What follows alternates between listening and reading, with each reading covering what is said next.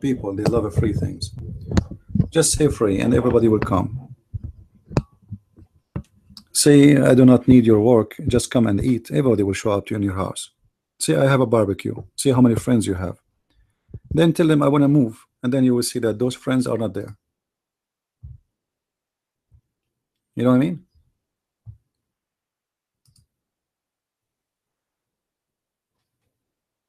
Say, tell your friends I have a barbecue and everybody is welcome. And you will be astonished how many people will show up in the barbecue party. Few weeks after, call the same friends, tell them I'm going to move out. I need somebody to help me to load up my truck. And you will see that those friends are not there. No, no, it's not. This is serious, you know, even family, not only friends. I mean, this is real. This is how it is. You know, they claim to be your family, but when you need them, they are not there. This is why I don't believe in a family. As somebody is born from my parents, I believe in someone. He is my brother by real life experience. You know what I mean?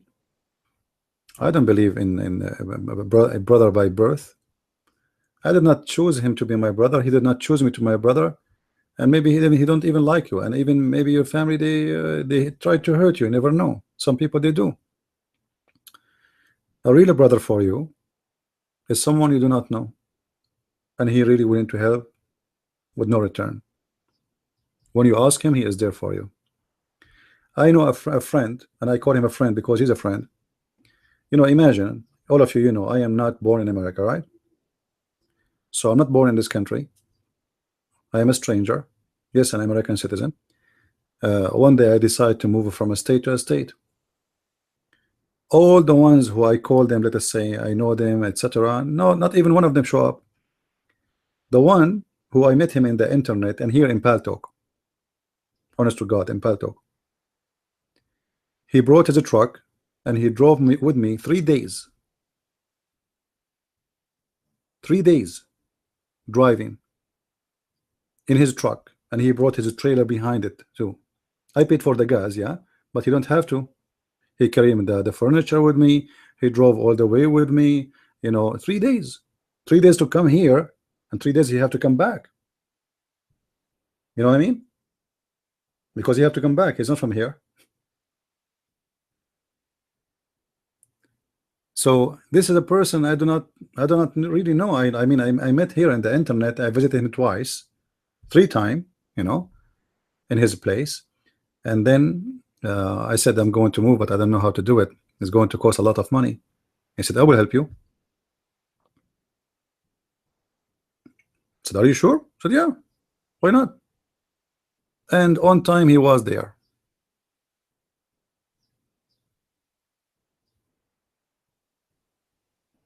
I don't talk about my private, you know, etc.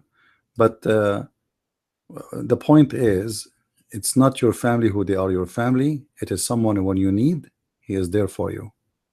That is the real family.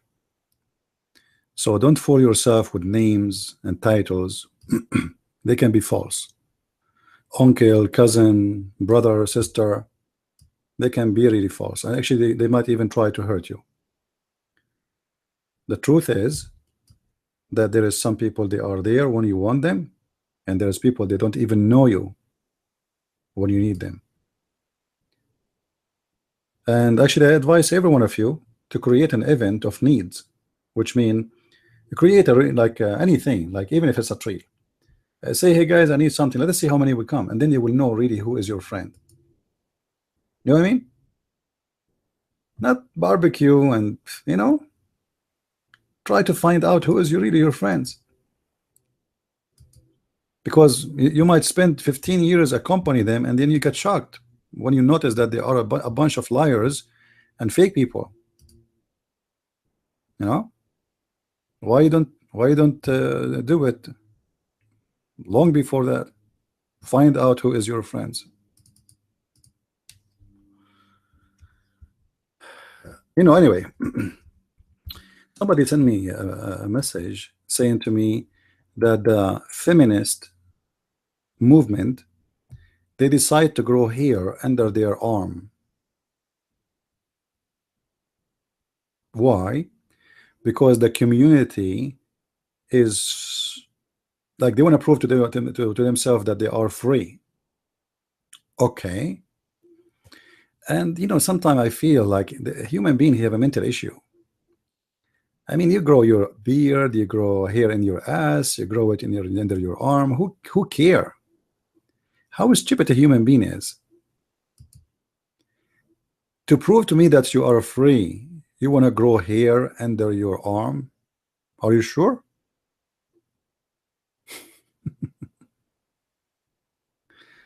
Uh, sometime, sometime you laugh at their madness because you don't find a reason for it. And I found it very funny because Muhammad himself, he forbid Muslim women from taking hair from their face. So if the feminine movement, they want to prove to us that they are men by growing beard, I mean, Islam was the founder of this idea. Muhammad, he ordered Muslim men to shave their mustache, and uh, he forbid Muslim women from blocking their hair from their face, which is very weird. I mean, why in the world somebody wanna ask women or force women not to take hair from their face? Now, if keeping hair in your face will make you feel free, please grow hair everywhere. We don't care if you even look like a gorilla. I mean, how stupid this movement is. I don't know what's wrong with those people, Uh, like, you want to grow hair? Where exactly? Where?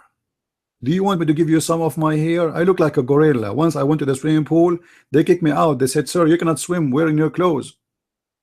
I said, "I'm not wearing my clothes. This is my hair."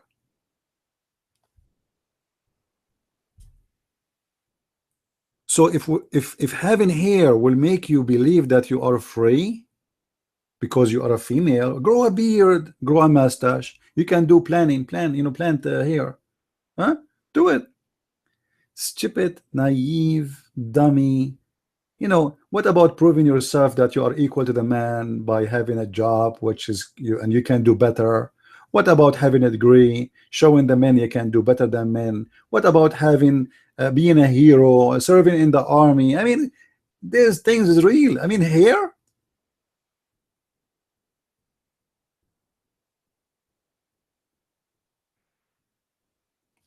that's what I'm saying. Sometimes a human being is, he don't even have a brain of a donkey. What's wrong with those people? What hair? If you grow hair under your arm, that will make you a real person? Okay. And why you need to announce it? Grow it. What's wrong? What about start from now on, you piss standing. Don't piss sitting.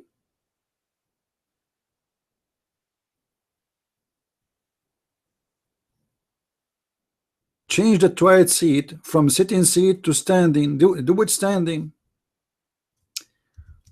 I don't know. It's amazing. Intelligence is amazing.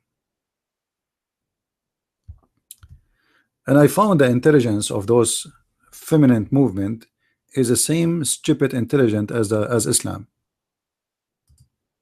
It's exactly the same, because when Muhammad, he forbid Muslim women from blocking hair from her face, and he said Allah will curse her for doing that. You see, Muhammad, his idea of women growing hair is different from the idea of the feminine movement. uh, Muhammad, he believed that women, if they take hair from their face, they are changing the creation of Allah. The feminine, they believe in the same thing. They believe that they are born to be male. They are not females. They look like maybe somehow, but they are really male.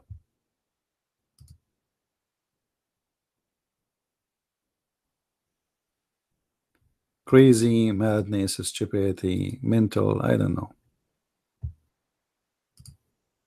And in Germany today, they approve gay marriage. I mean, what marriage mean for someone is a gay? What, he married a guy, he married a wife, she is a guy? What? What marriage mean? Marriage is somebody want to have a family. I mean, what is the family of two men living together? This is a family? And why you need to make it as a marriage? What is the purpose of this marriage? The whole purpose, by the way, is about money. It's not about right. It's just because they want to take tax. Because when they are married, they will pay less tax, etc. You know, it's stupid. You know, go good marry, enjoy it. Marriage is about you know, having a family, and it's a religious belief. Not only about having a family, because you can have a wife, sorry, you can have a woman living with you all your life, and she is not your wife. Marriage is a religious practice, is not for non-religious. So if you are not religious, why you want to do you know, have marriage? The whole idea is for them, it's just about money. They pay less tax, they get more discount in many things, etc. Otherwise, they don't really care for marriage. It's fake. What marriage?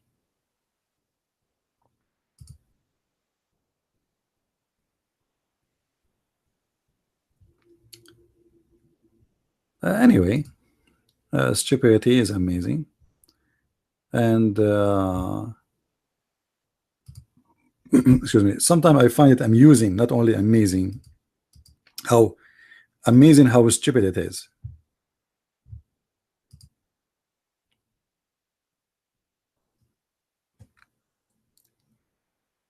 You know, like when I was in Asia, I saw a lot in there. You know, the gays and etc. It's really a big population there. And if you watch what they do, or even those who they call themselves the feminine movement, you will see a girl, she is dressing like a boy. She's trying to grow muscles in her hand. She's wearing pants with those things, you know, you hold to your shoulders. She is putting the hat in the wrong direction. She is trying like you know, and I laugh at it, because at the end of the day, this girl who is trying to be a boy, she is trying to prove to us that she's wrong. Why? Because if being a boy is not good for you, why you are trying to be one? If you are proud to be a feminist, why you are trying to be a boy? I mean, you can say whoever you are. Why you have to dress like a boy? Why you are acting like a boy? Why you are walking like a boy? You know what I mean? Because not only they change the way they dress, they try to act like men. You know, they want to grow muscles, they want to etc. But that's mean you have something missing inside you, and you need to be a boy. You are desperate to be one. And let us see, when nobody marry you, what will happen to you? Go. Hey girls, hello, bye-bye. I believe that those who do that, they are lonely and they are desperate and they are angry from men somehow. I'm not against women, you know that, you know. This is not the scenario at all. No man, he can be smart and he can say, you know, we are men and they are women and we are against them, etc. That's stupid, because the society, God, he made us men and women. This is the perfection of God. You know, life is perfect to be male and female. Anything is missing is going to be imperfect. So if the male is alone, it's not right. If the female is alone, it's not right. So something will not be right. So it's not the women, she need me and I am better than her. No, the women, she need the man, and the man, he need the women. And both of them, they complete a perfect family. You see the family is based on harsh and soft. Always there's the negative and the positive. And if you try to find something a match with you, it have to be somehow different from you. Otherwise, if perfect like you, it's mean that will be boring. You know what I mean? Like a man, he like a woman because she is soft. He's harsh. He's tough. He's a man. He like her softness. He like her kindness. He like her beauty. He like her gentle. He like her, she is more clean, organized, etc. So he like things for her because she is a female. The second the female she lose that point, she became a male. I mean, why the man he need her anyway?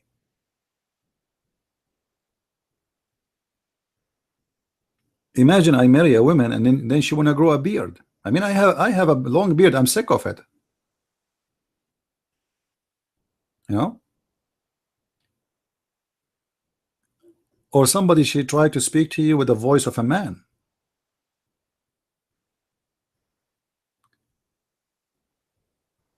Yeah, we will make a wig, a beard, and sell it. Yeah, this is a good business. Anyway, I find it very funny, very stupid. But for us, still the topic is Islam. But I found it that's very funny that the feminist movement, they decide to grow hair under their arms. I mean, like what? Okay, should we send you flowers, or we should send you a miracle grow to grow your hair? I mean, how we can help? What is the best way to do it? If there's something we can do to help you with this project.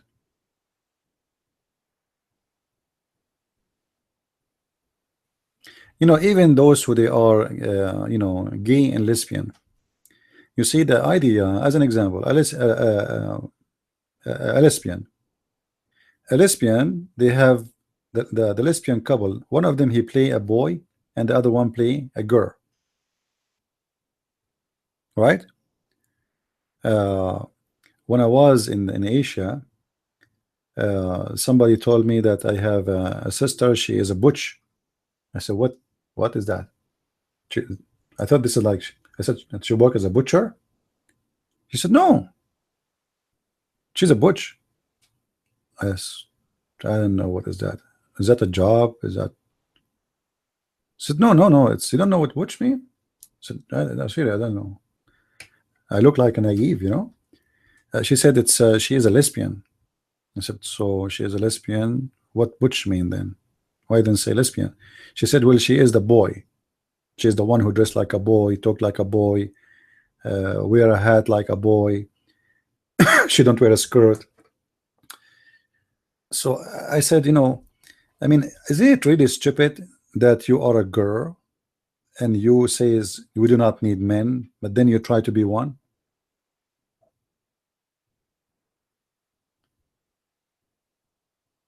You know what I mean? If you do not need men, why you are trying to be a man?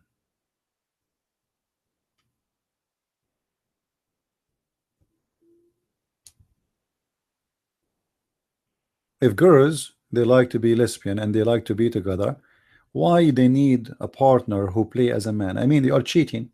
This is nothing but a cheating, because a girl she is playing as a male is nothing but a cheat.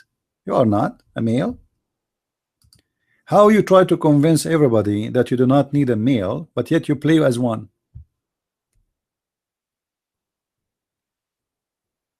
I don't really understand them. Yeah, and then in Asia, I found a lot of lady boys too. Now, lady boys is a different story. Let me tell you this story. This is a story I witnessed when I was in Manila. I was in the coffee shop. This coffee shop I go to because they have a free internet. You know, um, you have to order something. They give you the code anyway, so use it as much as you want. So there's a guy next to me in the counter, and he's a blonde. So obviously he is BBN. Are you trying to get you banned? Do you want me to ban you or send you to Allah free shipping and handling? I will do it. Trust me. One more time you say it, I will send you. So anyway, the guy next to me, he said hi. I said hi. Where are you from? You know, state. Really, I'm from the state too. Okay, you know, he's a blonde, blue eyes guy. He is from Texas, I think, or Georgia, I forgot.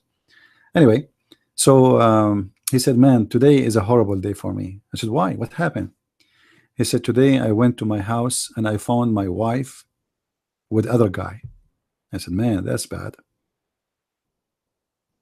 What you did? He said, nothing, I just left.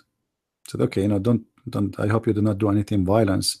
It's not worth it. He said, no, I did not do that. And then I said, well, this is very horrible thing. Are you thinking of divorce? Do you have kids? He said, no, we don't have kids. I said, that's good. At least you don't have kids, you know. And then he said, well, she cannot have kids. I did not really notice what he meant by, anyway, she cannot have kids. And then I said, well, I don't know, this is your private life, but it's up to you. For me, this is very tough to believe in, to a wife doing that to her husband. That's very bad. And then he said, this is not the first time. I said, really? He said, yeah. He said, this is the third time I find her. And this time he found her in the shower with other guy. They are having, you know, in the shower. And when he came, she said to him, hi, honey, we will finish in 5 minutes. We will what? We will finish in 5 minutes. Anyway, after all this conversation, I felt sorry for him. I'm trying to be kind to him because I felt sorry how sad he is. Then at the end, he says to me, I said, well, at least good you have no kids. He said, no, I'm not worried about it. I said, but what about she get pregnant from those guys she is sleeping with, and she claimed that those are your kids? He said, no, don't worry about it. She will never have kids. I said, why?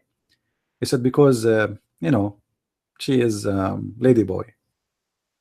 So this idiot American guy, he think he is married to a lady boy, and this is the whole story about his wife cheating on him, and the poor me trying to be kind and trying to make him cool down and not to be upset and etc. You know, like, if I know from the beginning that he is talking about a lady boy, I said, your wife is what? He said, a lady boy. I said, so why you said to me it's a wife? You cannot marry a man, can you? He said, you know, like, you know, between us, you know. I said, but this is a guy. How you call him a wife? He said, you know, like, he is the female in the house. I said, are you sure he is the female in the house?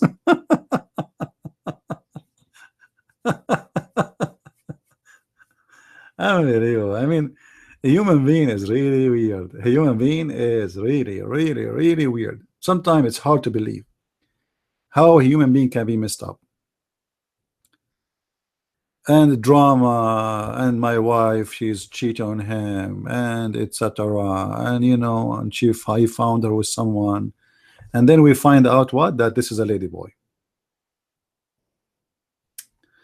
Anyway, and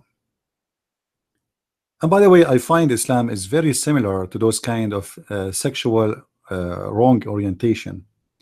Why? By the way, you know, I believe that people are free at the end of the day. If they want to do something, they can do it anyway. I mean, they can do it behind door, you can do it in public, they can. It's a choice you do. For me, I believe it's a very wrong choice. However, but I find Islam is very much close to those people. Why? You see, the heaven of Islam concentrate too much on the pleasure, in the sexual pleasure without orientation.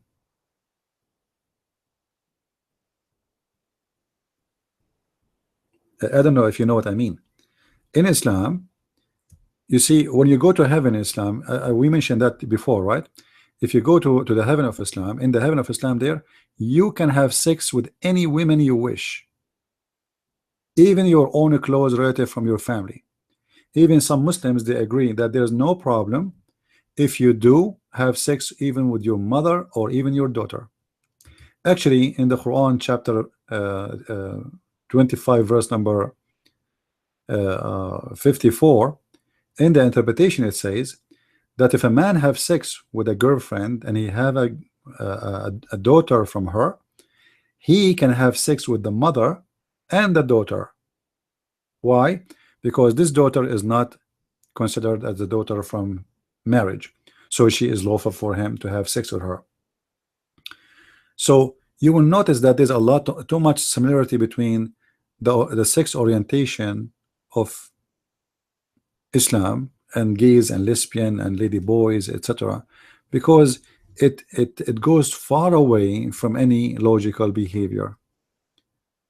When you promise a human being, or you say to a human being, if you have sex with a woman, just because this sex is not from a legal marriage, that's mean will make your daughter lawful for you. I mean, I don't know what the difference between this and somebody when I have sex with a man. Or those who don't believe in God and they believe that sex is just a normal practice of an animal. You know, animal, he do have sex. So as an animal, he do have sex and he have a desire. So he satisfy his desire with the sexual, and doesn't matter really who is the one he is going to have sex with. So as long as this is the idea, you will find that Islam fit very much with the same belief. There's not too much really different. In the heaven of Allah, you can have sex with your aunt, your niece, your grandmother, you know, your sister, because all what is forbidden in earth is unforbidden in heaven of Islam. This is the whole idea. You did forbid things for you in earth, those things will be lifted up in heaven. This is why you will see in Islam the wine is halal. There's river of wine, drink as much as you want, you know, have sex as much as you want. Everything is lawful because simply it's open. All the unforbidden, everything is unforbidden will be lawful. So I find really the liberals are too much close to Islam, so I advise them to convert to Islam. I would like to see Barney Sanders, his name is Barney or Bernie? How you say his name? Barney or Bernie? Bernie Sanders. Anyway, so yeah, I know his name. Like now they found that his wife, she is involved in a scandal and they are going to investigate her fraud, but they are the one who want to fix the country. You know, they are the one who want to fix the country. You know, once I was doing my master, and in the school I have a bunch of Chinese students. You know, when we finish school, we go outside before, like we talk, you know, student together. So each one of them is driving the most fancy car you can imagine, Lamborghini, Mercedes-Benz, top of the line. And then, you know, what I know about China, China is a poor country. I mean, the people, they don't have much money. I mean, the country is rich, yes, the government, but where those Chinese getting this money from? They are not American. They are a student in the student visa, and they are coming from China. So later I found out that each one of them is a son of somebody. He is a high rank officer in China. You see the liberals, the communists, their sons, they study in America. They drive the most expensive cars. They send them millions of dollars. Like we have a student in our class who invested $4 million in the stock market. You know, he's a student, you know, and he is from China. And he invested in the company of our teacher. When he told the teacher he want to invest in his company, the teacher, he thought he is going to invest $10,000, $2,000, you know. He told him later, he said, well, if you don't, then I'm going to buy in different stock, you know, different stocks. He said, how much you want to invest? He said, maybe $3-4 million, maybe more. We will see. You know, no, he made a lot of other. Actually, it was Yahoo. It was Yahoo. He made a lot of money. You know, the shares double, I think 100 times. I don't know what I mean. Like he bought the shares for pennies. It was very cheap. You know, it was very cheap. and then the shares go crazy. So he became this guy. Obviously now he is a millionaire. Already he was a millionaire. But I'm trying to say, those are coming from China. Their parents are official communist high rank. Now where the money is coming from, you know, liberals, they try to convince us that the life of the liberals or communism is the best way to live because everybody will be equal. Go to Russia before the Soviet Union, the Soviet Union time, and go to Russia now. You see, at that time everybody is equal. That's not true. There's people who they are millionaires. The high rank officers, they are millionaires and their money is abroad, not in the country. And there is very few people even have a TV. Go to South Korea and go to North Korea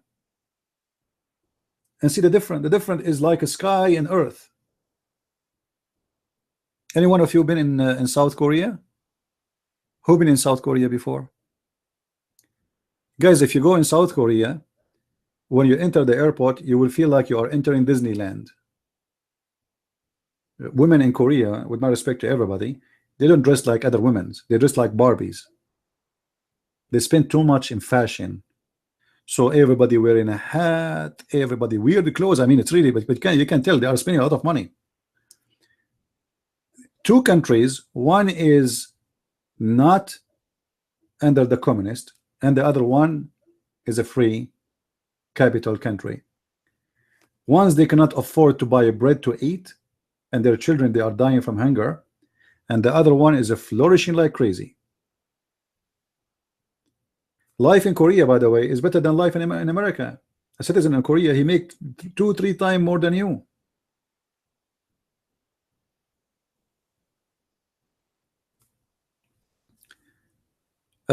And that goes for everywhere. I never saw any liberal country is a flourishing. Let's say even with the liberals who they are not communist, like France. Go and see France. You know how you can buy a house in France. How a citizen who live in France can buy a house in France? He will spend his life to buy a house. He need to live maybe 3-4 times to buy a house.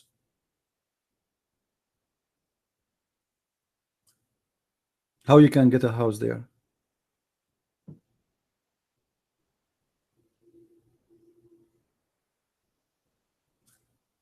You know,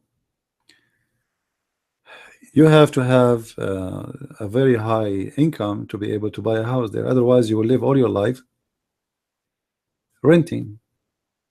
Because the country can make good money, but the spending is high. This is what liberals do. They spend a lot, and mostly they spend it in stupid things. They have tax on TV. Actually, even in England, I remember when I was in England, the guy, he came to my house, he gave me a paper, he said, "This, you have to pay for this." I said, "Well, this is for what?" He says, "This is for TV." TV? You pay tax for TV? America is heaven, man. America is heaven. Like, we complain about tax, but if you compare what you pay in America to what they pay there, you will see you are paying nothing. And then they give me to pay for the parking. I said, "I don't have a car." They said, "Will your apartment have a parking? So you have to pay tax for the parking." Pay tax for the parking? That's madness. Why you want to pay tax for the parking? Like, what exactly the point? Are you the one who maintained the parking? It's a private property. It's part of a building. So what the government have to do with it? So they try to suck. They give you a high salary in the right hand, and they take it from you in the left hand.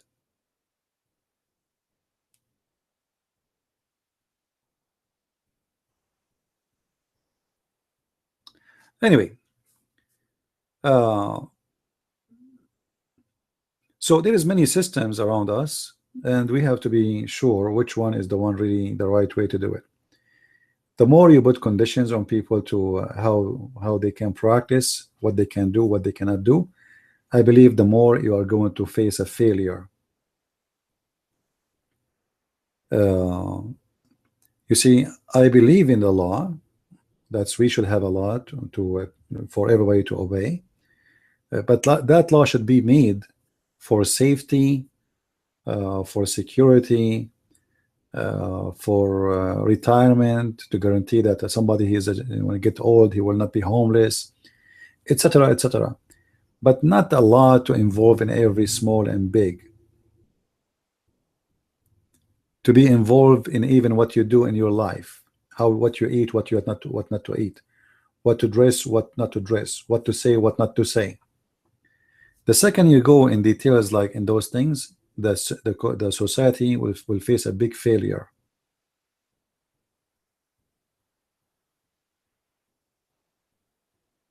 Yeah, I know most of European, they are, you see, I say about myself, I'm a poor guy, right? But I own my house. Thank God. I don't pay rent. There's many areas in USA, houses are very cheap, extremely cheap. You can buy a house.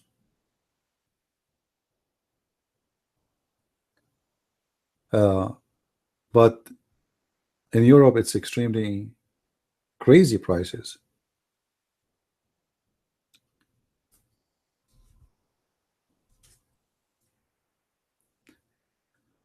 Anyway,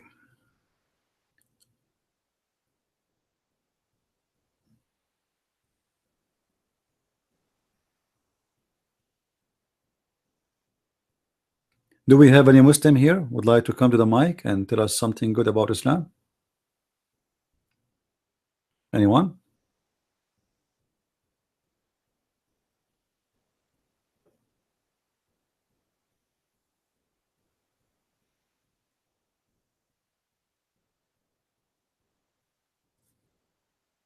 Any Muslim?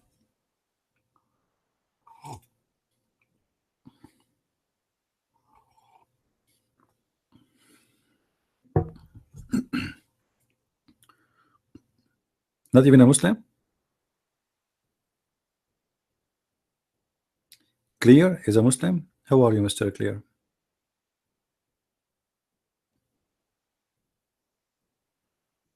Islam teach obedience to God?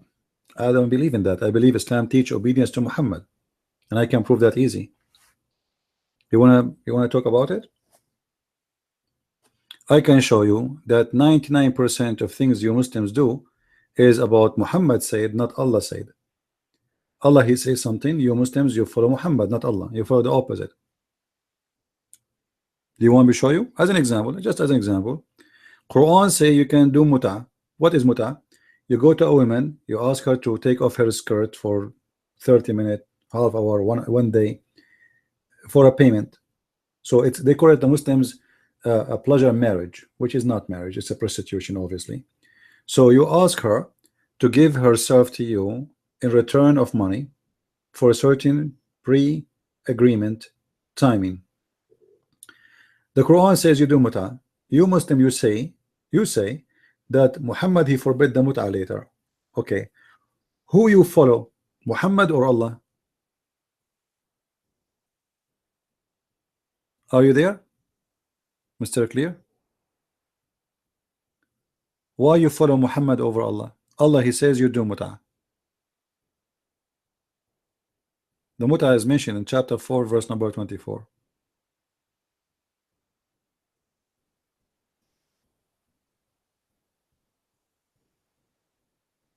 Any Muslim want to answer? And I can give you endless verses, endless. You know what endless mean? Endless of them. About Allah say something, Muhammad say something, and who is the winner?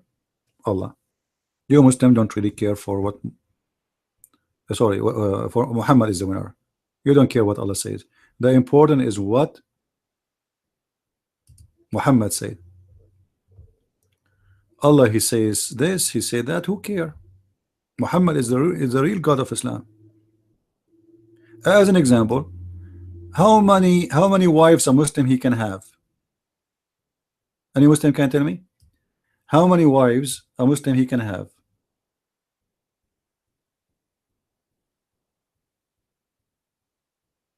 4. How many wives Muhammad have? 13, according to Muslims books. The fact the number can goes up to 50 something. That's not include the slaves who he sleep with. So why a Muslim he can have 4, but Muhammad he have a license to have unlimited number? If everybody is a Muslim, Muhammad is a Muslim too. Muhammad is a Muslim. This is what the Muslim they say to us. Muhammad is just a Muslim. He is a servant of Allah. Okay, why the most obedient God to God, a person to God, he's not obedient? Why he is marrying more than he should? They will say to you, because Allah he gave him a special license. Hey, no, my friend, I'm talking about Quran. I'm not talking about hadith. Guys, did I say hadith? Mr. Mito, you asked me where is the muta. I told you in the Quran. Now you are saying I say what hadith? Chapter 4 verse number 24. As simple as that. It doesn't say muta. Okay, do you want to come to the mic and I will make you read it by yourself? Do you want me to make you read it yourself? We come right now and let us have a challenge. If it doesn't say muta, I will close my room, and I will promise you I will never open my chat room to expose Islam anymore. What do you say? Do you accept?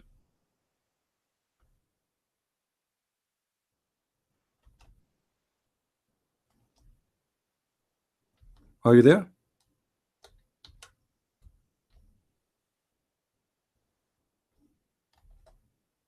Do you accept? All right, the mic is yours then. Sorry, I didn't see your hand. Here we go. Your mic.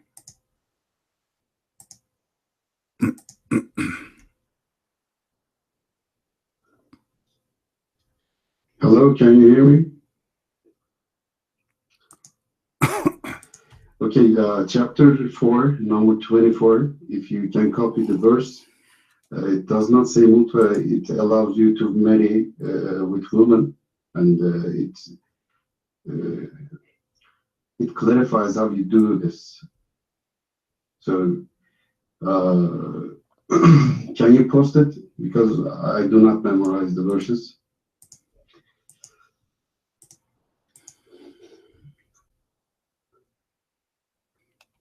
Okay, so it directly,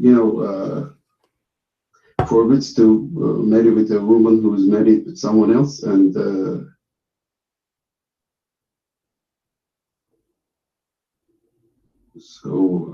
let me see. So let me clarify the concept. Okay, as far as I know, muta means that if you want to sleep with somebody, you just made a muta marriage, and after you're done with it, the muta cancel. What? Please show me a single verse that it is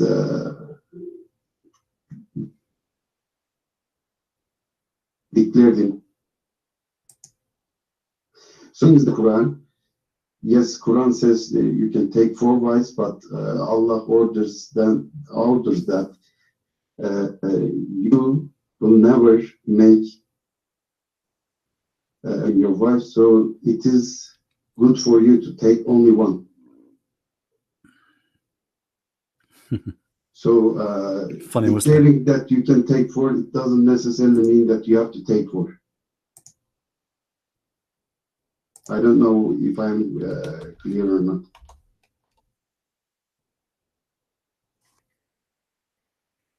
The Prophet did not have 13. They are based on Hadith, not Quran. Can you believe that Muhammad can deny Quran and make opposite things of Quran? It's nonsense. This guy, he have no idea he's talking to who. Yes, Hadith is false, because the Hadith hadith are based on people. I mean, the earliest hadith are written at least 200 years after the Muhammad. So why should I believe hadith instead of Quran? No, I'm not a Sunni. I'm not talking about all hadith. All hadith maybe false or wrong. Okay. The problem is if you want to talk about hadith, you have to check with the Quran. So if it agrees with Quran, then you may say that, okay, maybe Muhammad had done it or not, but who's asking for the mic? I can leave it.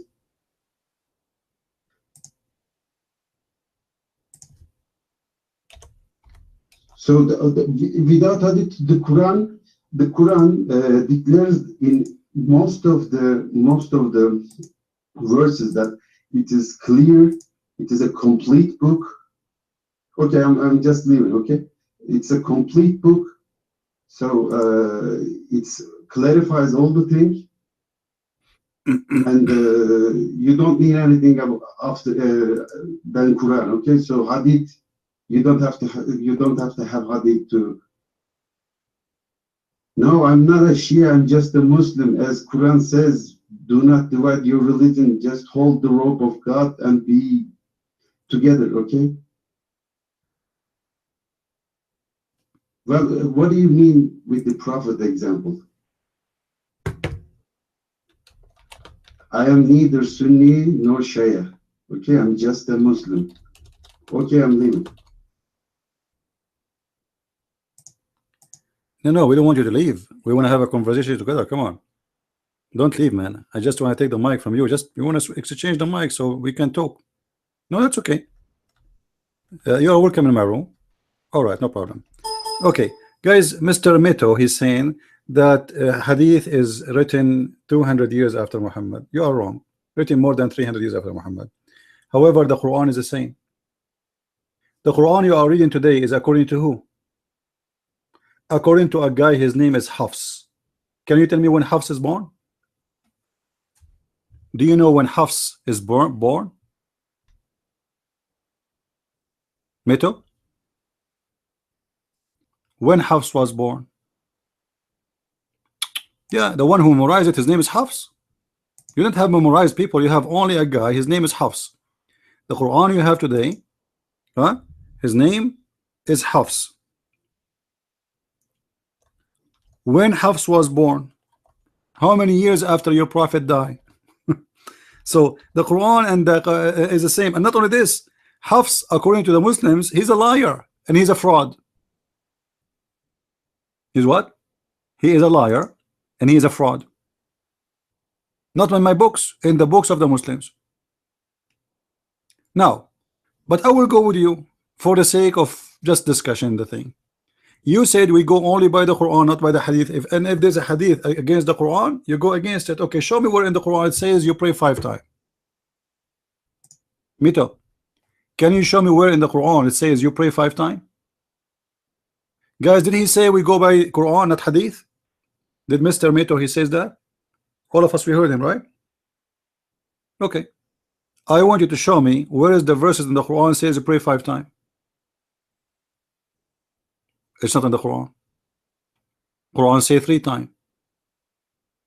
But you pray 5. So you don't follow the Quran. And you said about the verse I showed you, the muta, you said it doesn't say that. Do you know Arabic, Mito? Do you know Arabic?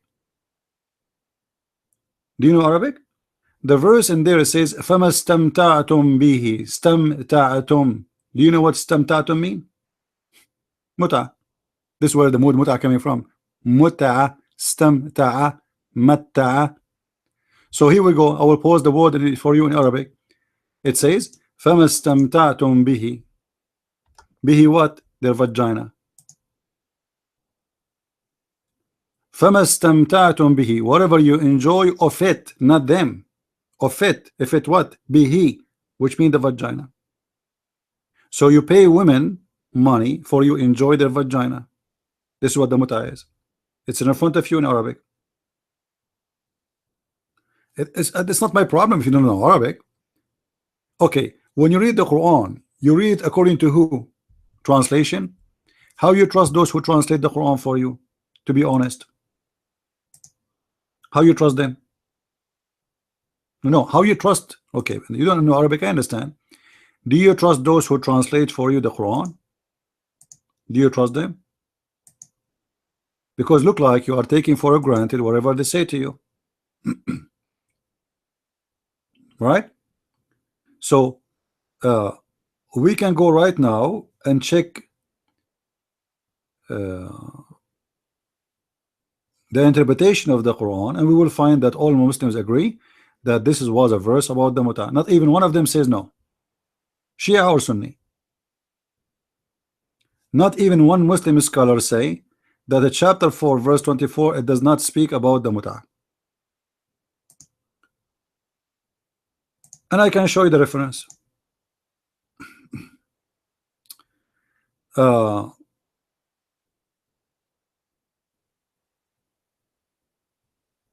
Actually, the Muslim, they used to practice muta by exchanging clothes or even fruits with women.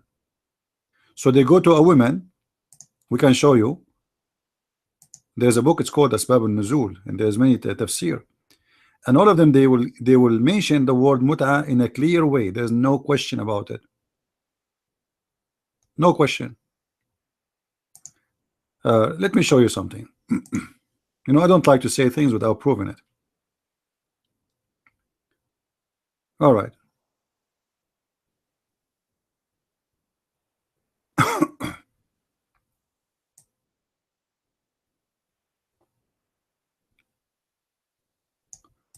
Guys, this is the interpretation of Ibn Abbas in English.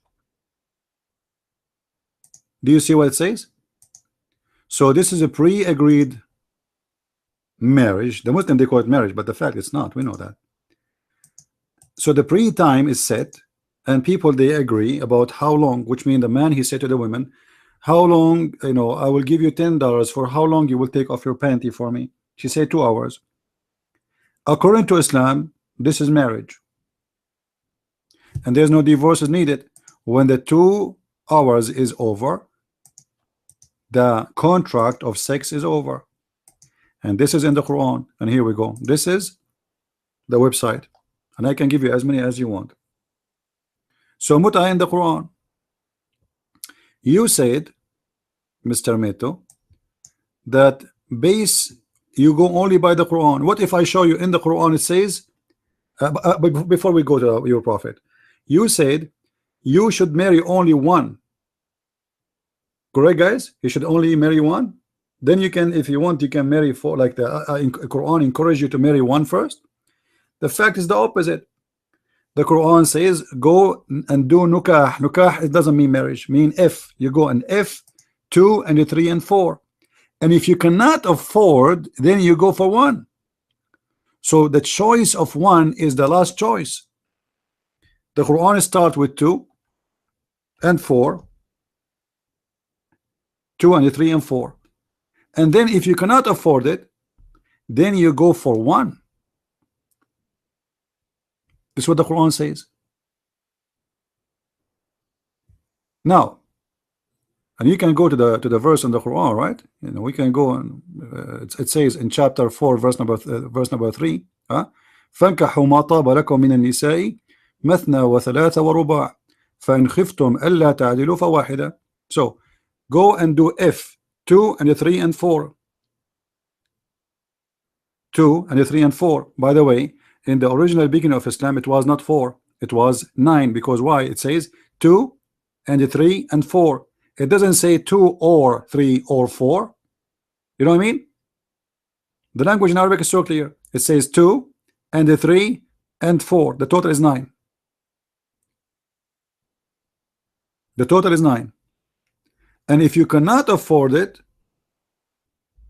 in your spending or money, then only 1. And in the top of that, whatever you own of your slaves, which means even if they are 1,000, 10 millions, you can have sex with them. And this is chapter 4, verse number 3. Now about your prophet, I just told you, chapter 4 verse number 3. Chapter 4 verse number 3. Okay, they are posting for your translation. Now about your prophet, in the chapter of Al-Ahzab, Muhammad, he made a special chapter for him about his sexual activities, that any Muslim woman, she can give herself as a gift. As what? As a gift. Any women, any وامرأة مؤمنة وهبت نفسها للرسول يا أيها النبي إنا أحللنا لك أزواجك التي أتيت أجورهن وما ملكت أيمانك مما أفاء الله عليك وبنات عمك وبنات عماتك وبنات خالك وبنات خالتك التي هاجرن معك وامرأة مؤمنة إن وهبت نفسها للنبي إن أراد النبي أن يستنكحها. And any believing women in the top of all those, the cousin of your uncle and the cousin of your mom's side and the cousin, etc., all of them are lawful for you. In the top of that, this is chapter 33 verse number 50. In the top of that, any Muslim woman, she gave herself to you as a gift. In verse number 51, Muhammad, he found out that some women, they are coming to him and they are ugly and they are offering himself, and he told them that he will take them. He have an open like you know, you see when you say like we have an open visa or open etc. application, apply now and you get a discount. Everybody start applying, because those women, they want to sleep with Muhammad for a very simple reason. If she sleep with Muhammad, she is going to be treated the same as if she is a wife, even though she is not. She is a whore, but yet she will have a free food, a free housing for life. Because any woman Muhammad he sleep with, no man should sleep with her. So she would be sponsored for the rest of her life. Free salary, free food, free housing. So women, they are fighting over the house of Muhammad. Everybody want to have sex with him. Yeah, do you know what justice is talking about? Meto is about money. It's about money. Because you cannot be justice anyway with women. I mean, how you can be justice with women? Can you love them equally? You cannot. What justice? I have a wrong interpretation. Okay, this is a challenge between me and you. Can you give me the interpretation you accept, Mr. Meto? The mic is yours. Can you give me the interpretation? Guys, is that fair? Is that fair? What do you think? You see, I will give you the time to talk, but I want you to prove me wrong in everything I said. I said to you that muta, it says there the word muta. Prove me wrong. And I gave you the interpretation by Muslims. Ibn Abbas is the cousin of Muhammad, not my cousin. And he was living in the time of Muhammad, not 300 years after. All right? In the time of Muhammad. And he says that clearly that this is about pre-date marriage. Read it. I said to you that a man, he have to be fair with the wife about his wives about money. You said I have wrong interpretation. Okay, let us go to the interpretation. I will give you all the interpretation and I give you the mic. So you can read for me, because in order to prove me wrong, my friend, you have to give me a proof. Not only you say, I say. You see, I don't talk from my own. When I say something, I prove it. Can you do the same? So I am asking you, can you please give us you know, any proof that you are right in the interpretation? Because you said I am misleading people. I want to see how this happened. I have no problem if you can prove me. Now let us see here. Guys, everybody open the link. Everybody open the link. This is who? This is Al-Jalalain. Who is Al-Jalalain? One of the highest scholars of Islam. The interpretation of Al-Jalalain, it says you have to be fair in the share of your spending. It's about money. It is just about money. And here we go. This is the interpretation in front of you. The mic is yours, Mr. Meto.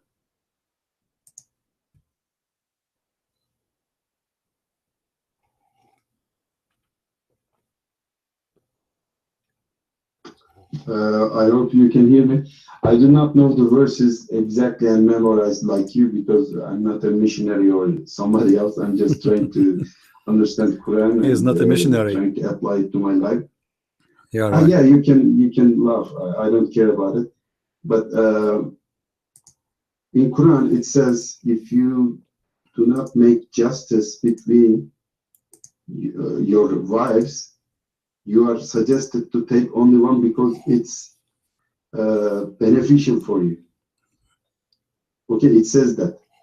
So according to muta is not mentioned in Quran. Okay, so muta is not mentioned in Quran because at those times, at the Islamic time, the woman did not have economic freedom. So you have to give some money as a guarantee for them, like in civilized world, after you divorce, you give some money to your wife to support her life, don't you?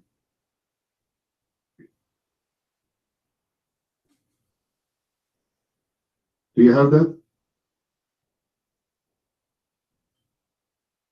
How do you know Muhammad take more than 4 wives at the same time? Can you prove it? The only source that you give is hadith, nothing else. And you say, Christian Prince, you said about Hafiz or Hafs, I didn't get it, but if you check the latest news, there are new Quran found, which is dating almost to Prophet time, and it is right now kept in somewhere in the Britain. So it's also digitized it. They also digitized the earliest Quran. So you can also check it. So it not written after 200 years. And as I say, muta is not given in Quran. It's completely made up by later Islamic thinkers or followers. I don't know who did it. But the most of the things that you right now reject is according to Hadith, not Quran. And you misinterpret Quran and you right now mislead people. And I admit that I do not know thing as you do, as memorize, because my job is not to advertise people. I'm not a liar. I do not lie. Why should I lie? Yes, I say, I'm not lying. Why would I lie? I do know. I read Quran.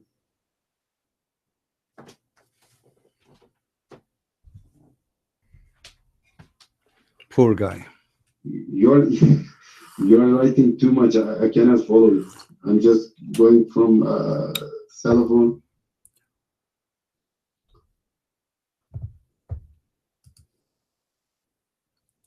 No.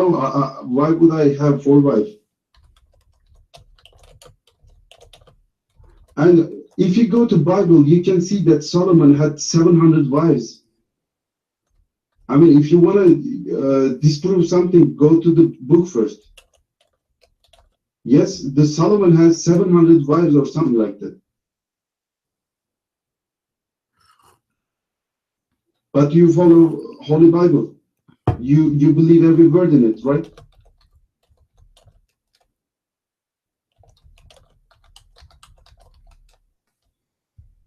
Okay, I leave the mic.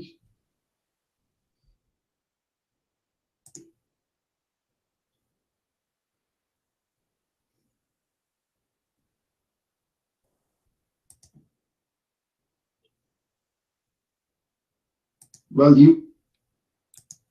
I think your mic stuck. You said you leave the mic. Listen, Meto, listen. David in the Bible, he did marry 700 wives, not because God he told him, because he's a king. David in the Bible was a sinner. Who told you that David was a perfect man? He cried to God asking him for forgiveness. Your prophet, he did make verses specifically about his private part. David did not do that. David, he asked God for forgiveness. So there's a huge difference between someone he admit that he is a sinner, he commits sin. God did not say to David, go and marry women, as many as you want. Nowhere in the Bible it says you can have more than 1 wife. So I can now go and commit sin Are you going to say Christian Prince he commits sin so God told him to commit sin? There's a huge difference between me doing something and God telling me to do it. Muhammad, he did, and he made verses. He said cinnamon. No, I think he said. Anyways, it doesn't matter what he said, but we know what we're talking about. It doesn't matter what people do. People, you know, the Bible. This is me. The Bible is true, a true book. Why? Because if the Jews and the Christians they corrupt their book, why did they not change that? Correct, guys. If the Christians and the Jews they corrupt their book, why did it leave these things? They leave those things there. They are bad, supposedly. So someone like you will come to us and says those things happen. This is a proof that Muhammad did lie when he said we corrupted the book. This is number one. Number two, I'm showing you the verses, and the funny you says to me, chapter 4 verse 24 doesn't say about muta. I just told you the word. I read the word for you. Mastamta'tum bi ma, which means whatever. Stamta'a, enjoy. This is what muta is. Mutta. So you do not know Arabic, and you are reading from a translation, and you insist that the Quran doesn't say muta. How you get this from? It doesn't matter if you are Bible or Quran expert. How you became expert in a second? You are saying I am misleading people. How you know that? I just gave you your scholar saying it clearly that this is about muta. Is your scholar is misleading the people too? Is a Jalalain, is he a Christian missionary? Okay, what about Ibn Kathir? Is he missionary too? What about Al-Qurtubi? Is he missionary too? All your leaders, all your guys, all the scholars of Islam, they have the verse wrong except Mr. Metu. Metu, who do not know Arabic, he want to tell us what the Quran is saying in Arabic. He want to tell Al-Qurtubi, Al-Jalalain, Ibn Kathir, everybody. You have a lead. You said, you admitted you have the Quran. The Quran says that. I just showed you the word in Arabic. Copy the word in the Quran and post it in Google. In a second, you will get the answer.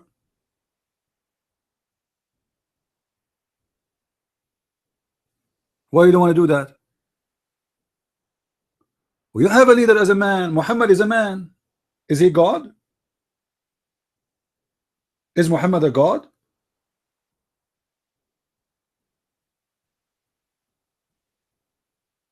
I find that you are saying very weird things, man. You said I don't follow a man, but you are following Muhammad blindly. Even the Quran you have him is coming from Muhammad. There's any witness for the Quran? Nobody.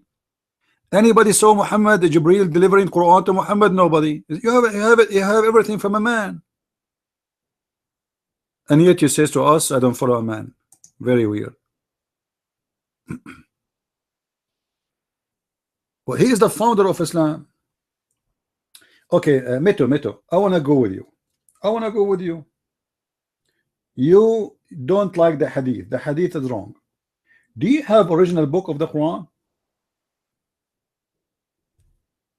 Do you have the original book of the Quran? Where we can find the original book of the Quran? No, he's the father of Islam. Because as you see, Muhammad, he make a chapter about his testicles. Have you ever heard of a prophet? He make chapters about his penis?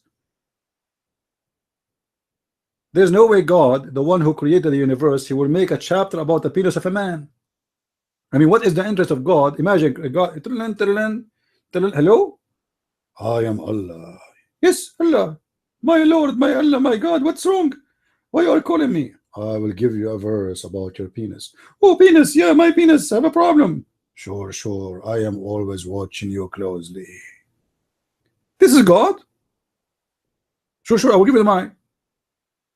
Think about it. A God, he make a chapter about the testicles of Moses or the testicles of Muhammad. This is not God. And why God he favor Muhammad when it's come to money and women?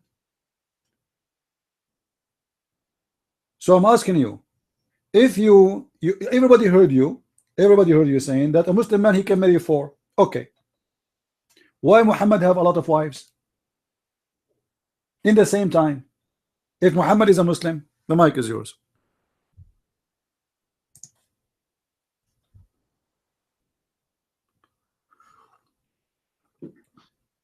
Hello, can you hear me? Can you hear me? Okay, this is the last time that I take mic and make some explanation, then I will leave, because I did not come here to hear the insultments of yours. Okay, I'm just making a... I will explain. Please wait. Are you stubborn? Just wait. You are insulting. I mean, you're just mocking up. Hold on, Matthew. Where is the insult?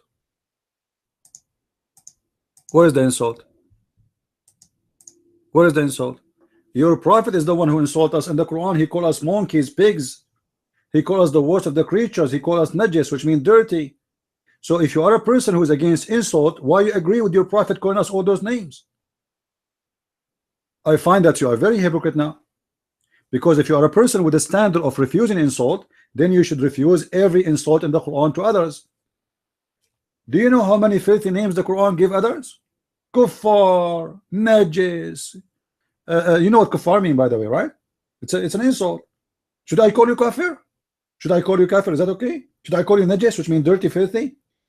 Should I call you a monkey or a pig? Should I call you the worst of the creature?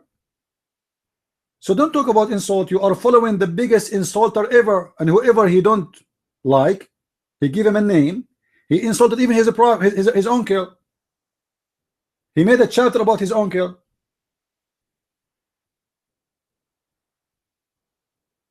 So yeah, but don't play drama, you know, Meto. Don't play drama here. Don't play a victim.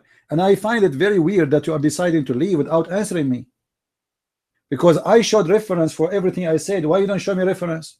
Prove me wrong. You don't speak Arabic. You don't speak Arabic. You do not know what the Quran is saying. But yet you are the one who knows the Quran. I showed you your scholars, and I can show you as many as you want. And those are your scholars, not mine. And yet you say to me you are not going to follow a man. So who are you? Aren't you a man following yourself? Because when you say I'm going to follow my opinion only, it's mean you know the Quran more than everybody, and you decide that you are the only man to be followed. So you follow yourself. Never mind.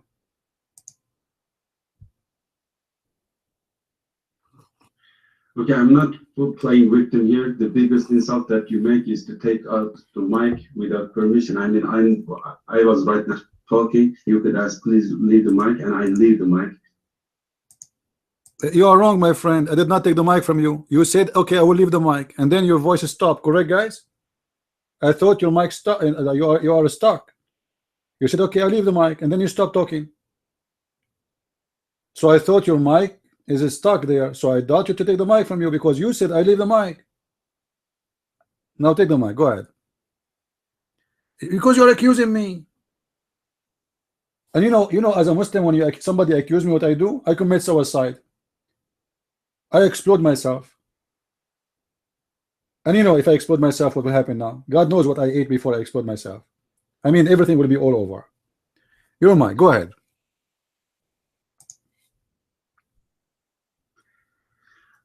Man, as a civilized person, if I accuse you, you just say, okay, leave it to me, and I give it to you, okay? So you don't have to jump to mic.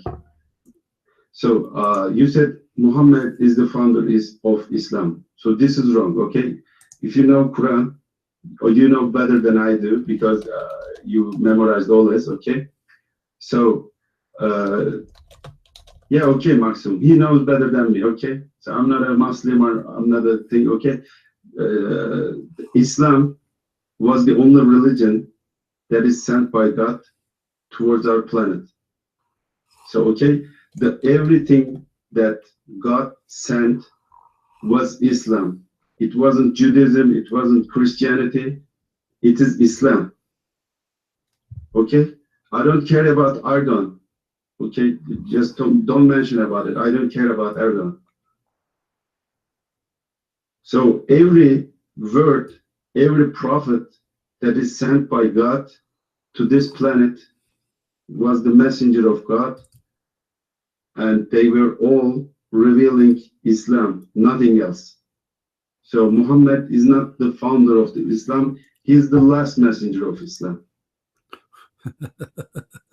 Okay? Okay. Yes, I am sure. Every single prophet was Islam prophet. Right. Nothing else.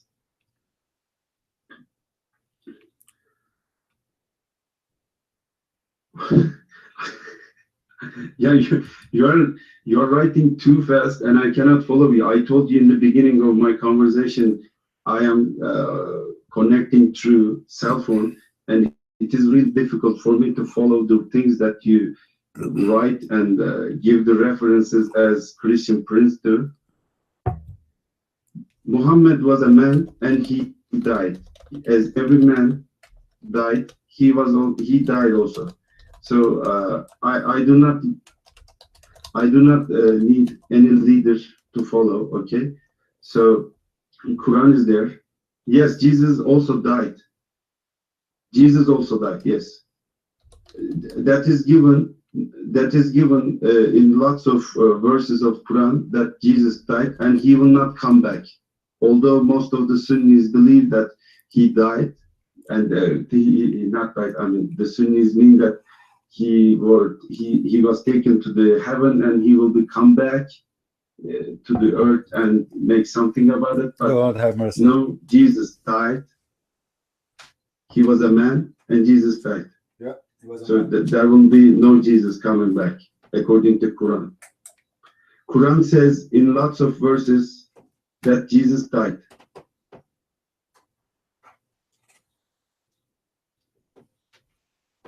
Where is Adam's grave? Where is Noah's grave?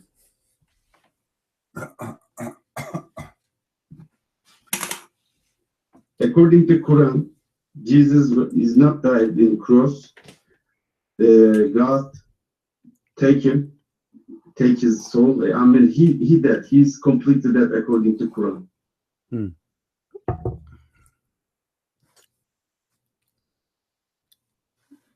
Yes, Quran says he died. Okay, I'm leaving. Okay. Okay, Mito, can you show us where?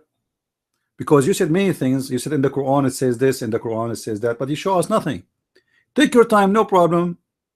Can you tell me where in the Quran it says that Jesus died? Mr. Khalid or Khalifa, whatever your name. No camera here.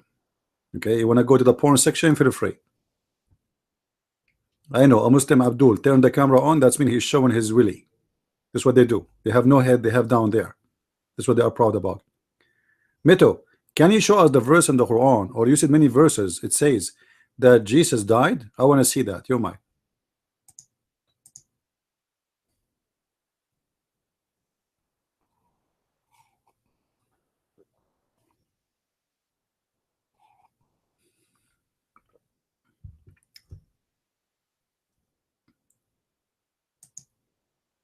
Okay, I think Mito is searching Google. Give me one when you are ready, Mr. Mito. All right, Google is good. I mean, Muslim. By the way, Google converted to Islam too. And the Allah He sent Islam is the only religion. Allah He sent only Islam. Yeah. Yep. And Allah He told us to kiss the black stone. Okay, this is a religion. It says worship Allah, but you kiss a stone. Yeah. This is a religion of God who says to us Allah is in the sky, but yet we have to go around the house. You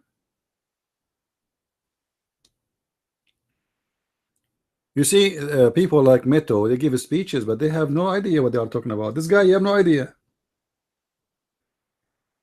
Actually, this guy, if he speak in a public, in front of Muslims, they will kill him. Trust me. If you go to Muslim countries and he say what he said, they will kill him because they will consider him apostate.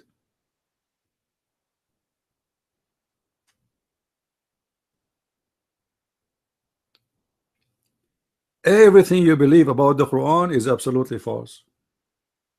You say we don't follow hadith, you follow hadith, you don't follow Quran.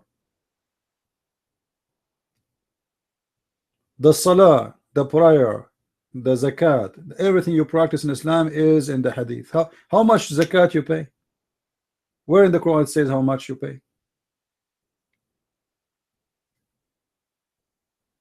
Huh? What is the punishment of rape in the Quran? What is the punishment of a married man in the Quran if he commit adultery?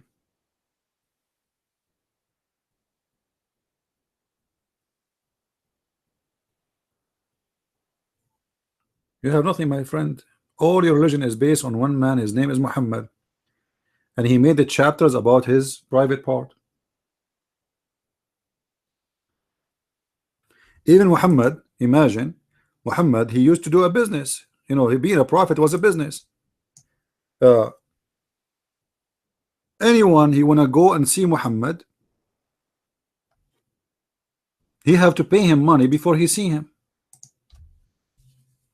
I mean, isn't it clear that this guy is just doing a pure business?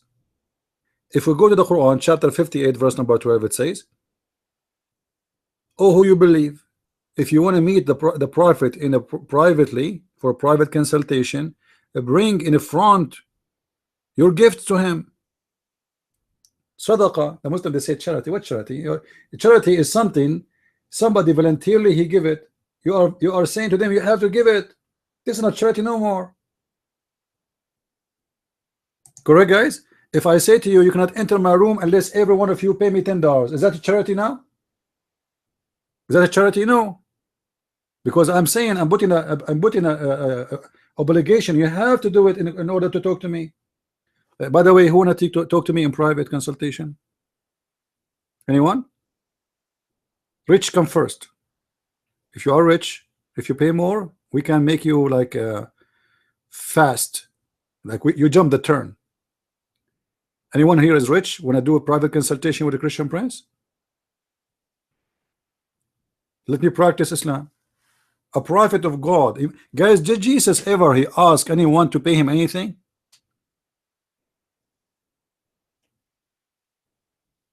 And Jesus, he bring life to the dead. Imagine what Jesus can do.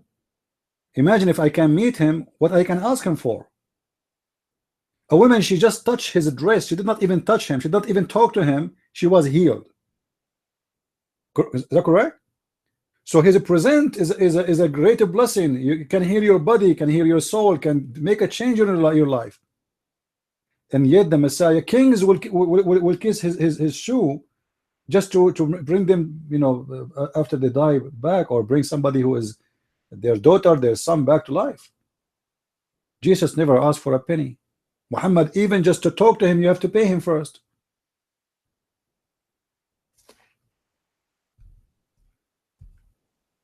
What kind of a prophet? We cannot meet him or see him unless we pay him. Huh? What is the problem? He's a prophet of God, but yet he will not talk to us unless we pay him. I never heard of a prophet like this. This guy is obviously doing business.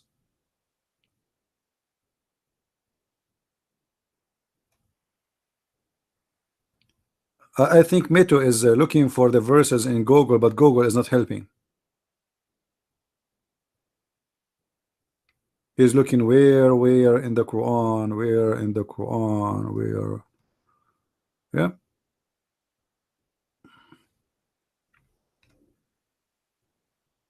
Let me know when you're ready. Do you have, and do we have any other Muslim? I hope Mito will not leave. You know, I feel that this guy is a poor guy trying to defend his religion. I understand. Oh, you need to sleep. It's okay. By the way, I need to sleep too. However, the funny that each time I go to do poo-poo, Jibril appeared to me. Do you know that Al-Fatiha, which you read every day 5 times a day, was given to Muhammad when he was doing poo-poo? Honest to Allah, my friend, each time I go to do poo-poo, I'm afraid to see Jibril there. Have you ever heard of an angel of God, he deliver Quran or the revelation of God at poo-poo time? I mean, can't he wait?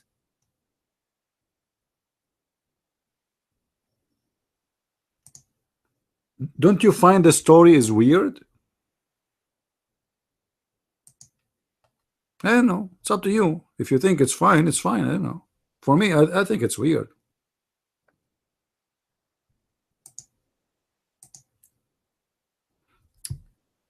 Cole, your mic.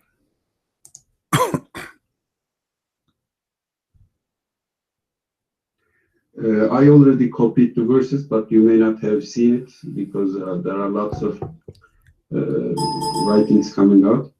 It's 20 to 1 here, so I also work tomorrow. I'm not running away, or I'm not a coward or something like that. And one person said that we are interested in Islam. Can you tell us? I'm not the one who can tell us Islam because the book is there. You go and read it. But I understand that right now you interpret my thing as a going back, but as an early time, I would love to come back here and would like to talk with you. As I said, I'm not a well-prepared person, so I cannot answer it directly because I believe that most of the time people like me come here and try to argue with you, and you were already well-prepared. I'm not. Okay? So I also read Bible, Zadok. I have Bible in my house, two versions of Bible, one with the what was it, Jehovah Witnesses, and one with the. Can you please stop mentioning about Erdogan? Or I'm not a follower or supporter of Erdogan. I actually do not like him. I never voted for it. Okay.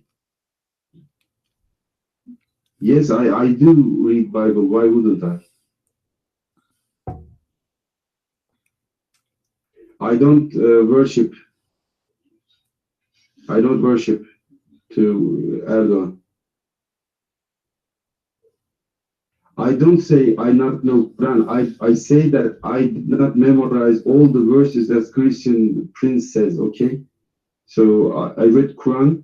I tried to read Quran, but I did not memorize most of the verses. Okay, so I also try to read Bible because I want to know what you guys are believing. Yeah, we invaded Cyprus. Yes, yes. Okay, and I again here declare that I would love to come back here because I love to speak with other people, because even though I say I have the true Bible that you mentioned, Moses, and Islam doesn't say go and murder other people. Islam only allows you to make defense war, not attack war. Okay. The only war is allowed in Quran is defensive purposes, not inhabited slumber. What people say here before Erdogan, Turkey was not a Muslim. They support this. You know what supporters of Erdogan say?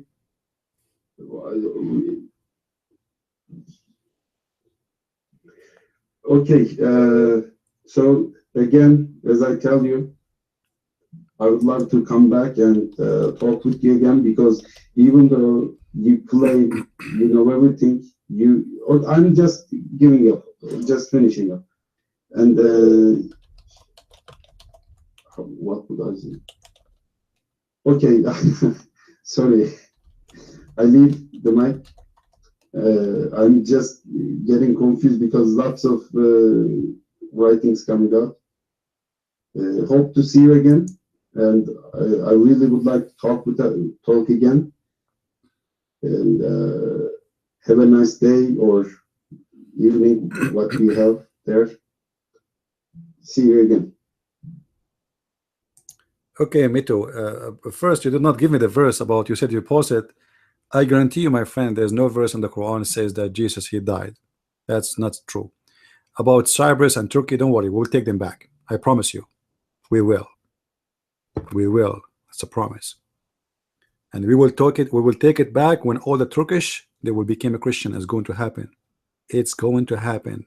All of you, you will go down to the knees and you will worship the true God. It's coming and you will face it. This is why you Muslims are without answers. We do not need to go in war. We do not need to fight. You see, our Lord do not need anyone to protect him. He is the Lord. You Muslim need to protect your God because he's false. He cannot protect himself. So you will see, and you are, I'm not going to say you are in a way. You are just an example of all the Muslims. All of you, you have no idea what I'm talking about. How many Muslims are in Turkey? None of you knows what Islam is about. Islam is religion of prostitution. Islam is religion of hate. Islam is religion of sex and gays and lesbian. Islam is religion of filth, lying. Your prophet said you can lie 3 cases, and they can show you from the Quran how you can even take false oath from the Quran. And when you say to me you have your own interpretation, this is absolute lie, because I showed you the interpretation of your scholars. I never said this is my interpretation. Is that correct, guys? Now we have Mr. Abu Sara. You are welcome in our room, Mr. Meto. You can stay, you can leave, it's up to you, and we will not say you are running. Abu Sara, how are you? How are you, Abu Sara? If Jesus and Muhammad, they came for the same mission, how come Jesus, he did not say any woman she want to give herself to me so I can sleep with her? If Jesus and Muhammad have the same mission, how come Jesus did not say to us, everyone who believe in me, I will give you endless penis, and I will give you 70,000 virgins? You have to prove it to us, Abu Sara. In order for Jesus to be a Muslim, you have to marry a child like your prophet. Is that correct, guys? To be a Muslim, you have to act like one. Jesus never killed. Jesus never raped. Jesus never steal. Jesus never lie. Your prophet did all of those.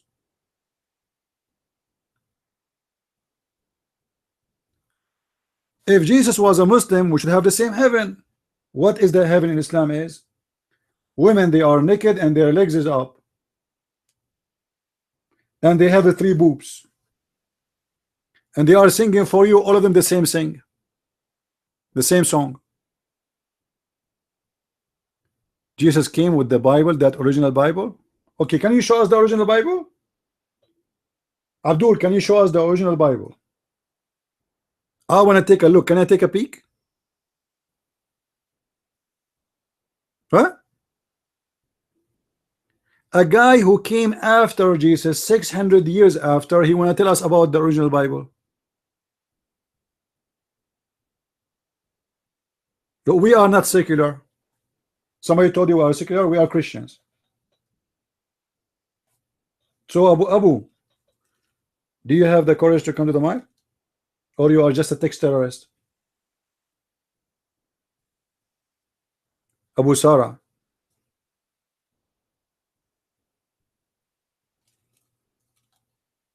Are you there, Abu Sara? Come to the mic. Let us see how much you know your book.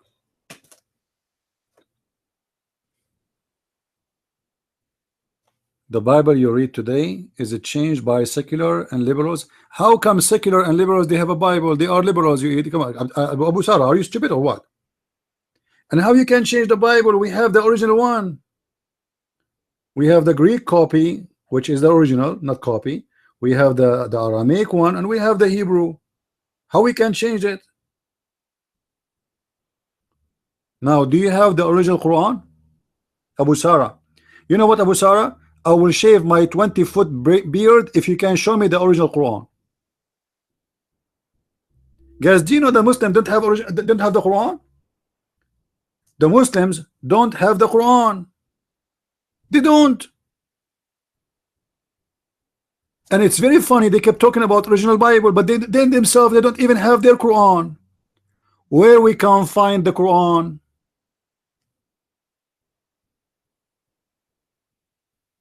Huh?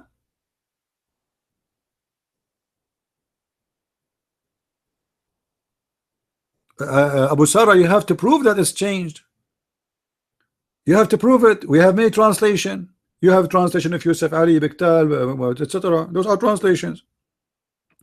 When we say the version of the Bible, this is a translation of King James, translation of etc. This is translation. Now, can you show us the original Quran?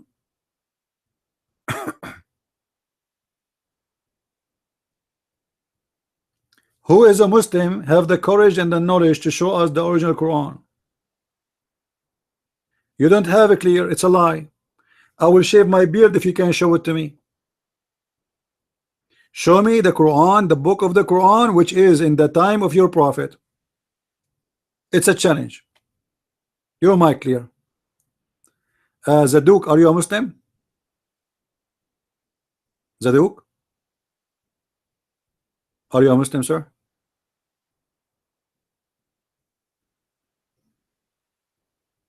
Okay, well, if you are a Muslim, I will give you the mic then. Go ahead.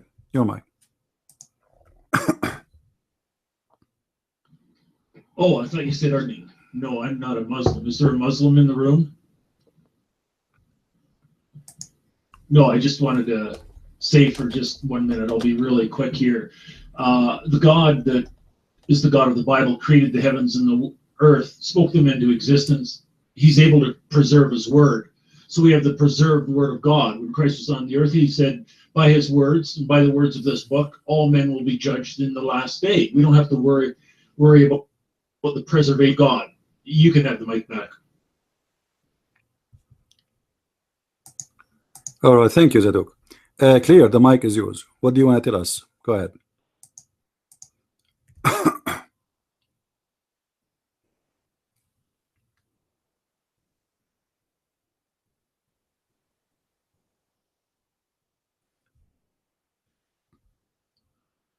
Clear, your mic.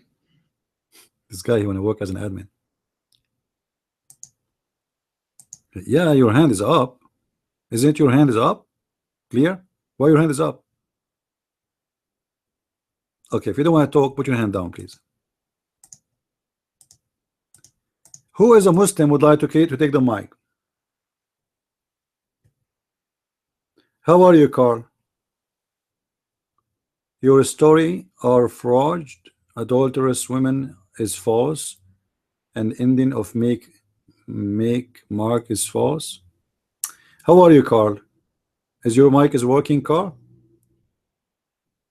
Is your mic is working?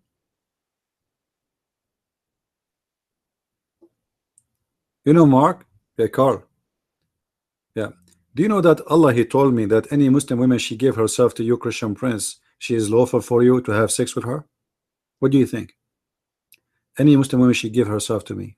Do you think this is against God?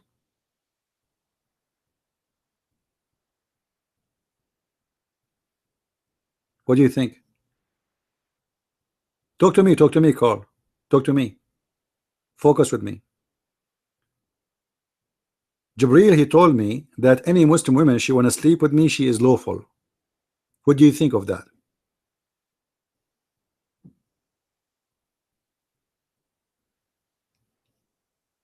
Is that right or wrong? Even Birmingham Quran is a page, Abdul, and it's not even the Quran, because if you go there you will see it have a dots. The letter is from the age of the time of Muhammad, but not the writing. Ignorant Muslims. The Quran in the time of Muhammad have no dots. At that time there's no dots in Arabic. Wake up. Who is the Muslim want to tell me what is the solution if Allah told me any woman she want to give herself to you? No, it doesn't say to marry. Muhammad already married. It doesn't say any woman she want to marry you. It says any woman she want to give herself wahabat as a gift. Yes, tankihuha.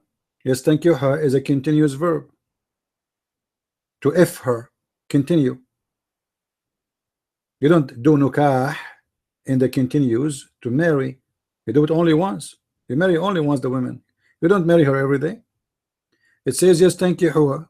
You if her every day. Here we go. Each time I get a Abdul here, he says to me, where is the verse? I mean, can I find a Abdul ever? he can show me where, like he cannot, he will not ask me where's the verse. As if those guys, they never saw the Quran before, they never heard the Quran before, and they have no idea what the Quran is talking about.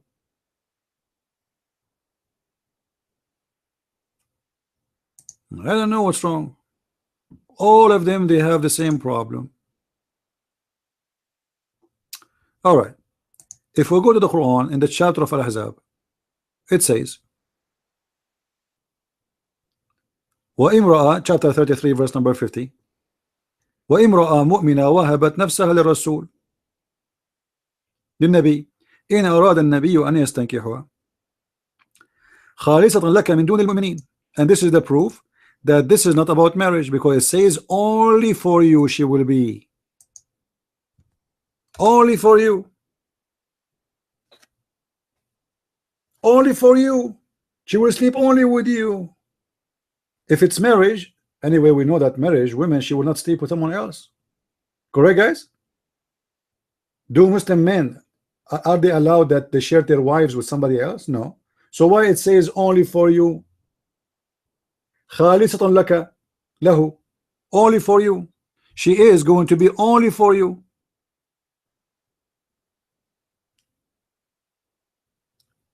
So this is a license from Muhammad that a woman, he sleep with her, only him can sleep with her by giving herself to him. Otherwise, a wife anyway, nobody can marry her. She's married.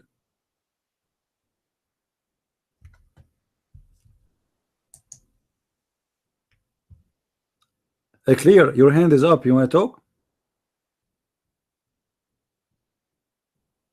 Yeah, Quran teach love. This is what I'm talking about. Clear. You see, people don't understand me. The Quran says you can F as many wives as you want. This is love.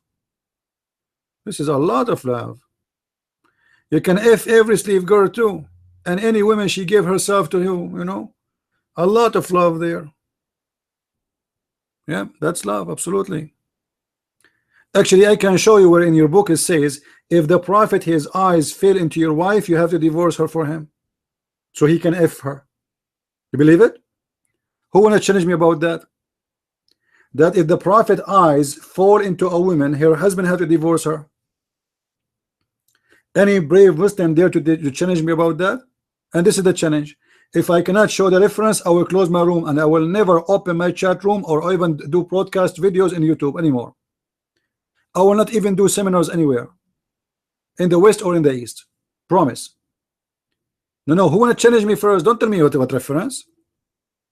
Don't tell me what reference. Who want to challenge me first? I like challenges. Who want to challenge me?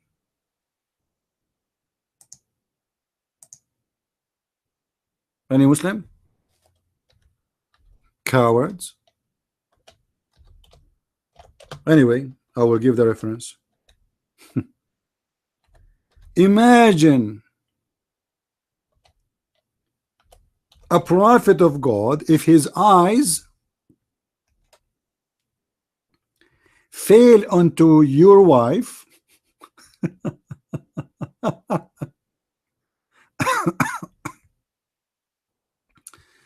your husband, he have to divorce you immediately so the prophet can have you. I mean, this is obviously, this is from God. Can't you see? Huh? Can't you see?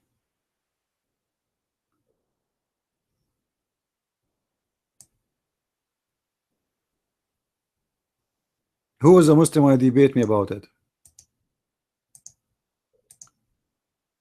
Where is what? Where is the reference? Okay, put your hand up. Put your hand up. I will give you the reference in a second, and I will make you read it. Show me the reference. Show me the reference. You see how much the Muslims are sure? Show me the reference, brother. Okay, here we go. This is the reference.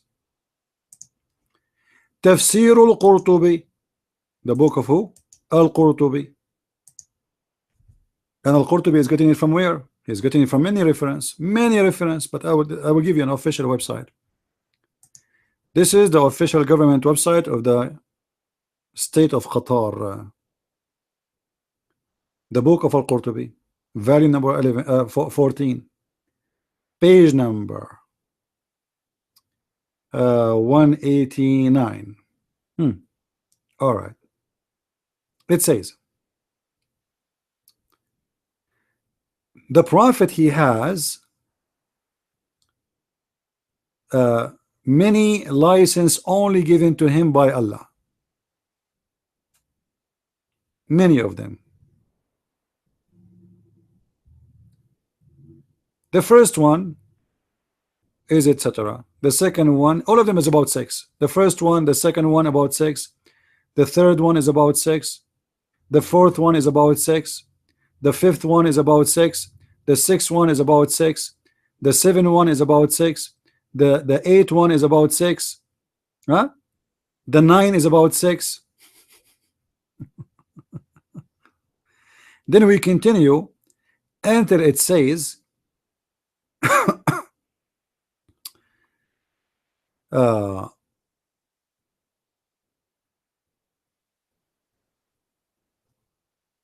let us see, just to quote for you exactly the location, because you might know many do not speak Arabic, so they can translate in Google if they want.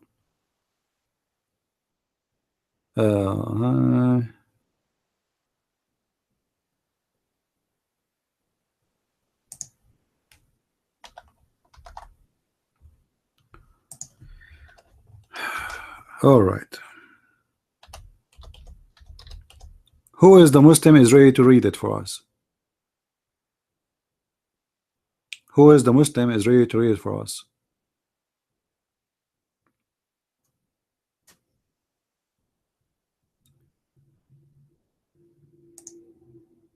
The 10 license given only to the Prophet. Only to the Prophet. It says, وإذا وقع بصره على امرأة وجب على زوجها طلاقها وحل له نكاحها. And if his eyes fell into a woman, her husband, he have to divorce her immediately so he can F her. Are you there, Carl? Sorry guys, your hands is up, but customers come first. Carl, the mic is yours. Go ahead. What is the tafsir? Show me is true. I just showed you. Guys, is the link appearing? Is the link appearing? The mic is yours, Carl.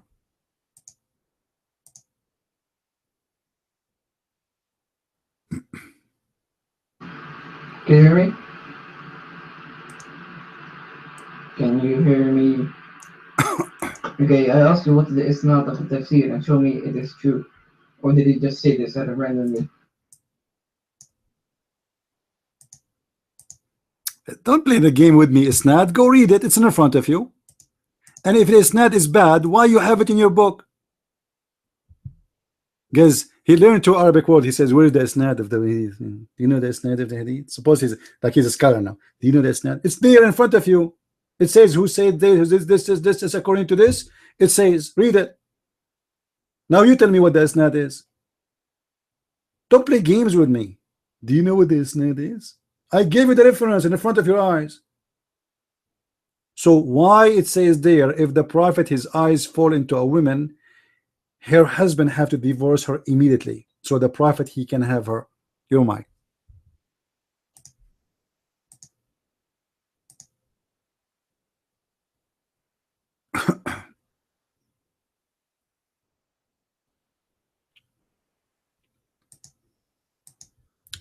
People in the room, people in YouTube, anyone he come to my program, if I ever see your wife she have to be divorced by you immediately so I can have her, because Allah gave me a special license.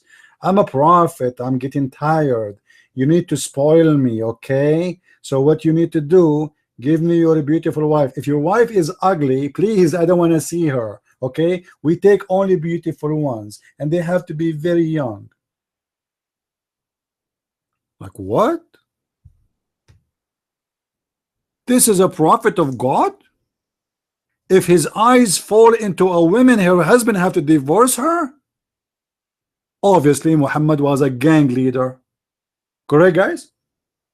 A gang leader who have no morality, and he have no dignity, and he don't even respect his men. And he treat his men like pigs, like dogs. So anyone, any women of their wives, excuse my language, for Muhammad, she is like a bitch. Hey, come over here, take off your panty. I have a husband, I don't care. Hey, how you are divorced? How 3 times? What kind of a prophet this prophet is?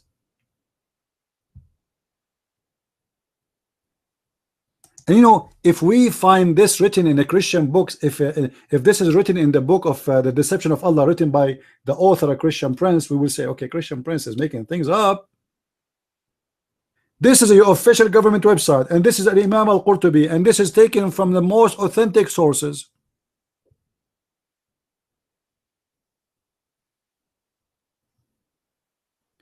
Do you like Ibn Taymiyyah? Do you like Ibn Taymiyyah, Carl? Say yes. Say yes. Don't be a coward. You just said, guys, look at this guy. He said, in a second he will be sorry and he will never speak about Ibn Taymiyyah again.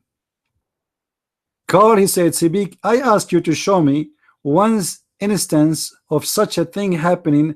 Ibn Taymiyyah, one of the greatest scholars, said, are many weak and false things said in Sirah and Tafsir. So if I show you something said by Ibn Taymiyyah, do you accept it? Carl, if I show you what Ibn Taymiyyah is teaching, do you accept it? Go to, take the mic and say yes.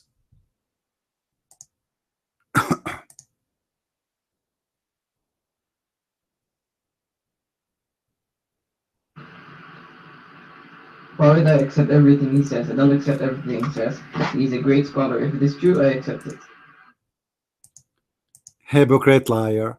A second ago, he is the one who's telling you what to do, what not to do, and now you don't accept everything he says to you. What a potato you are. People are laughing at you. But I'm so glad that the prophet did not see your wife yet. Honest to God, if he saw her, man, she will be in his bed immediately. And I'm sure he will be proud. I mean, you and the prophet have the same, you know, the same. He put it there, you put it there too. I mean, you are blessed, man. That's a blessing. That's amazing. So Ibn Taymiyyah, he said, not every scholar he says is true. Does that include him? So how you Muslim learn about Islam then? And how Ibn Taymiyyah he learned about Islam? Because anything he read about Islam, it might be wrong too. Who is the one who will decide it's wrong and it's right? A man or God? Obviously, all of Islam is about what a man said, not about what God said. You have nothing of what God said. Nothing.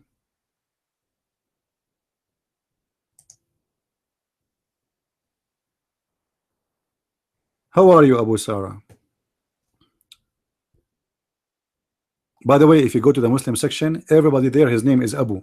Abu Muhammad, Abu Ahmad. Even the women, her name is Ahmad, Muhammad. Mean father, mother. Abu mean father. But by the way, none of them have kids. But everybody is Abu, father, Abu, and Abu, And you go to the Muslim section. I used to go there, and I text the guy. What this guy in the speaking in the mic? I don't know.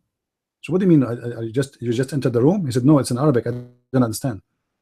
Oh, you do not know Arabic, but he is parking his name in the Arabic room? Nobody in the room understand what the guy in the mic is saying, but because it's Arabic, Allah, so beautiful, it's Arabic. Stupid nation. In China, they say he left as a donkey, he never came back as a horse. And this is the situation of every Muslim Abdul who follow Muhammad. By the way, guys, the Muslim, they say to us, Muhammad said, go seek knowledge even in China. What? Seek knowledge even in China? What about you seek knowledge in your own town and learn how to read, how to write? Seek knowledge in China. Hey,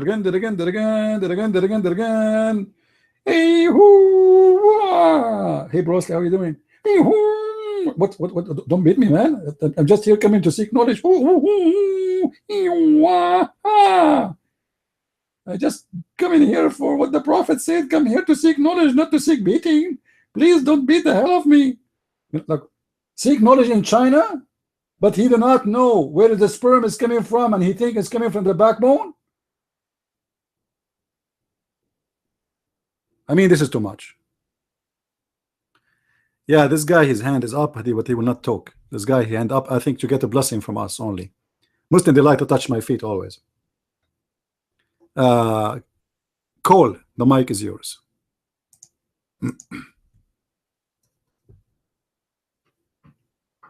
Hello. Is the mic well and heard?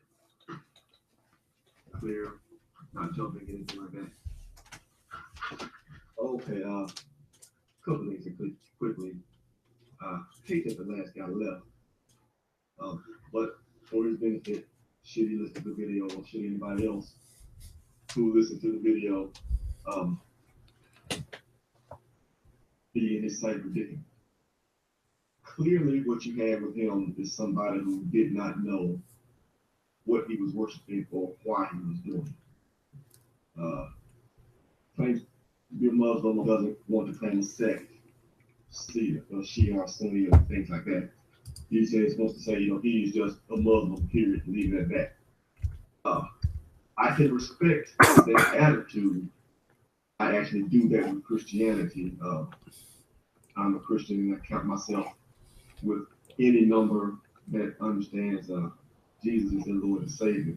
And he's coming for all of us. So that's just, I understand that.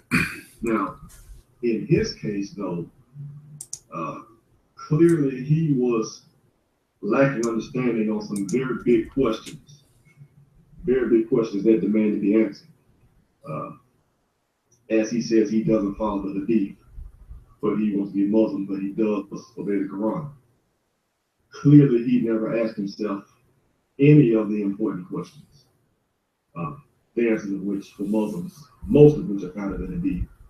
I should say the answers that they claim to have. Now, those answers come with other questions, but clearly, he never asked himself, why obey Muhammad? Why is the Quran so sacred? I mean, if the Quran is the manual, so to speak, for his life, why should he listen to it? Where did Muhammad get it from? What was it like? How did he get it? What order was it in? Did anybody see him get it? Are there any witnesses? Who is Jibreel? Who is Jibreel? Who are these people mentioned?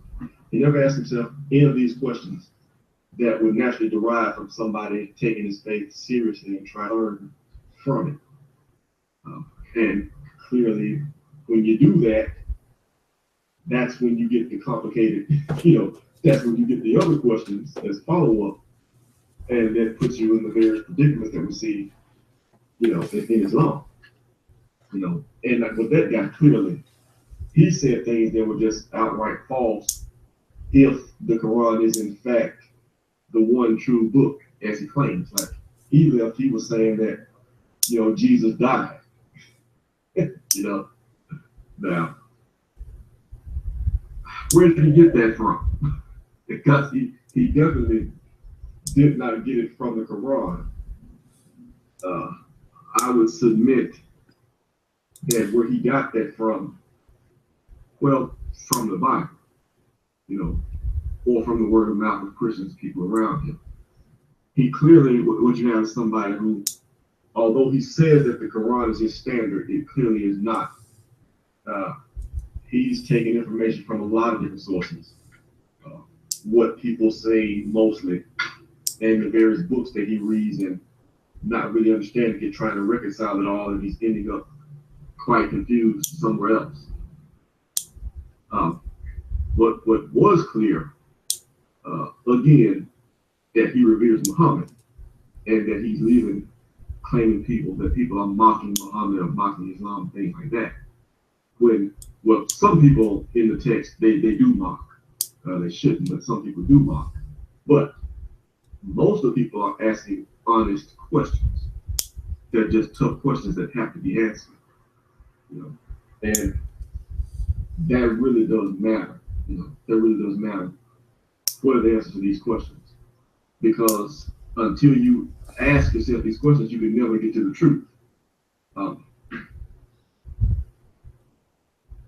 And I suppose the most important question would be why? What is the purpose of it all? When you look at Islam, what you see is that Muhammad clearly did not understand the religion being Islam, serves Muhammad, and that it just leads you to a place, if you follow it to its logical end, it leads you to a place where you have to worship Muhammad. Even if you nominally say, I don't worship Muhammad, but if you look at every other practice, you have to. And when we ask ourselves, well, that's the conclusion, it's the only way to reconcile the convenient verses and the mistakes in the Quran, the mistakes of understanding that God simply would not display. So, yeah, since there were no witnesses for Muhammad receiving the Quran, and since the Quran has errors in it, we can only conclude that Muhammad made it up. Well, if Muhammad made it up for his own purposes, what would we see in the world? What would that look like? Well, it looks like what we have now.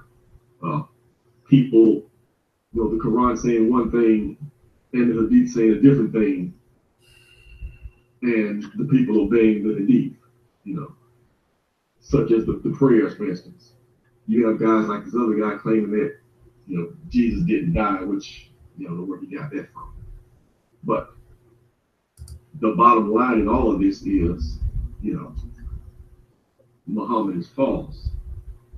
And the people that follow him are going to find themselves without answers to the very important questions. Like, for instance, right before the mic, right before you guys came on the mic, you were talking about the Quran, chapter 33, verse 50. I think it was 51. I like to look at those verses 33, 50, 51, and 52. Lots of times they get hung up. Yeah, thank you, Ian. I appreciate that. A lot of times people get, the Arab speaking people get hung up on the word nikah, whether it means marriage or have sex. CPS saying it's simply to have sex. And I know when Nightmare was here, he used to say, when Nightmare was here, he used to argue that it was marriage. Well, most of us don't speak Arabic at all, so how do we interpret that?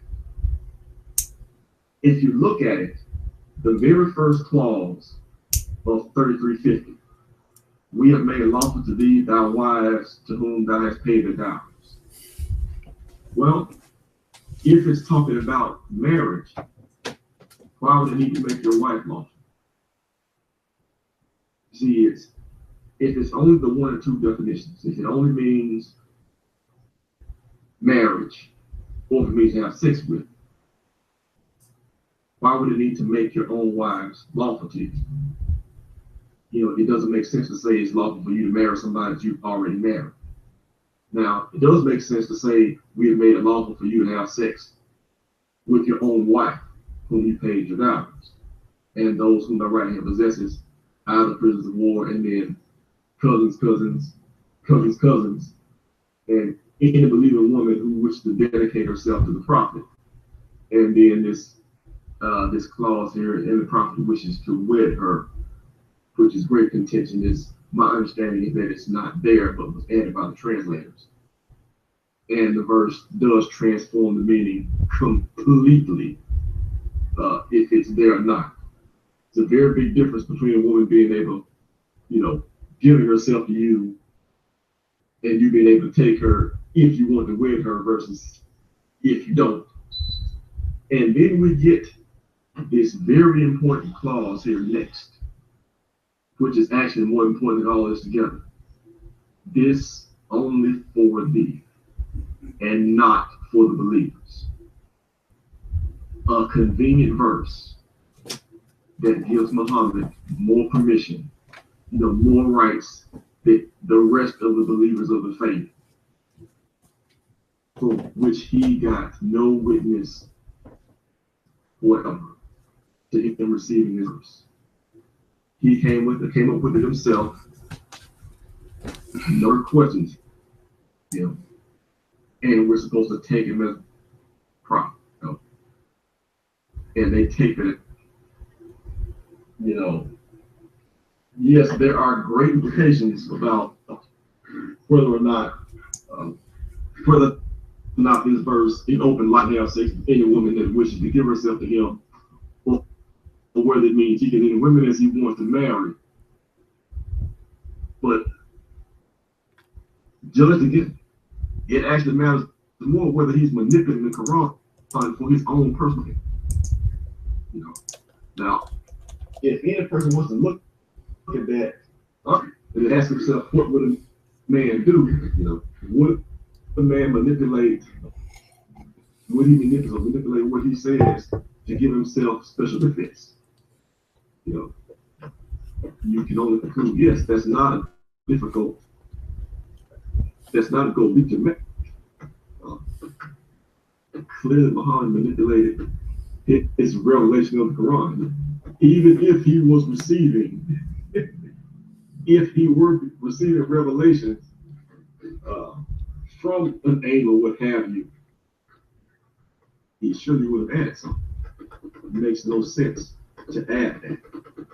It makes no sense. Even if it was written there, if God wanted to have that, that is something that God would do, should give to someone else. It doesn't make sense to say, yeah, Muhammad, go ahead and tell them about the special revelation that gives you special verses. That message should come by someone else. Contrast that with, say, the Virgin Mary. People talk about, obviously, the virgin birth of Jesus. It's a big deal. But I think what often gets missed is the other miracle there. See, the message was got to Joseph. See, I consider that a small miracle. You have, and his betrothed wife is pregnant, and he actually believes that she's a virgin still. He buys it. Think about that for a second.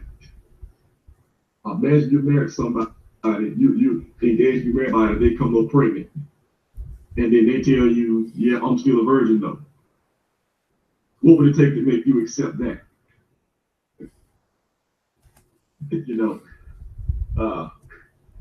But not too far to depth of that. The point is, the message, revelation came to someone else to support that. With Muhammad, we see all these convenient things for him, and the messages only came. It is too convenient to be true. There's multiple messages, multiple messengers. It's nothing to use another one to convey that. You don't see that with Islam. I mean, he's manipulating it for his own benefit. It's not true prophecy, pure and simple. I would say I don't know any other way to say it, but that wouldn't be true. There's a lot of other ways to say it. This is not the only such verse where you can bring up questions like this. You know, they're all over the place. And him who has the courage, has the courage and the convenience to actually ask these questions, if he's honest with himself, can see the same thing. This does not take a genius, notice. Thank you for the time on the mic. Well, I bring it. There was something else that came from the video, but I'll bring it up later on here. Oh, Mavis. Okay, never heard you speak before. You can have the mic. Thank you.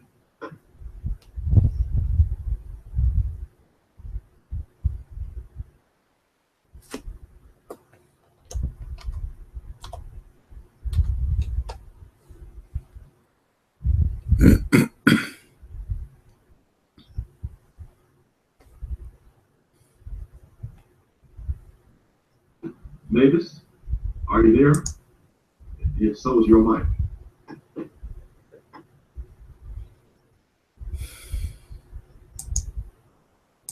All right, maybe his hand is up by mistake.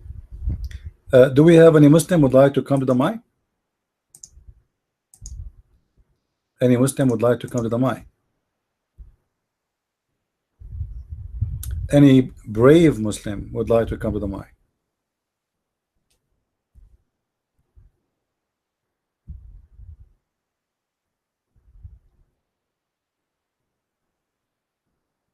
Okay, Mavis, you did not take the mic. We asked you to take the mic. You did not take it. Try again. Go ahead.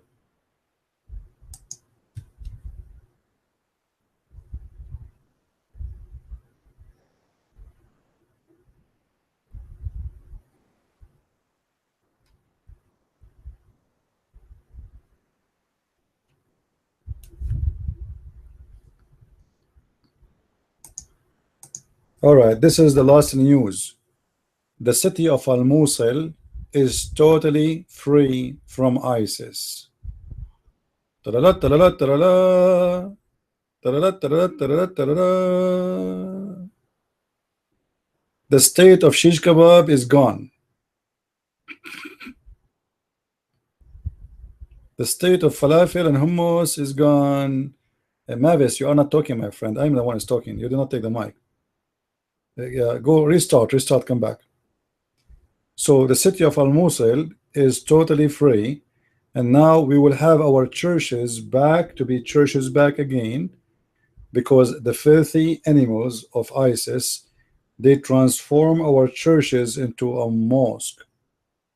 So soon we will have our cross in the top of our churches, and the one who like it, the one who don't like it, live with it. All right?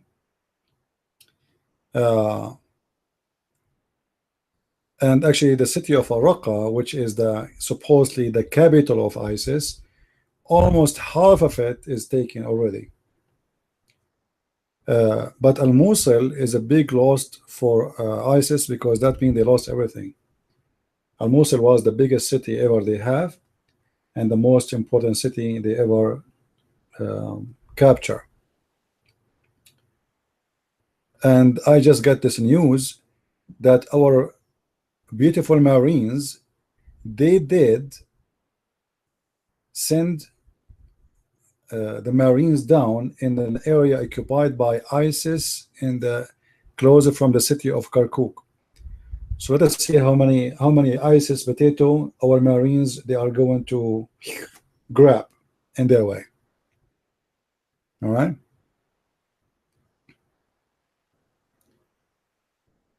Let us see what else in the news.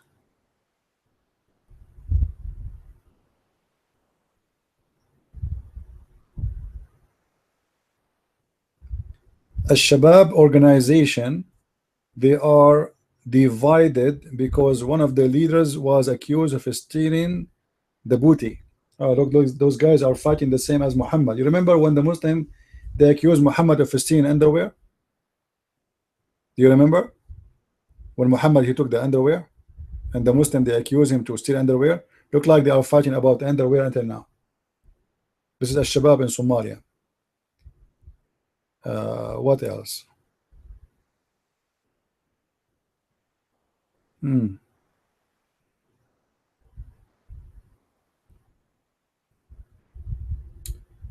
Trump, he is showing no more patient with Pyongyang. I hope they will not beat him with some nuke. We don't want nukes. All right, what else?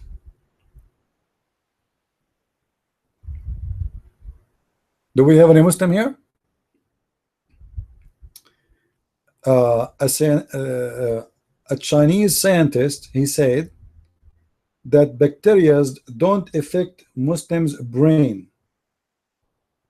and don't go there because they always find nothing. So look like the Muslim brain is always protected from bacteria, which is very nice. I mean, you're lucky. But now I see a news 2 hours ago that somebody is shooting in a hospital in New York. Anybody have a news about it? Who is this crazy, filthy idiot? And they killed him. I hope nobody die. Ex-employee. I mean, what stupid people. Everyone he loses his job, he go and shoot people.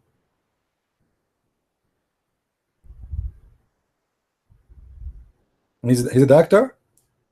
Really, he's a doctor? What kind of doctor this doctor is? He must be a donkey. He must be like Muhammad. When the guy, he came to him, he said,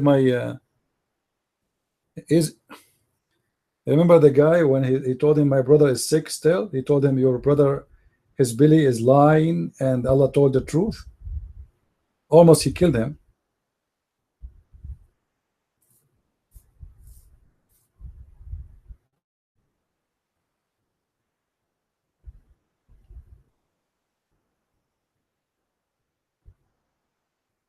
That's good, most Jews. Tell those Christians to invite me to make seminars there. I will be happy to go there. And tell them it's for free. All right?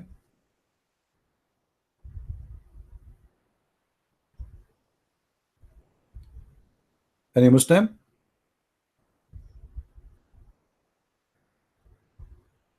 Any Muslim here?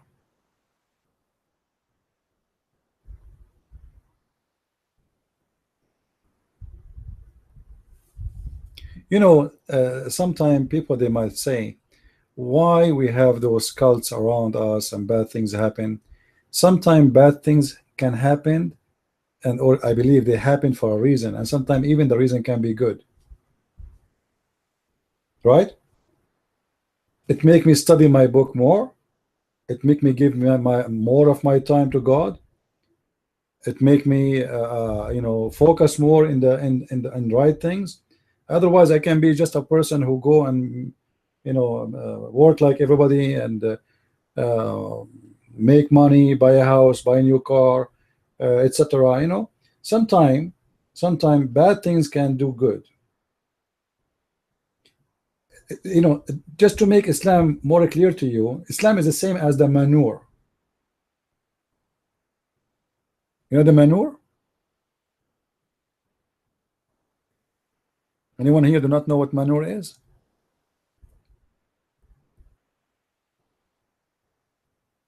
Nobody knows? Yeah, it's poo-poo. Poo-poo. But even poo-poo can be useful. I mean, come on. So Islam and manure are very close. Smell bad, look bad, ugly, disgusting, cockroaches, insects, worms, blah blah blah blah. But you know, but it can make a difference because that will make a reaction for us.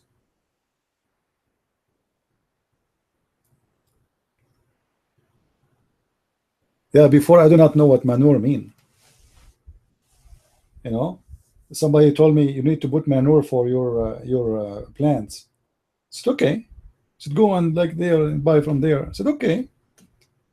And I went and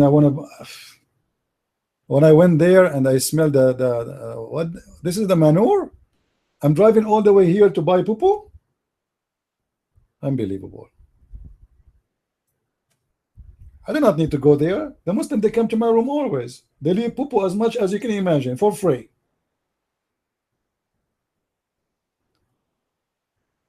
Muhammad, he never stopped doing poo.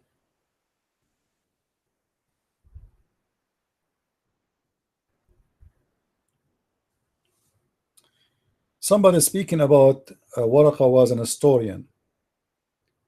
I don't believe really he was that much of an historian. I think this is a cult. You see, the Nestorian, you see, in the Arabian Peninsula there was cult of cults. Let us make it this way. Somebody make a cult, and then I got this cult wrong, so I make a cult of the cult. So my cult is a cult too, but it's different from the original cult. So the Nasara, they are a kind of mixed cult, because at that time there was many. You know, we mentioned before. Yeah, somebody he mentioned that before. I know what Nestorian is, but the Nasara, they are not really Nestorian. They are the close. You know, they are like, they have some. They share all those cults. They share many things, but I believe the Nasara was exist in the Arabian Peninsula is a mix of collection of cults. You know.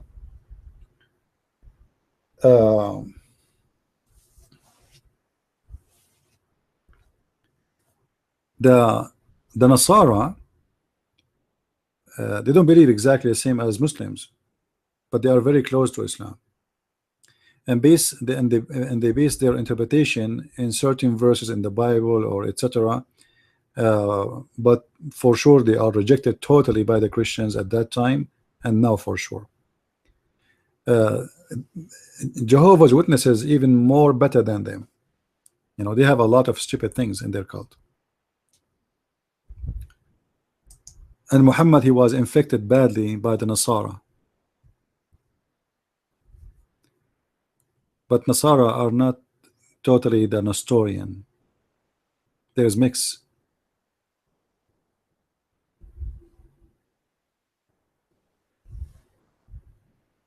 Maybe we should make a special timing to speak about the Nasara, the Nasara and the Nestorian. But maybe you can ask what his name, brother Sam Shamoun. I think he can do better in that process. That is his what he like to do, you know.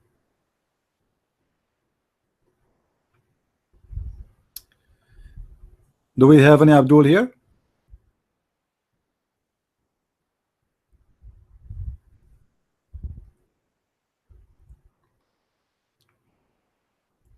See, there is always secrets about any cult, and the best way to find the secrets about any cult is speaking the language of that cult. You know what I mean? If you don't speak the language, you are missing a lot. So the original Nasara, they are Jews who speak Hebrew.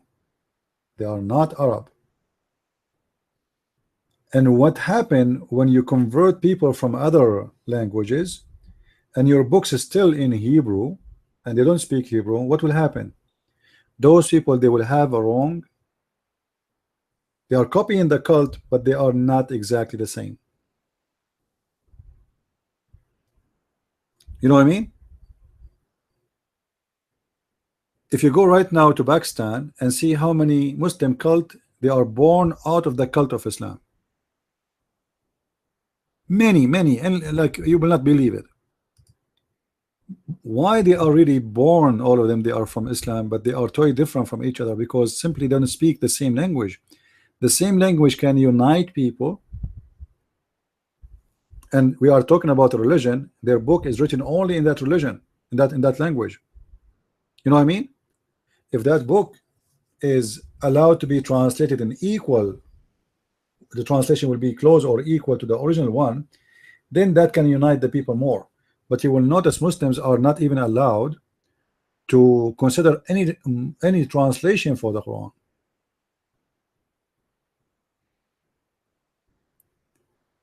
and that will allow everybody to have his own version of his book or his own interpretation. So there is the Sufi, and there is etc. and etc. And the Sufi, they have many sections, and you know, there's tons of them. And then you will see that they are totally different. Some of them, they want to dance in the mosque. Someone, they want to creep in their belly. Some of them, they want to the same. Actually, you find some Christians, false Christian churches, who do crazy stuff in churches.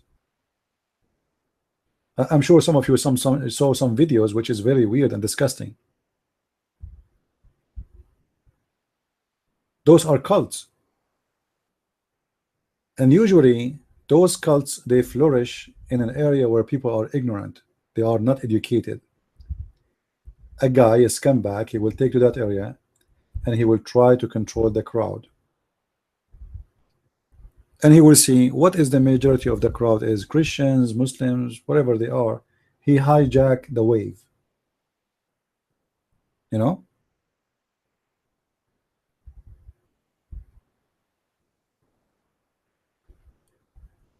And they try to make money from them, and they try, you know, religion can be a great business too.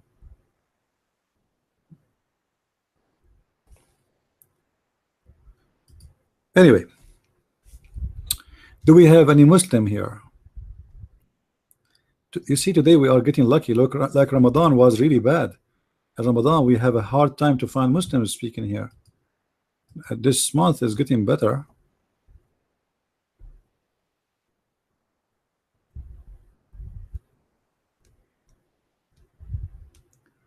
Any Abdul?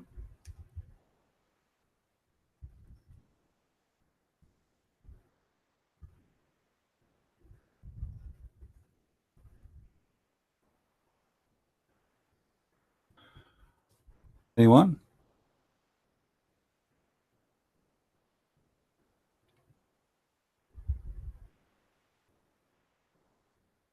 Mavis, are you there? My friend, are you there? Your hand is up. Do you want to talk?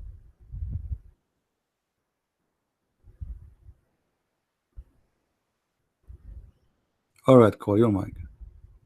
Oh, just wait. Let us see if he can take the mic. Take the mic, Mavis.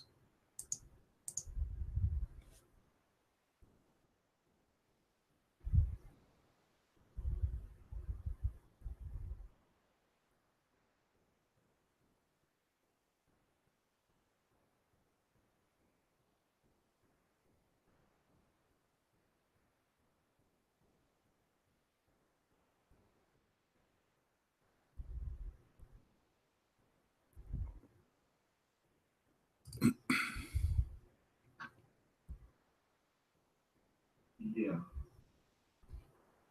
Yeah, maybe I guess you can take the mic here. Am I clear? Okay, yeah, just I wanted to follow up before I have to go here in about the next 5 minutes. I wanted to follow up with this last thing you said. You mentioned the language, and basically the cult of cults, as you say, resulting from people having a different language and not being able to translate the source scripture here. I guess, well, the reason I wanted to bring it up is that it kind of goes along with what I understood about it. So correct me if I'm wrong here. Basically, the idea is when you bring in people from different cultures, they'll have an understanding, different background, may even have different faiths in their own language, in their own history. But when you convert them over, even though they convert, they bring some of that with them. You know, implicit understanding of some of the words, you know, that similar but have different connotations, and over the whole of their culture, the whole of their language, that kind of adds up. And you sort of drift away from the understanding. But if they were allowed to translate the scripture, you know, that indeed is a strength of scripture, that you have a written teaching for the people to go along with and follow. And if you're able to translate that, if they were able to translate that into their own language, they could kind of buff out some of the misunderstandings. And in a sense, what's the word for it? You know, kind of lay down a benchmark for the future generations, if they have that. If they were to have that, a translated scripture that they could go back to. So you contrast that with Islam, whereby they're not allowed to really translate it, or at least not to rely on translation. So you can kind of get this unchecked creep, you know, tradition creep, so to speak, because they have to keep relying on tradition, but there's no way to say that what Muslims take as, you know, believed by tradition now, that it's even the same thing as it was at an intermediate point, say 500 or 600 years ago, which would still be almost 1,000 years into their history. If that's the case, that actually would be I guess another strength of Christianity, that we have various, you know, various historical translations in different languages going back through time, and we can basically draw a map backwards in time to the beginning. That's basically what it is. I wanted to, that was what I took from it. Most of that, what I already had, but what you said kind of confirmed it. And I just wanted to mention that to you so you can correct any misunderstandings I may have along the line. You'll see me leave the room, but I am going to be listening over YouTube. So go ahead with the answer. You're mine.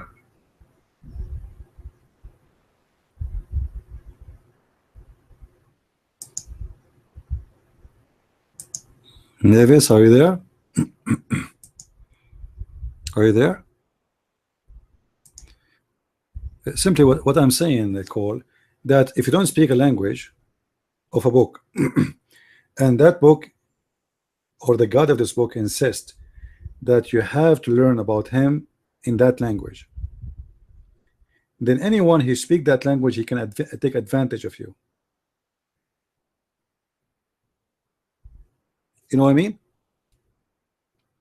As long as you have no other choice and you don't speak the language, and especially in the old days, because you know, like now we have internet, we are more educated, we can use software for translation. Like today's story is totally different, but in the old days everything is limited. You live in a city and there's only one guy, he speaks Hebrew, and the Old Testament is written only in Hebrew. So now whatever this guy he say, you take it for granted because he knows I don't. Right? Somebody saying Jesus is Allah. You know, Constantine, if you say that one more time, I will send you out of the room. I don't like stupid talk here. I warn you. Don't insult my Lord. So that can happen anytime. Anyone he want to take advantage of you. Imagine I sent you, you buy something from me, and the manual is written in Chinese, and I speak Chinese, you don't, and then you tell me what it says so I can do practice the manual, and I start telling you lies. You follow because you don't know, you cannot read it. Islam as a religion focus in the Arabic language. Everything is based on the Arabic language. Anything else is not Quran. Anything else is not accepted. Even prayer is not accepted. You have always to use Arabic. Then how I'm going to be able to know what is really this religion is teaching and I don't speak the language? We saw today an example, Cole. You remember the guy who was here from Turkey? Do you remember him? The one who, yeah, he was far away from anything written in the Quran. He have his own. Why? I assure you that because he heard something, he believed it. Somebody told him this is what it says. He believed it. He's not lying to us. This is what he believed in. He is not Arabic speaker, but yet he is sure that the verse doesn't say that. Why? Because somebody did fool him and told him it doesn't say that. And that can happen to Christians too. If somebody want to fool them, he can. Why? Because if you don't speak the language and that book is written only in that language, then an average person who is uneducated, how you will know? He don't. You know, especially in old days, a farmer is not educated. He don't know how to read, how to write, but yet he want to learn about God. Then he got someone to teach him, but this guy is a liar. He can fool him. And this is exactly what Jehovah's Witnesses do. Jehovah's Witnesses, they cannot target someone as educated about the Bible. They target those who knows nothing about Christianity. They are Christians by name. So the stories now is different. The story is now that you have the Bible and you know how to read it, but yet you do know nothing about it. So someone will take advantage of you because you are ignorant. No, this is a Christian room and we are Christians here. We are here to expose the cult. It's called Islam. All right? This is who we are. So when you are not educated, anyone can take advantage of you. And that goes for everything, about God, about business, about economy, about anything. It's like you don't have an immune system, you know. This is why you need to learn. You need to educate yourself. However, Christianity was blessed with something very important, that when the apostle of Jesus, they scattered everywhere, the knowledge was not in the hand of a priest. Do you understand what I'm saying?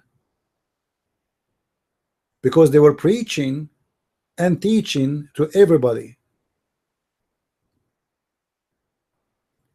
and they were not preaching a book as much they are preaching the meaning of the book.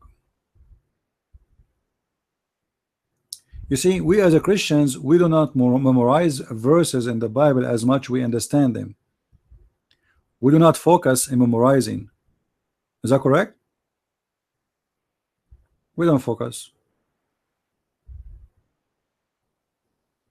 Because what is important is what the Bible is saying about God as meaning. Muslim Prophet, do you have a microphone, or you are here to get busted and spanked? Do you have a phone? Do you have a microphone? No mic. Okay, then shut down. Shut up and sit down. You are a follower of a man who kissed black stone, and you are talking about garbage. And the black stone was a vagina of an idol, and you are talking about garbage. You are the garbage itself. A prophet of God, he kissed a vagina, and the vagina is not even real, it's a stone. And he claimed that this vagina is the right hand of Allah. And yet you are coming here to insult my Bible. Be a man and put your hand up and let us hear you speaking in the mic. Otherwise you are a potato. Sit down.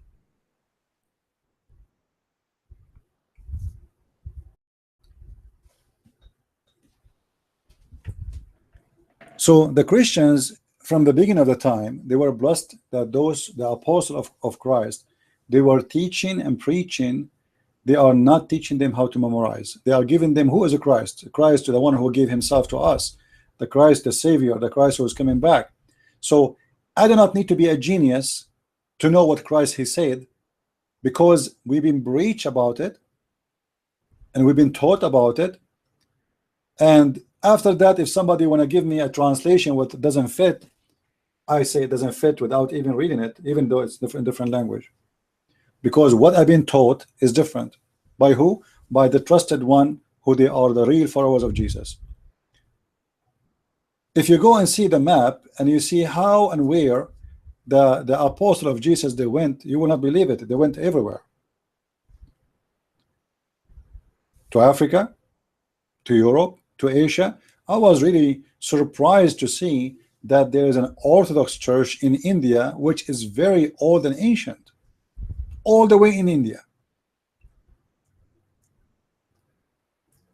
and their teaching in India is exactly the same as we know about Jesus. So even though they speak different languages, they are different ethnic, they are far away from us and different culture, but still they have the same teaching about the same Lord. I think the church is exist in what city? Hold on, let me remember the city. Big city in India. Hold on, let me see. I will search it.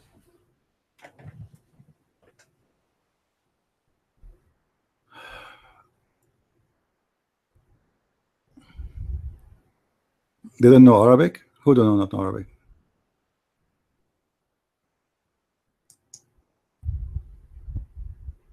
The Indian? They do not need to know Arabic. What for? Anyway, hold on.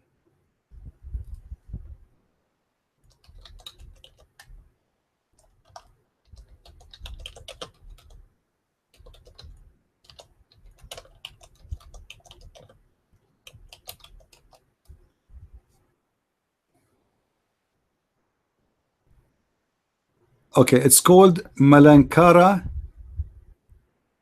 I think. Malankara Orthodox Church. And they have the Church of Antioch too in India. But let us go to the ancient one first, which is started there too.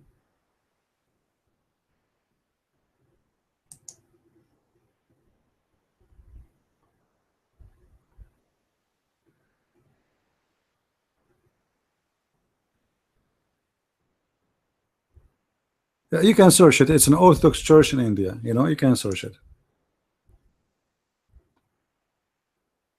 Yeah, they are Syriac too. Yeah, but this is an old one. This is not something new, like established 10 years ago or 20 years. This is really from the time, as I understand, that the one who established this church there, it was one of the students of the apostles. All right. And I think I want to be sure before. Syriac.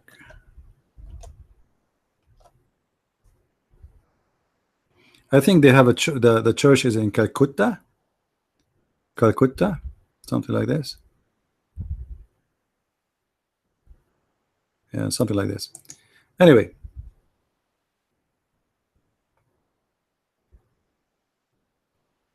Thomas Christians. All right. Kerala, maybe. You see, I did read about it long time ago, long time ago. But I was really surprised about that. This is an ancient church, exists long time ago. This is not a church came with the occupation of the British, and you know what I mean. This is not a missionary group who went there, you know, 50 years ago. Those are from the time of Christ.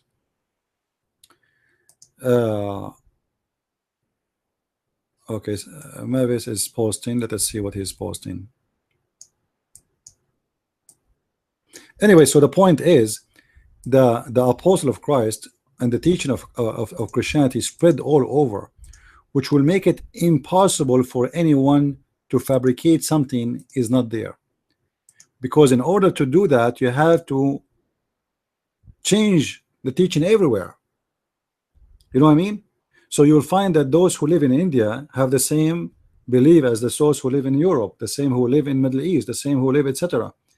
Why? Because simply they were focusing in the preaching and who is Jesus to make everybody understand more than memorizing verses and scriptures. However, those who do the preaching, for sure they have to quote scriptures and they have to read it from there. But the public, he learned about the Christ from the beginning, and for sure, you know, by time, like, you know, once somebody says to me, why the translation of the gospel change? Translation. I say to you, translation is getting better. Why? Because more and more manuscript is discovered, and the more manuscript is discovered, the more they can understand better from the original language what meant exactly to give the exact translation, because it's at the end of the day, when you translate from a language to a language, you will miss something. There is no way translation will be 100% the same. Translation is translation. Same as when you do in Arabic, or like imagine I will translate to you a joke from Arabic to English. That usually will make it not funny. Why? Because always jokes is based on background of the language more than an event itself is happening. So you might say for me a joke in English, even though I speak English, but I did not get it, because the joke itself is based on something I know already in my mind, in my history, in my background. But if I don't speak the same language and I don't know the same culture, I will not find it funny. Right?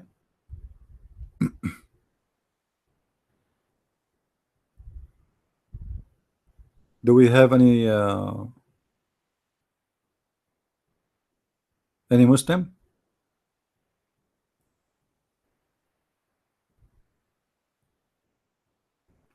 Any Muslim here?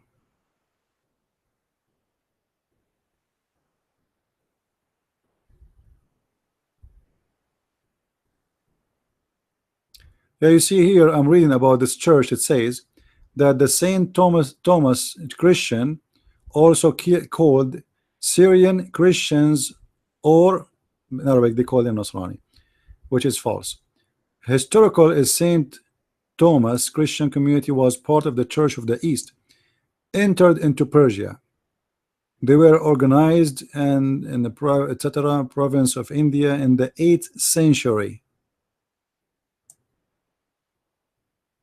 This is how when it became a church and became organized. But the one I'm talking about actually is different one. Hold on. This one is not really the one I'm talking about. The one I'm talking about is about a Syrian Aramaic missionary who went all the way to India directly, not to Persia first. I will try to find it. Do we have any Muslim here? Who is a Muslim in the room, guys? You are talking to who? You guys in the room talking to who?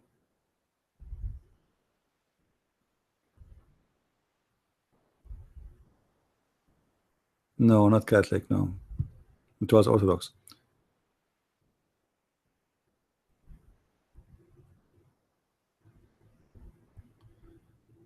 Mickey Mayday. How are you, Mickey Mayday? What is your belief, Mr. Mickey Mayday?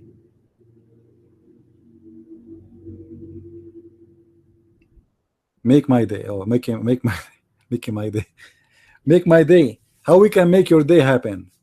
Do you have a microphone?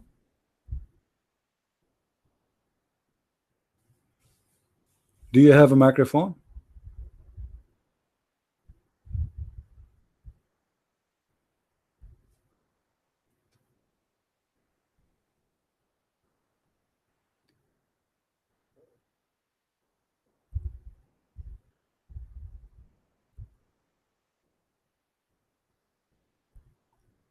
Any Muslim?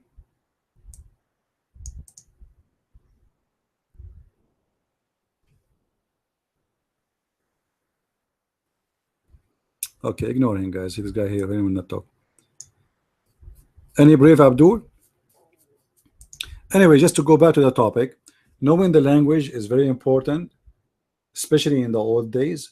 However, if any religion based on a language, which means this language is a holy for the language, for the religion, then in order really to have a full understanding of it, you have to have an honest translation in case you do not know the language itself.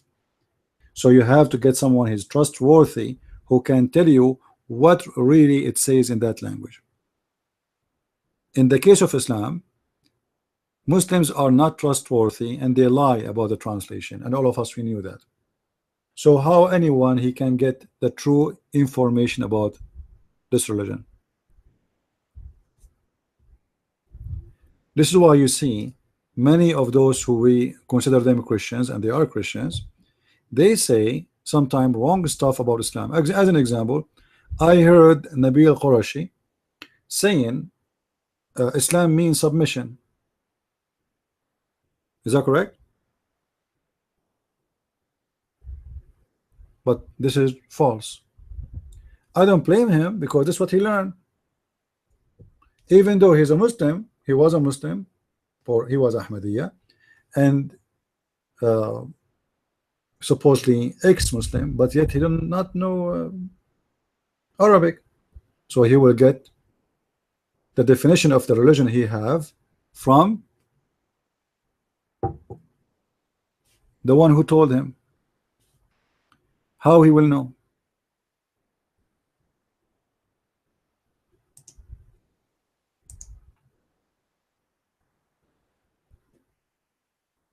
There's no way for him to know. And then you see, you know, people like David Wood saying the same. Even Sam Shamoun, I think he was saying the same, because they are, you know, they thought this is what it means. Not because they want to lie to you. They are not lying. This is what they learned. A person, he don't speak Arabic, he go by the definition of somebody, he gave it to him. And the Muslims are the one who flood in the internet that Islam means submission, but Islam means surrender.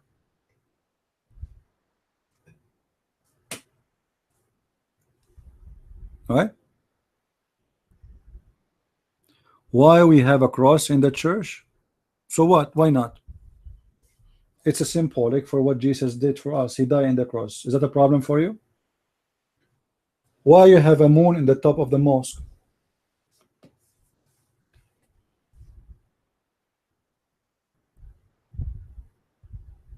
Do you know?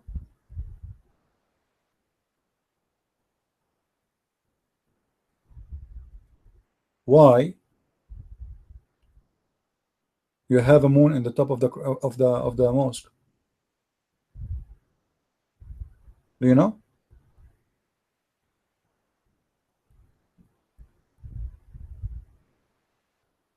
If he die in electric chair, we will put electric chair, no problem. So what's your business?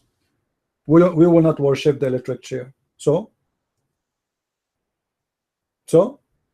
what's the problem? I mean, isn't it, this is silly? If he die in the swimming pool, are you going to make a swimming pool? If you die in a car accident, are you going to have an extra car? Are you going to keep going? You're being silly. So why you have a moon in the top of your mosque?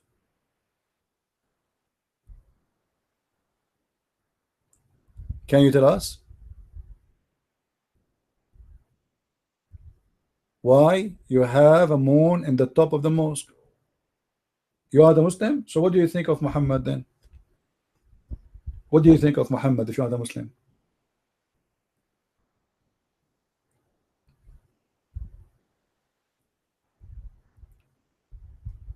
What do you think of him?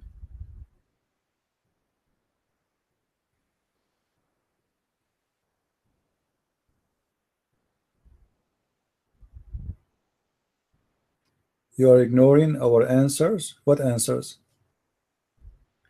Benny, what answers? I don't see your answer. Do you want to take the mic?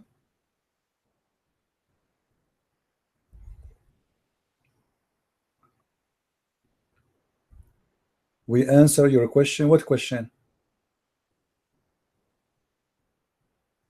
Are you a Muslim, Mr. Benny? Are you a Muslim?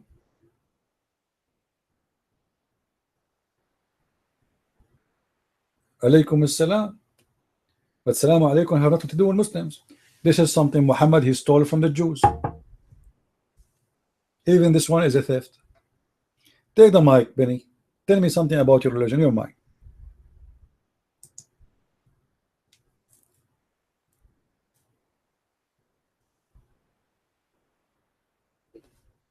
Can everybody hear me? Is there any Muslim in the room? Any Muslim in the room? I think I'm the only one. Thank you very much for joining me today, my Christian brothers. You are going to learn a lot today about Islam. You already have heard the teaching of this young man, Mr. Christian Prince.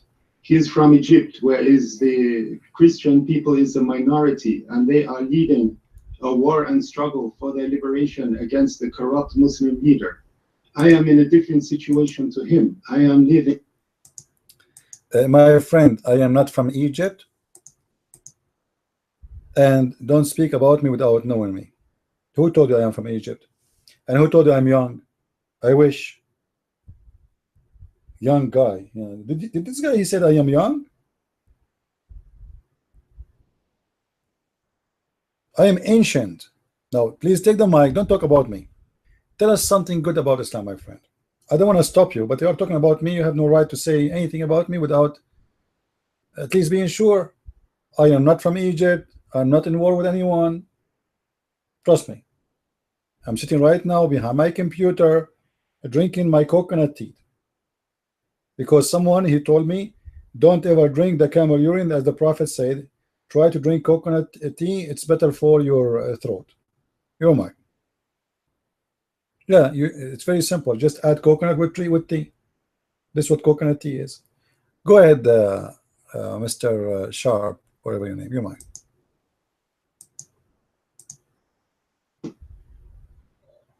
Thank you very much for your attention, and I'm glad you were listening to me. I'm glad you're sitting there filling your coconut with tea. That is fine. That is up to you.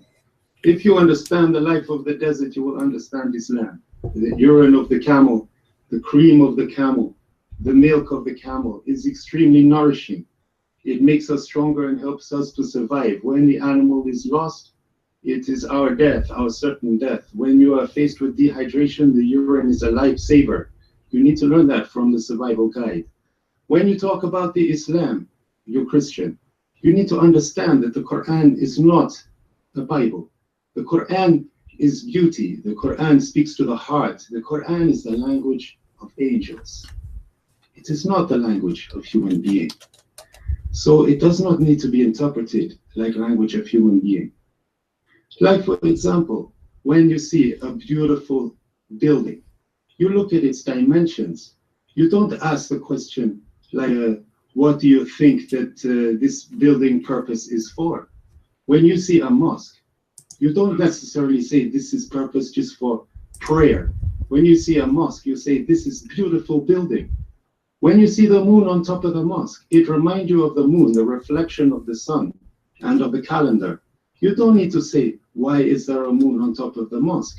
Only somebody who asks this question is somebody who goes through the world with a very sad heart.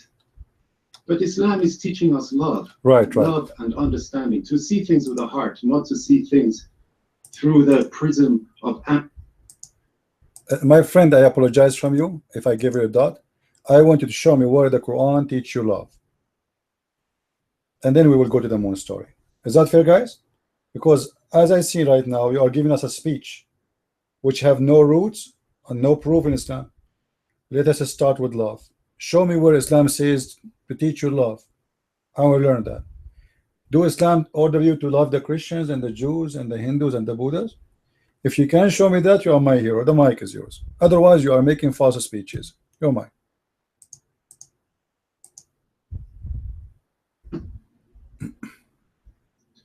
Before you can understand what the Quran is saying, you need to understand the language of Quran.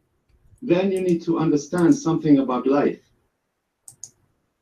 So if you don't speak Arabic, you guys, you will be ignorant. Okay, do you speak Arabic yourself?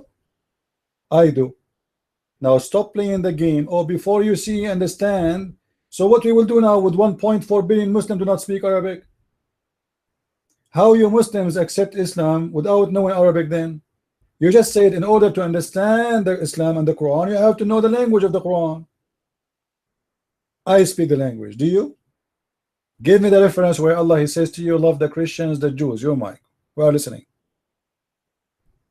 And I apologize again for doubting you. This is the only way we can communicate. This program is a stupid program.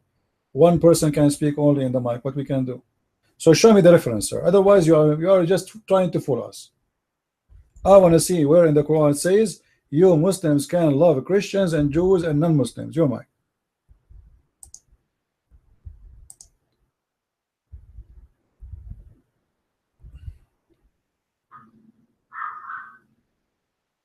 Thank you, Christian, for the redirection. First of all, you need to see that at the time of the Quran, the believers was not only what you call Islamic believer. The believers were Christians and Jews living inside Medina.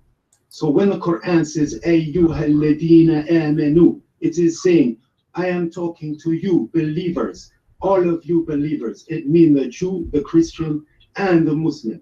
So in Islam, we have unity between all of them. My friend, I can get you busted in a second. Ayyuha alladhina amanu mean the Muslims only, and I challenge you to show me a proof that the word Ayyuha alladhina amanu, or those who believe, mean all Christians and Jews. Isn't it the Quran says laqad kafara alladhina qalu, those who they are Christians they are kuffar, and those who they are Jews are kuffar. The Quran called the Jews and the Christian kuffar. So don't fool us. Those who believe in Islam is those who they are Muslims. As simple as that. Mr. Clear, your name is Clear. Can't you make it clear? Can you show me the verse that says to the Christian and the Jews that you are a believer?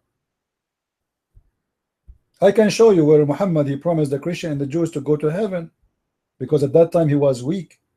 He was trying to fool them to accept him. But when he noticed they will not accept him anyway, he said to them, you will go to hell, all of you are kuffar, all of you. Suddenly all of them became kuffar. The same people he promised to go to heaven is the same people he promised them they will go to hell. Now let us not to waste time. In the Quran chapter 5 verse number 51 it says, take not Christians and Jews as a friends. Explain to us, what does that mean? Your mind.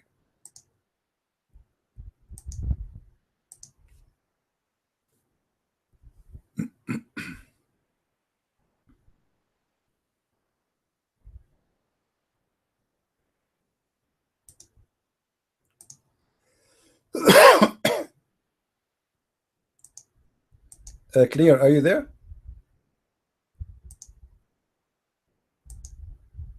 Mr. Clear, are you there?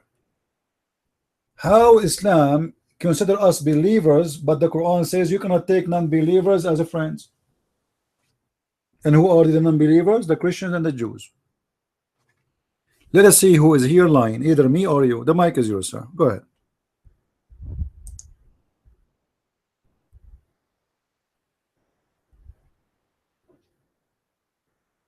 All you are doing, Christian Prince, is showing how little that you know. If you had understood the teaching of Professor Frank Donner from the University of Chicago, he writes in his treatise and historical study of the ancient Islamic text, he realized that the Treaty of Medina is including Jews as the believers, including Christians as the believers, including Muslim, Ansar, Muhajirun as the believers. That is why Islam, you can see, is inclusive religion. My friend, take it easy. You and your scholar, the one you are mentioning his name from Chicago. I am an Arab guy, not from Chicago, and you just said in order to understand Islam you have to be from there and you have to understand the language. And now you are witnessing for me a guy from Chicago. Now chapter 5 verse number 51 it says, take not Christians and Jews as a friends. If we are believers, why you cannot take us as a friends? The mic is yours.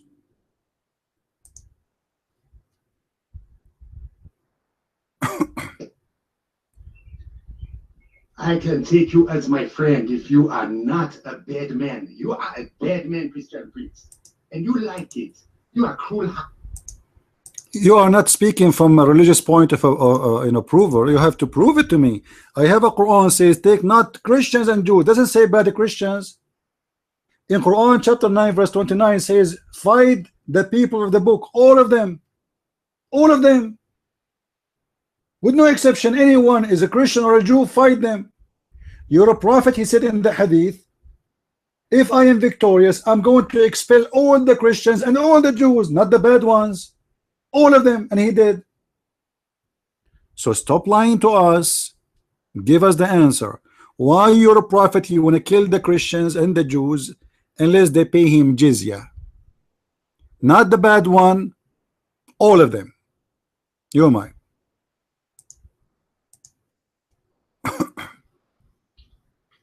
The situation of war is different to this. A Muslim can kill anybody who killed his wife and children. Yes, that is true. If they are Christian. Abdul, stop playing games. The verse is so clear. Your prophet said, fight those who don't believe in Allah, not those who they are fighting you. Fight those who don't believe in Allah and the last days and He's a prophet. So the reason to fight them is they don't believe.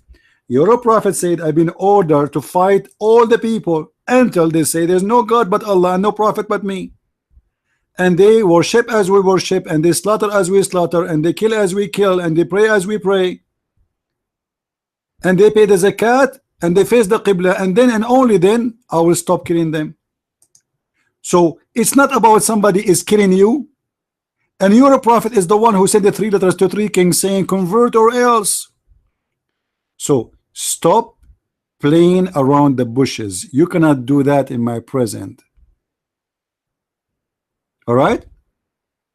Even Muhammad, he gave a license for the Muslims to kill anyone he is a Christian if he want, and he will not be killed unless he is paying jizya, and then I will give him some protection. Look what the hadith here says. If a Muslim kill a Christian, a Muslim will not be killed for killing a Christian. Where is the justice? Did he run? Did the potato run? You see how they try to fool you? If you don't speak the Arabic, they will say to you, you will not understand. You see, guys, what we are talking about, the Arabic language. In the last 1 hour, they were talking about, if you don't know the language, they can fool you, right?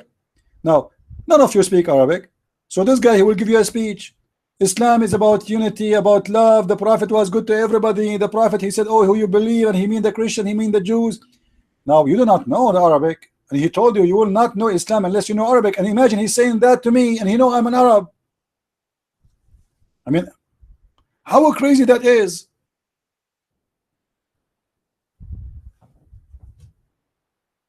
It doesn't matter what you do. If you don't know Arabic, you do not know Islam. Okay, I am Arab. So now what he will do? I am an Arab, he is not. I speak Arabic, he is not, but yet he want to teach me about his religion.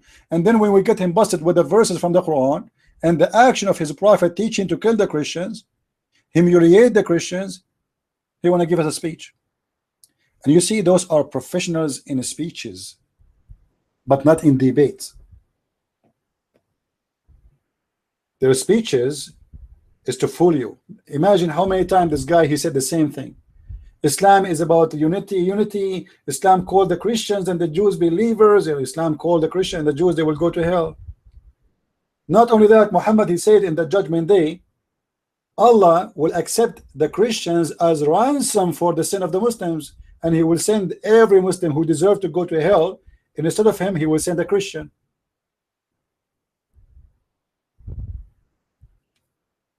You believe it?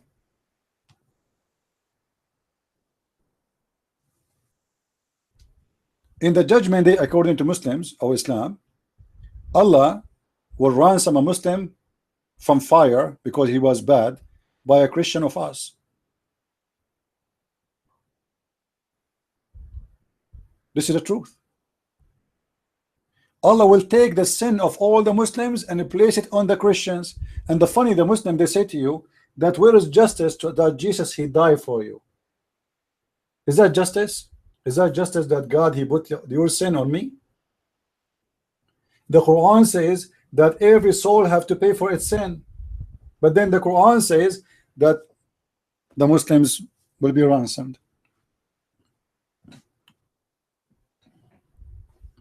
Any Abdul?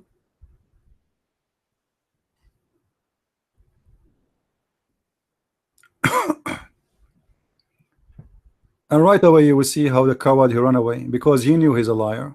Otherwise he will stand here, he will get me busted, he will show us reference, and he will prove us to be wrong. but he have no answers. Benny, listen, Benny, I have no time for a stupid talk. Either you want to take the mic and say something good for us, or take your tail between your legs and get out. This is the last warning. You want to debate us, put your hand up. You're welcome. If you are here to call us names, I will send you out. No, I am an Arab. Don't you know what Arab mean? We don't believe in freedom of speech. No, you cannot. You have to call me a prophet, Christian prince. I am the same as Muhammad. I am his cousin. It's a business. We're switching the family.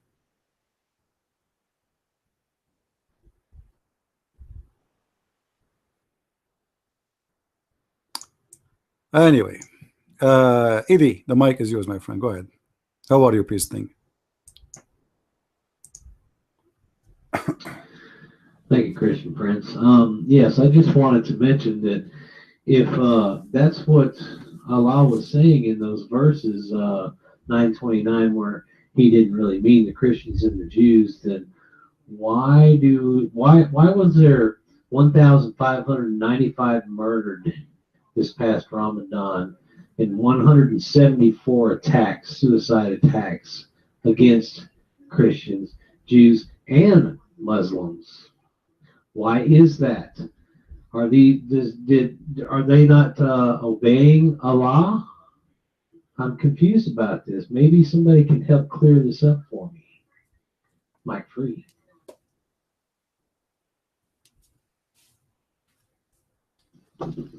Hello, everybody. How are you guys? How's it going? Now, what was funny, that guy said that the Quran is the language of angels.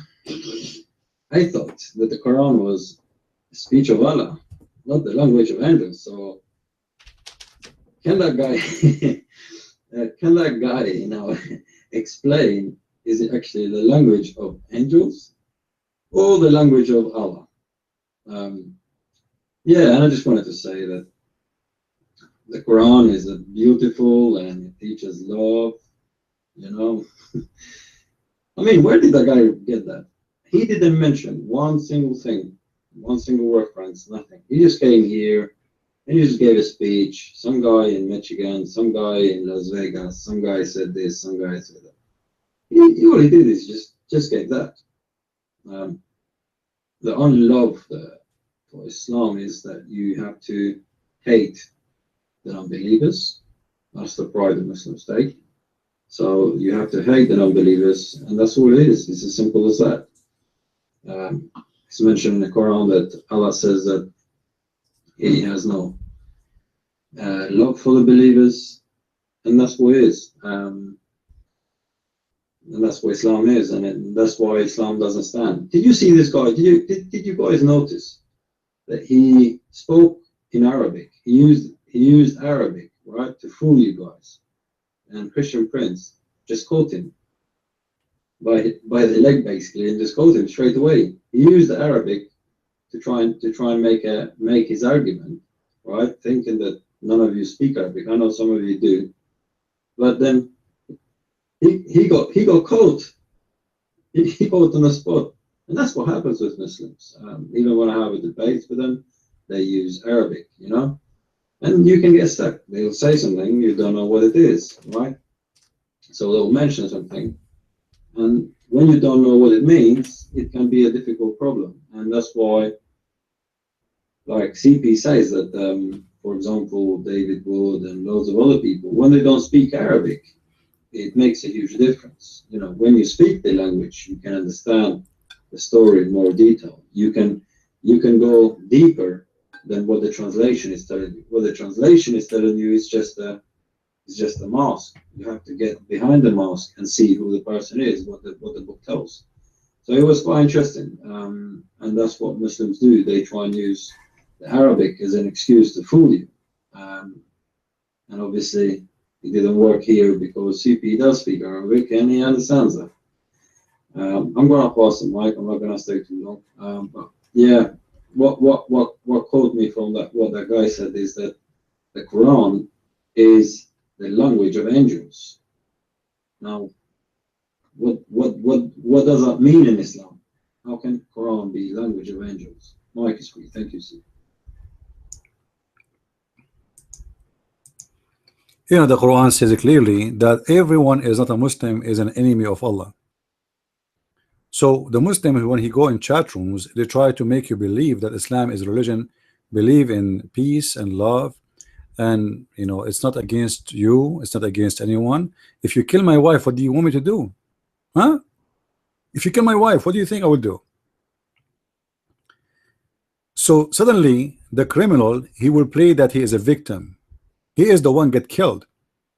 When all of us, we knew that Islamic grow and spread by the sword. Muhammad, he said, I was victorious from a distance of a month by terror, which means cities, they surrender to Muhammad even though he is a month away because he's a terrorist. He said by terror, not by love.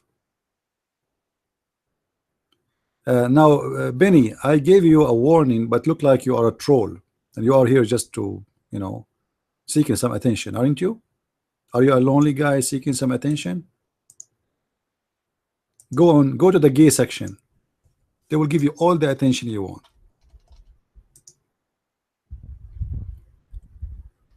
Do we have any Muslim here?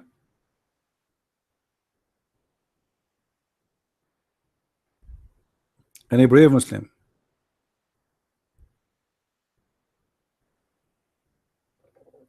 Qurbani is it's a word used in Urdu, right? But it's coming from the word Qurban in Arabic. If you remember the story of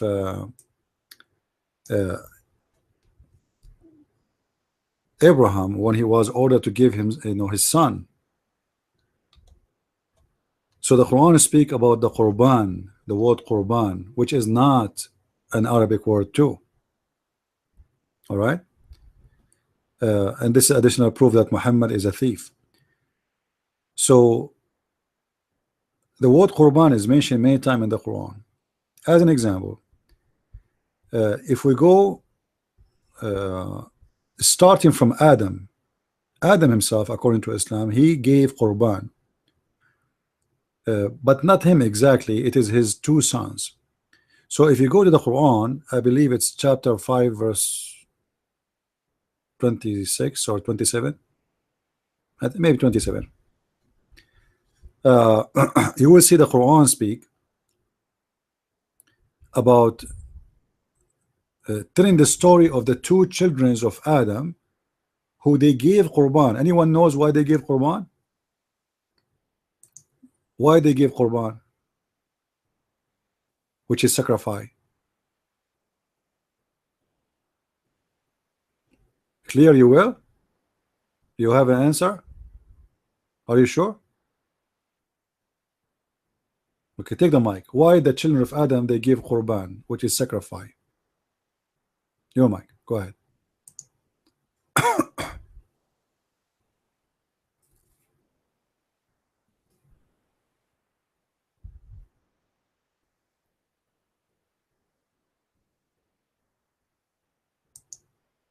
I don't know. I thought you want to give us interpretation. Anyway, the story is very simple. According to the Muslims, the two children of Adam, both of them, they want to have sex with their sister Susu. Susu for sure is just a name I'm giving her, you know. Let us say they have two sisters. One, her name is Fufu, and the other one, her name is Susu. So according to Muslims, Susu, she was very beautiful, and Fufu, she have a cross eyes. So two of the sons of Adam, they are fighting over the beautiful one, and they don't want to marry the cross eyes woman sister. So Allah told Adam, give him an idea how to solve this problem. He said, tell your two sons to give me a qurban, a sacrifice, and whoever I accept his qurban is the one who can take Susu.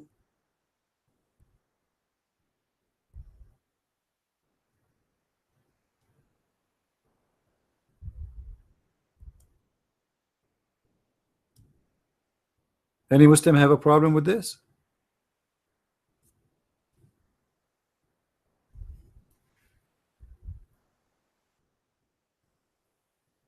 Yeah, but clear here. This is not. We are not talking about the sex now. We are talking about how stupid the idea is. Because you Muslims, you say to the Christians, why somebody you want to give sacrifice when your God himself is the first one supposedly who created sacrifice idea. To the point he is asking people to give sacrifice. What? I don't. This is Quran. What do you mean that's not Quran? Chapter 5 verse number 27. Guys, this is not Quran. This is what? This is not Quran. Chapter 5 verse number 27.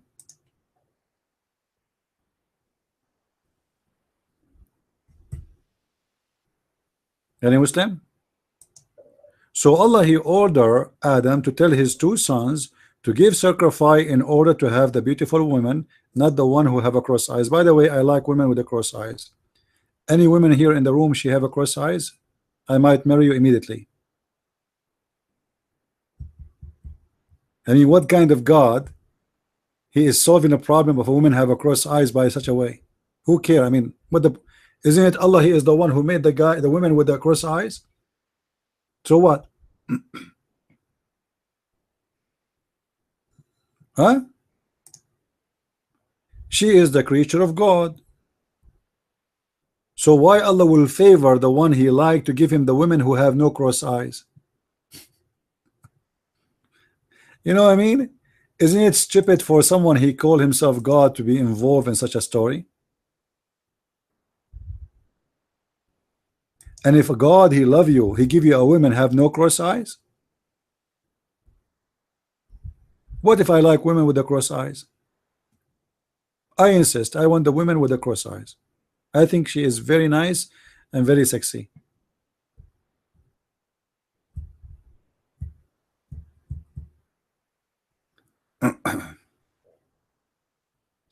Any Muslim he don't like what we are saying? Clear, the mic is yours.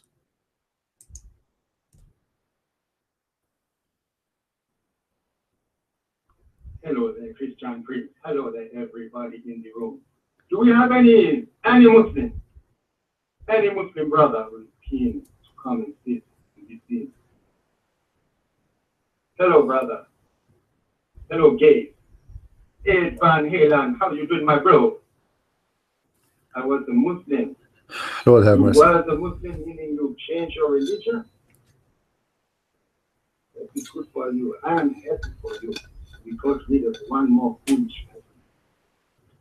Now we're going to go ahead and explain this question, which is the important question. Because remember that Adam and Eve were created from one soul, and from their offspring God make people of many colors, many race and language. If you check in the Mr. Clear, take it easy, hold your horses. This is not the topic. Are you going to make us a speech about how to make beans? The topic is why Allah is ordering the two sons of Adam to give sacrifice. We are not talking about colors, we are not talking about black and white. The topic is totally different. Why he ordered them to give sacrifice? This is the question. The mic is yours.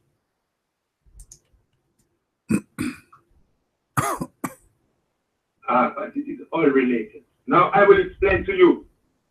He made the children of Adam and Eve in different color and race to love one another, to know one another. It is in Quran. Go find it. No, I could not find it. Can you show me where is that? Where it says in Quran that he made them in different colors. Go ahead. As I know your prophet, he explained the colors by the following: that God, when he created Adam and Eve, he sent his angel and he collect for him sand from every country.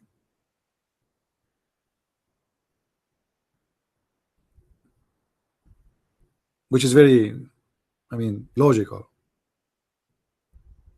All right. Now don't go in a circle. Give us the answer. Why Allah he ordered the kids of Adam to give him ransom or sacrifice? Why? Your mic.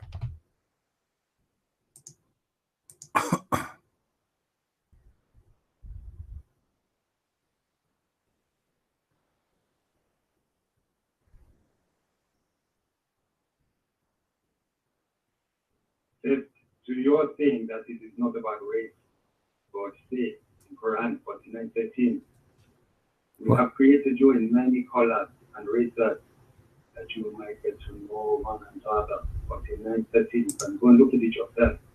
Okay? Maybe not in Egypt, maybe you read it differently. I don't know. Next question. Well, the sons of Adam. Adam had two sons, Qabil and Habil. You call it Cain and Abel. This is going back to prehistory time.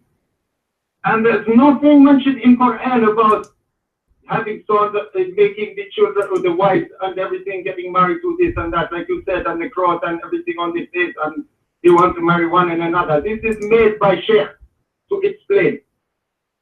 Now, why? All right, take it easy, take it easy. Guys, what verse he said that Allah, he made us in many colors?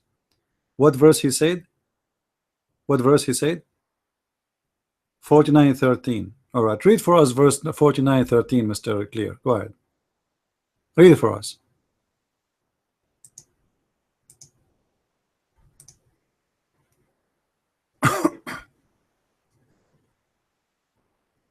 I will read it to you in due course. But first, I must answer your question. Okay, because why is the Qurbani? You are way behind me now. You're trying to throw me balls like tennis. No, then first admit that you are lying. It doesn't say anything about color there. It doesn't say the word color. It does not exist. So why you are lying for us? Now go back to the topic. So why he ordered them to give sacrifice? This is the topic. Your mic.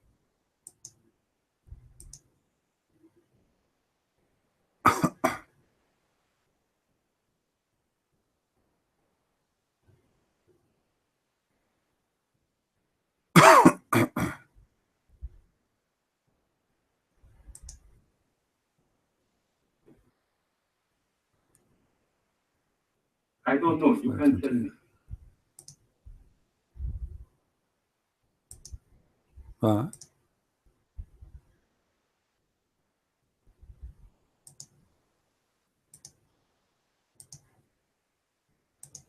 What do you mean you don't know? I thought you are the one who's going to explain to us.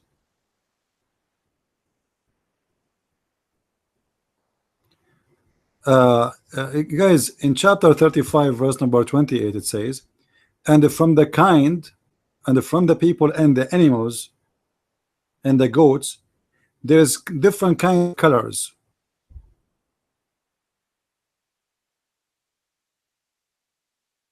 Allah and the knowledgeable, they fear Allah. This is a verse showing us how stupid the one who made the Quran, because what the first part have to do with the second part? What the colors of the animals have to do with the people?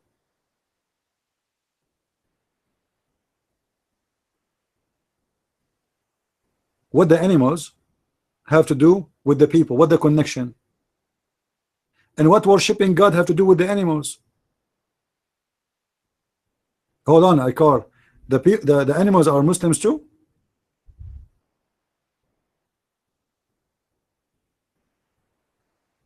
The animals are Muslims too?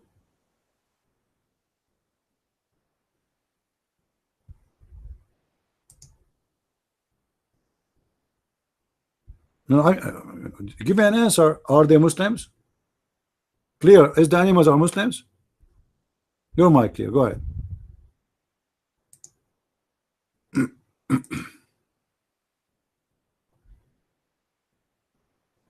Simply to explain, if we are made in tribes and nations, all the tribes is related to a genetic lineage which is connected with the color. As you know, the nation of Burkina Faso not like the nation of Egypt. The nation of Egypt not like the nation of China. Okay, a question. A guy, his parents and his family, all of them, they are white. His wife, they are from a tribe, Arab tribe, and the wife, she is from a tribe which is, all of them, they are white, and they have nobody in the family is black. The wife, she got pregnant with a black boy. What do you think happened according to Islam? Let me make it clear for you more. The husband is white, his family are white, the tribe, all of them, they are white. The wife is white, the family is white, the whole tribe is white. How the wife she get a black son? The mic is yours.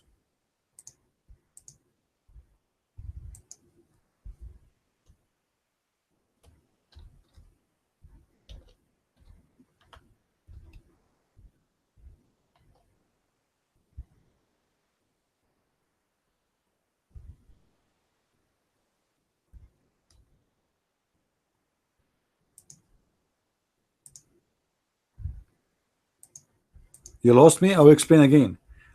A guy, he is an Arab. His wife and him, they are both white. Their family are white. Their tribe is white. Both of them. The wife, she got a pregnant and she delivered a boy. He is a black. How you think this has happened? Your mic.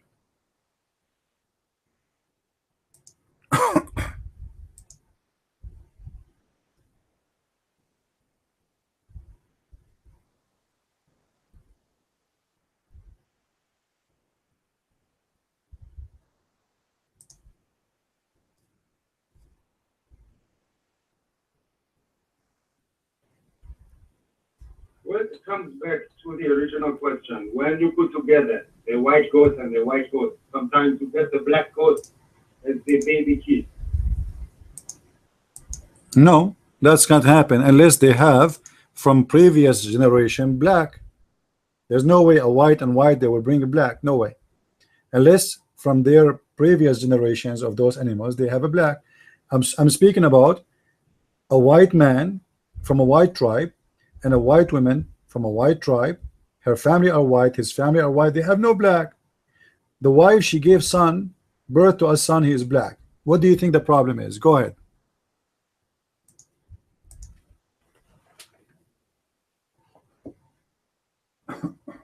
You should not involve yourself in this problem, Christian priest, because you are Christian. You do not understand the text and the ways of the animal. You should realize that all the human beings come from one human being. That human being is named Adam.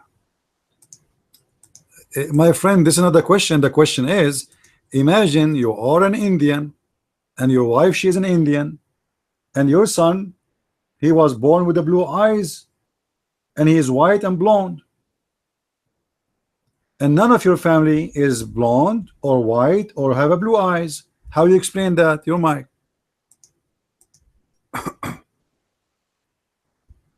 We explain it in simple way. All the people come from Africa. All the human beings come from Ethiopia. But you know, in my family, generation after generation, we never have a child he is a black. All of them are white. Centuries. So why we are not giving my mother and my sister and my cousins and etc. None of them give a birth to a black guy. There's a guy, he came to Muhammad. He said to him, he is from a white tribe, a white Arab tribe, from Bani al-Musayyib,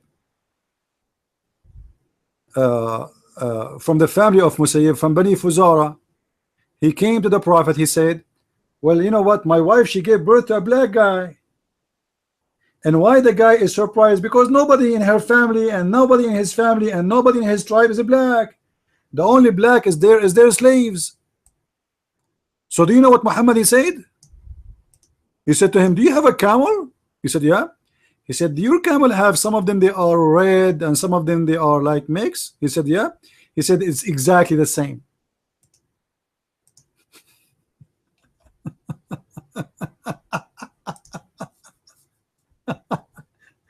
Obviously the wife is a whore sleeping with her slave, and she gave birth to a black slave.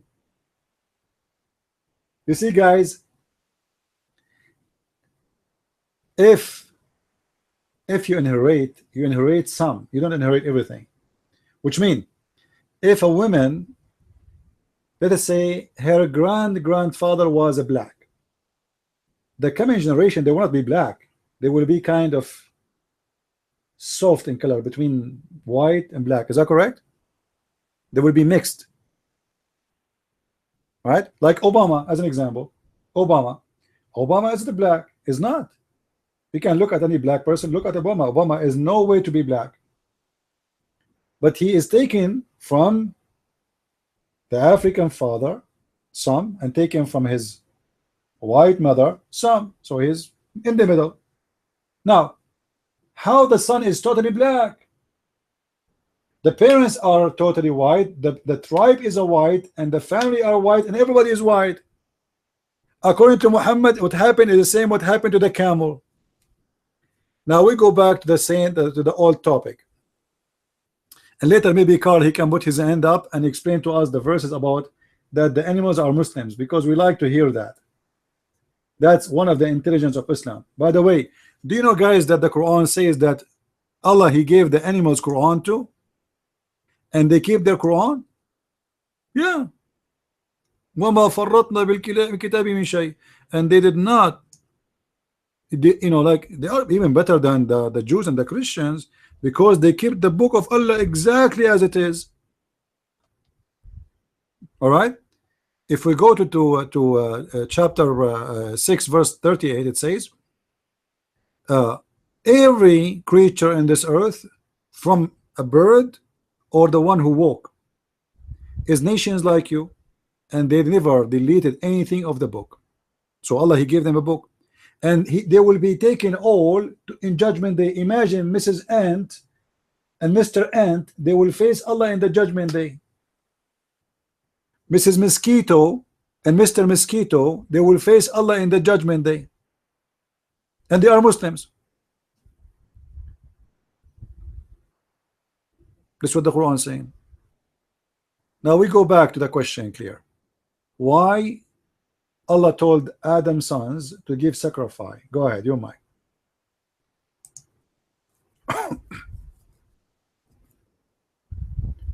So yes, this is true. The basis of Islam is the respect and the duty of the human being to honor the animals and the plants, because they are expression of Allah in the world. We have you Muslim, you don't honor animals, you honor only white animals. You honor only white animals. Your prophet, he said, kill anything is black. Any animal is black, kill him. And he said the black dog, kill him because he's the devil. Your mic.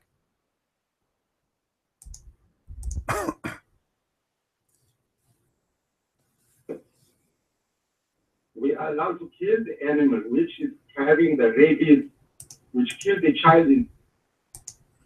No, that's not the reason. Your prophet, he said, kill the black dog, for he is the devil, not because he's sick. Specifically the black dog, for they ask him why, what distinguishes the black dog from a yellow dog, huh?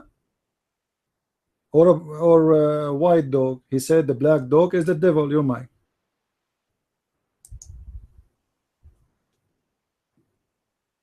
Because that black dog come into the town of Medina. He walked the street, nobody can come out.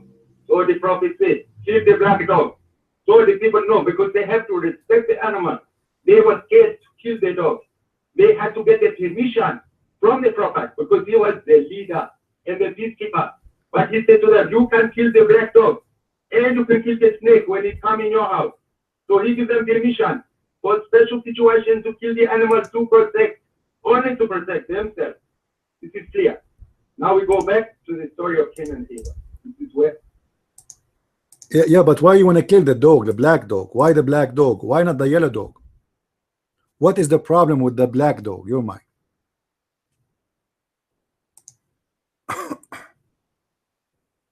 You can't kill the dog which is infected with the rabies. This makes the dog the devil. Because do you know how to read, how to write? It says there, they ask him what distinguishes this dog, the black dog, from the yellow and the white dog. He said the black dog is the devil. He did not say he is sick. He said he is the devil. So what is the problem? His color. If you are black, according to Muhammad, you are the devil. Your mind.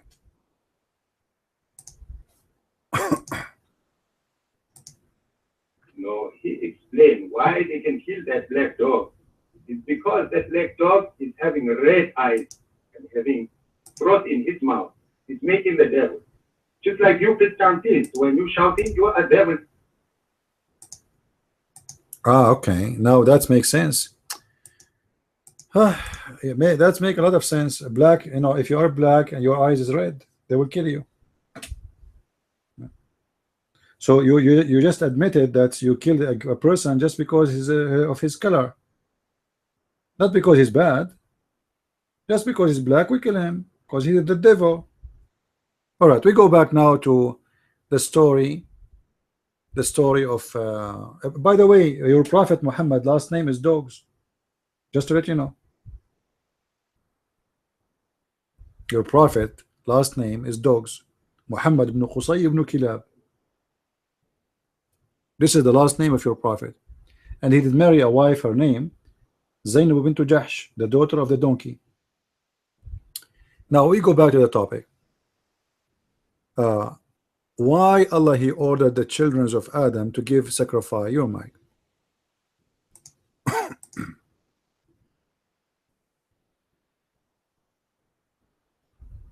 The reason that Allah wants from Qabil and Habib, Cain and Abel, in your language.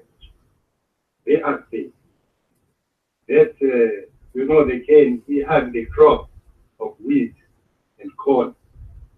And he have, from this crop, he used the people of the city as slaves to make the money. They have evil in his heart to. Does anyone understand what he's talking about? Clear. The question is, why Allah he ordered Adam's sons to give sacrifice? Take the mic.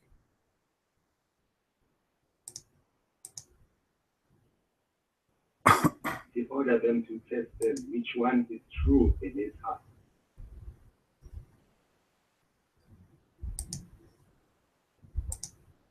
True in what? Both of them they give sacrifice. Both of them they give sacrifice. Both. Allah accepted from one and rejected the one. One of them he gave slaughter of a sheep. The other one he gave him veggie. Do you think Allah is a vegetarian or he eat meat only? Why Allah refuse the veggie, the vegetarian, you know, sacrifice, and he accept the sheep? Do you know why? Go ahead. It's like to come with a sensible question, because all of the people are saying the vegetarian food is better, you know. But I will explain to you what happened. The man who keeps the agriculture and the crop, he works by the sun calendar, like Egyptian and Indian and what. They are using solar calendar and living in big city because the food can be kept in a sack, like in Egypt, where you come from, Christian priest. In Egypt, you have the wheat you keep in sack, like so that they are keeping all of the food supply in the sack, because the people who keep the crop. Guys, just tell everybody we are going to have an auction. This guy is for sale, not as a slave, but as a comedian. Stupid. Are you crazy or what? I'm asking you why he ordered them to give sacrifice and why he accepted the sheep. Allah took the sheep. Allah don't have a fridge. Allah don't need a fridge. Allah need to save the food. Allah took the sheep up to heaven. Why he accepted the sheep, he rejected the veggie sacrifice? Your mind.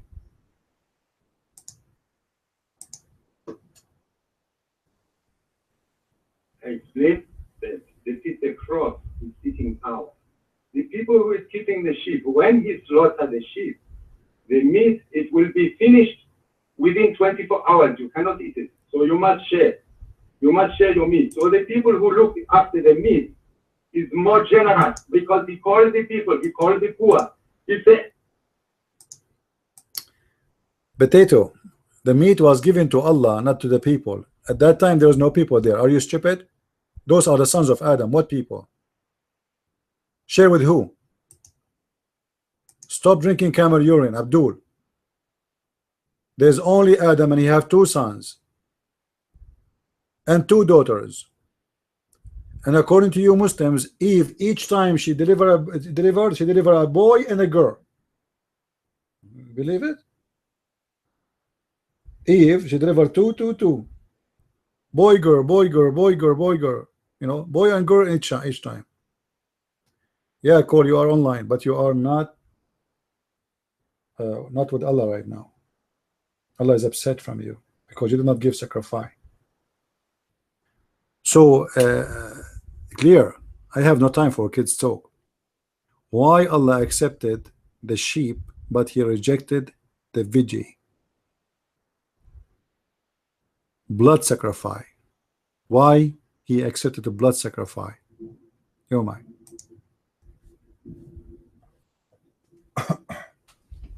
Today you are answering your own question, Christian priest. Last you are showing that you have some kind of understanding. First of all,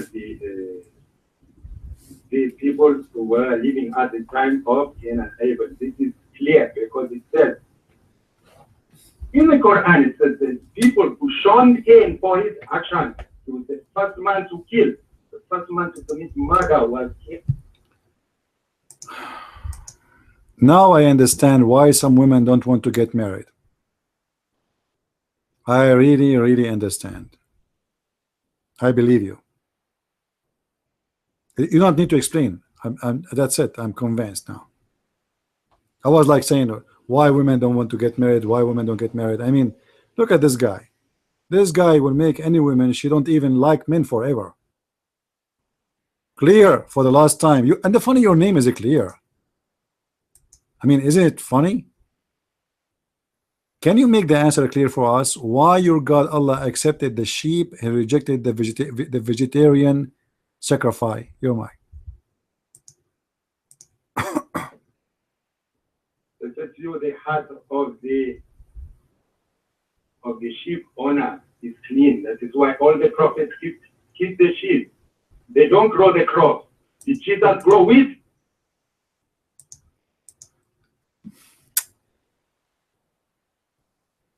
Unbelievable. Hey Carl, how are you? I think you can do better, Carl. Carl, why Allah accepted the sheep, he don't accept the veggie sacrifice? Do you know, Carl? Carl, do you know why Allah accepted the sacrifice of a sheep? Okay. Allah, he told Adam to order his 2 sons who they are fighting over their sister to give sacrifice, and the one who Allah accept his sacrifice, he can have the women who have no cross eyes. All right. So why Allah accepted the sacrifice of a sheep, not the sacrifice of vegetables? Do you know?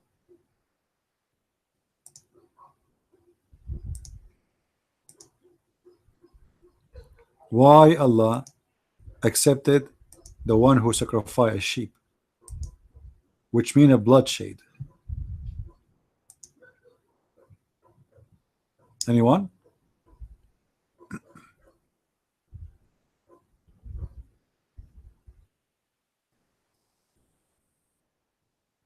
Man, why didn't see anyone want to give us an answer? Look like those people, they will not give an answer ever. I don't know what's wrong.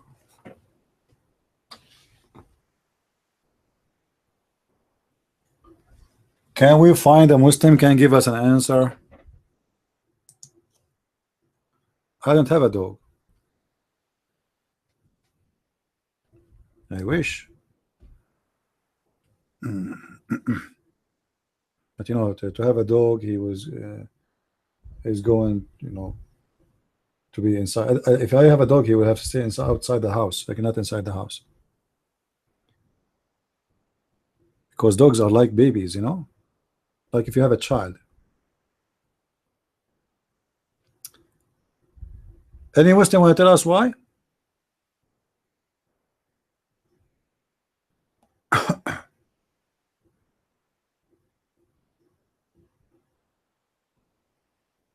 But yeah, but why anyway he accepting a sheep? And the guy, he did not do anything yet. What mean God fearing? This is the beginning of mankind, and those guys together, they are living together, and there's nothing to sin, nothing to do. What happened? He did not do anything yet.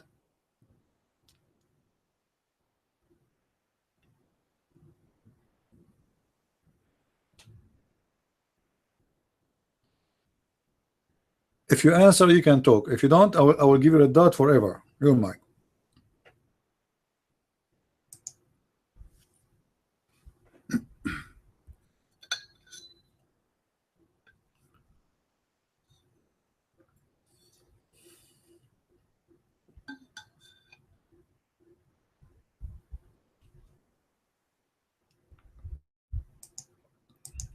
Yeah, look like he did not talk because he heard me. I would dot him forever if his answer is stupid. So Carl, why Allah accepted the sheep, and why Allah needs sacrifice to decide? If the guy already is bad, why he don't tell Adam right away, okay, they give it to this guy? The whole story is about marrying a girl. Two brothers fighting over their sister. They have two sisters, but yet one of them, she have a cross eyes, and the other one, she's beautiful, she have 3 eyes.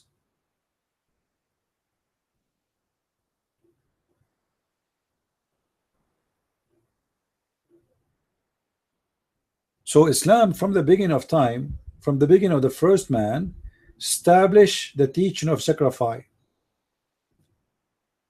Sacrifice of what? Of a sheep.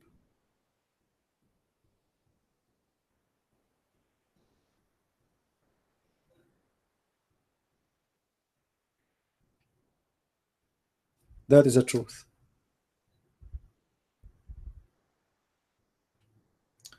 Take the mic clear. Let us see. Give you one more chance.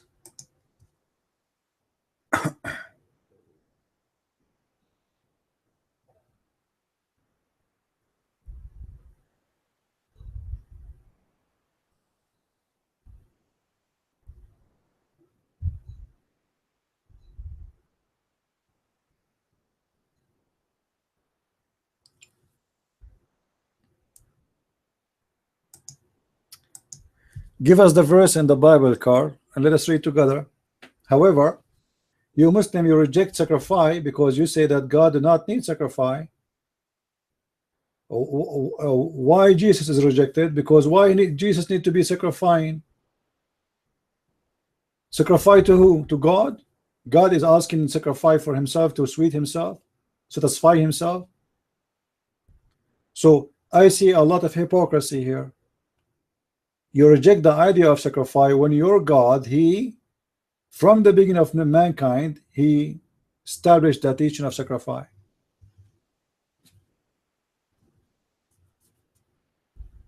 Not only that, according to the Quran, even your God Allah himself, he gives sacrifice. Not only people are requested to go and give sacrifice.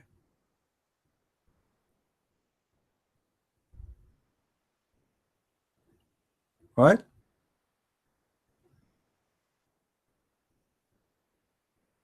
Did Allah himself give sacrifice?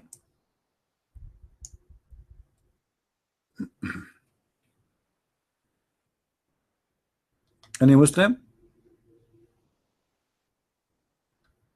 Allah, when he gave sacrifice, he gave sacrifice to who? To himself? According to the story, Allah, he sent sacrifice from heaven, and then the sacrifice was taken back to Allah. This is what the story says.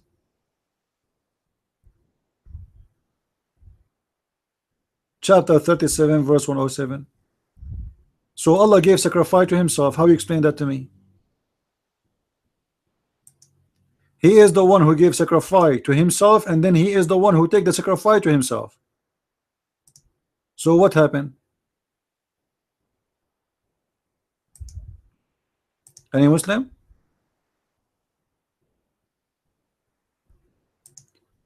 Remember, the Muslim, they reject the idea that Jesus If he is God, he giving sacrifice to who? To himself? He's God. Right? This is what they say to us. Okay, Jesus is God. So what? He sacrificed himself to make himself happy? Hello? But the Quran says clearly that Allah, he gave sacrifice to himself.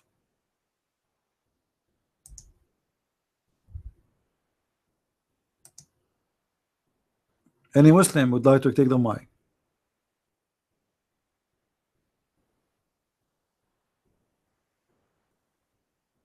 And we ransomed him with tremendous victim. We ransomed him with a fat ram. This is the translation of the interpretation. The fact in Arabic it says ذبح عظيم. Great sacrifice, great slaughter, great. What is great about a sheep? It's a sheep.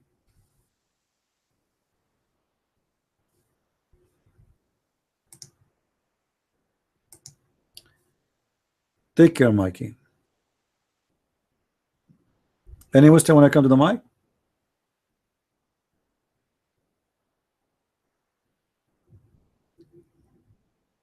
Peon 33. Are you clear? Are you Mr. Clear coming back with different name? Peon? Your mic.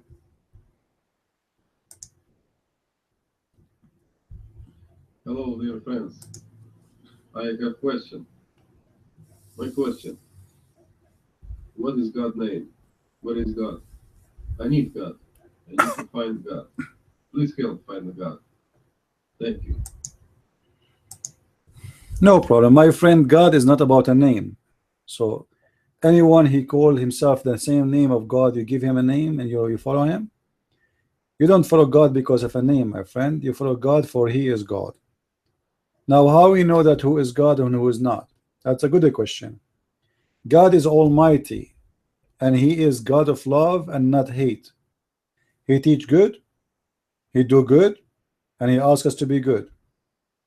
Anyone he teach you to hate others, to be filthy, to be disgusting, and to worship idols and kiss stones and etc., this is not God. God, he love you, he wants you to love others, and he like you to be loved by others. God, he consider you as a wonderful creature of his own. He love you as if you are his child, and he wants you to be happy and not sad. If a God he is trying to put obligation over you, and those are something can make you sad, which is just because of his ego, that is false God. If God he wants you to do things because they are for your benefit, that's mean he is God. If God he wants you to do things because it is his benefit, that's mean he's a false God. This is why you see our Lord, he do things to save us and to serve us, but not because he want anything from us.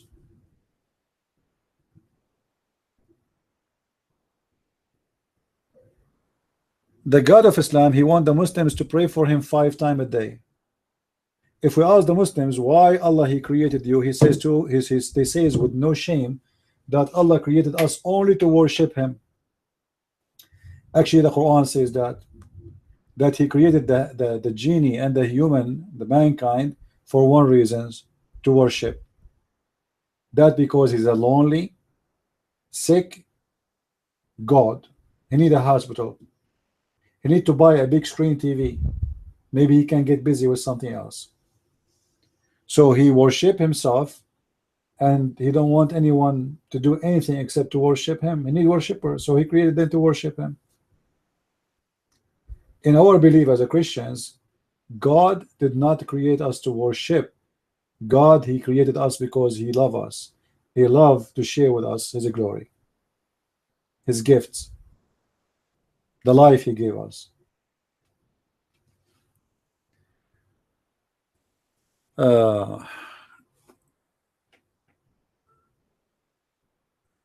Yeah, for his glory, to share the glory with him. This is why we Christians, we call God as our Father.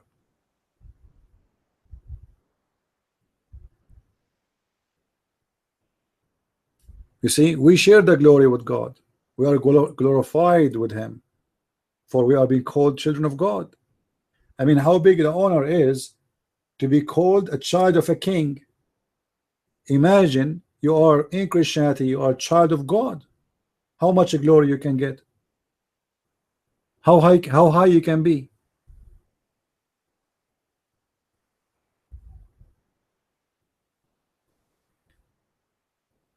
Who as a Muslim here have the courage and the knowledge to come to the mic?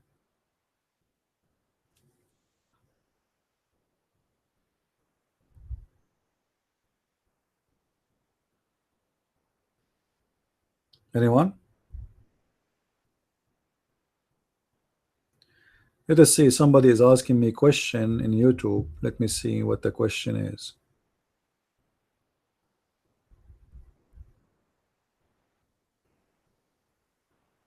Guys in YouTube, what is the question for me? Anyone asking me a question?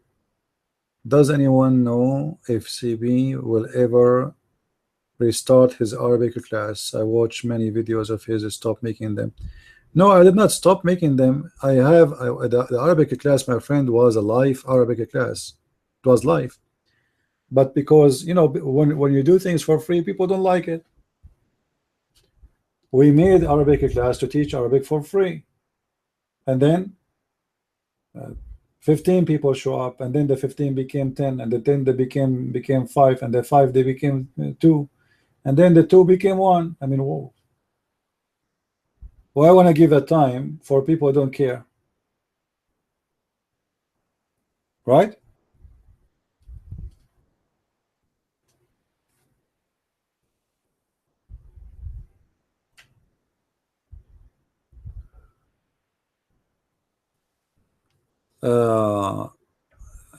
Pion, the mic is yours. What do you want to say? Pussy, fuck, nigger, a lot of. Well, obviously, this is where you belong, and where you belong, you go. You are a filthy creature.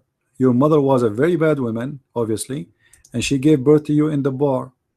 This is why all your life you heard nothing good except those words.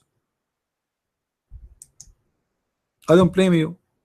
I believe strongly you are the sons of your parents. Garbage in, garbage out. Clear. How are you, Mr. Clear? Are you going to get bounced, or you will give me an answer? No. He was talking about something we have no idea what it is. He started with saying bad language. And racist too. What was my question? Sit down then. Until now we did not get the question. Go ahead, Cole.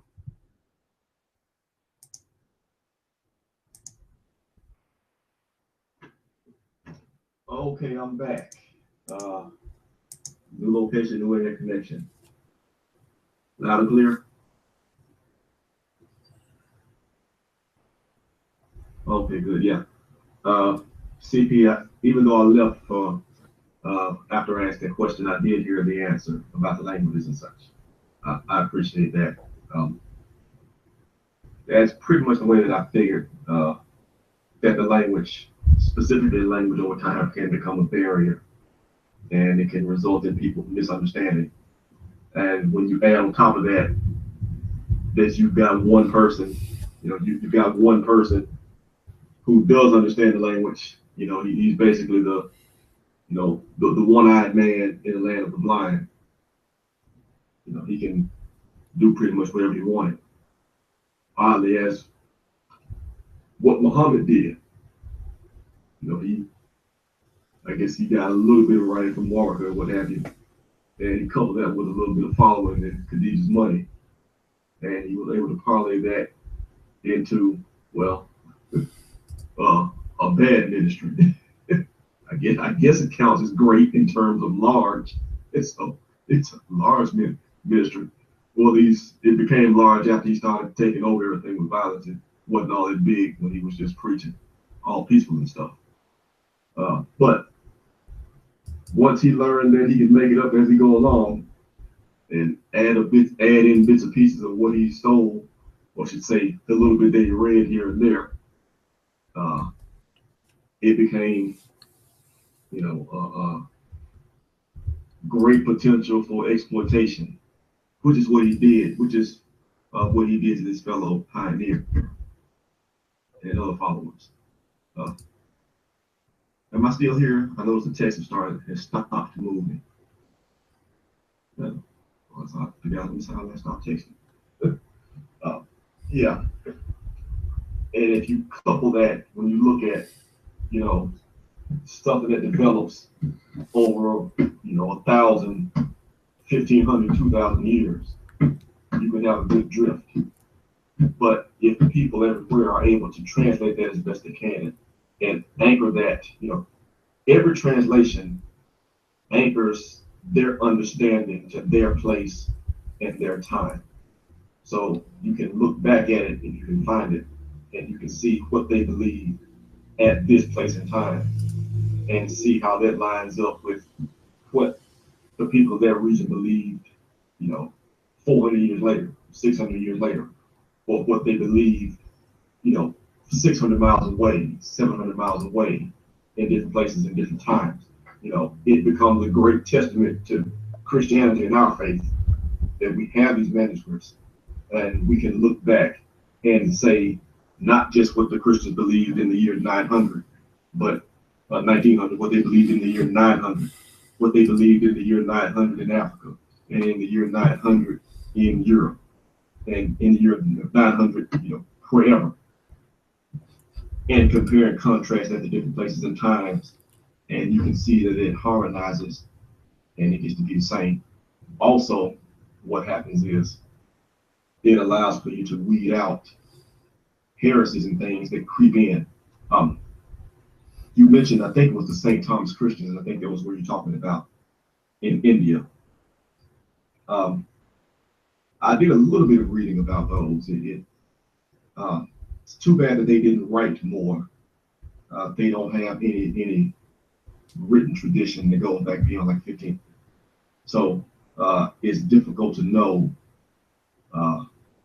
whether it in fact traces back to what they claim. They claim it was founded by the Gospel of Thomas, not the Gospel of Thomas. No, not the Gospel of Thomas. That's heretical. Scratch that. The Gospel of Thomas is heretical. That is not what I meant to say. They trace it back to St. Thomas, actual St. Thomas. Although there is also in history another person, a man named Thomas, who went there and founded a colony, I want to say around 350 AD. Absent manuscripts, is hard to say which, although they do have several traditions, oral traditions that go back to state that Thomas brought Christianity to India back, right after the time of Jesus. And apparently there's like 7 or 8 or 9 different churches, that he founded. It's enough to say that even though you can't trace all of that, written stuff all the way back, it's enough to pretty much convince you that, to make it look like, he did in fact go there, because it's, like I said, it's several churches and not just 1 or 2, and they're in different places. But again, absent a written scripture, when you mingle in with the native populations, that makes it easy for heresies to come in, which is why the written scriptures are so important. That said, I know you guys have moved on. I don't want to stay back up.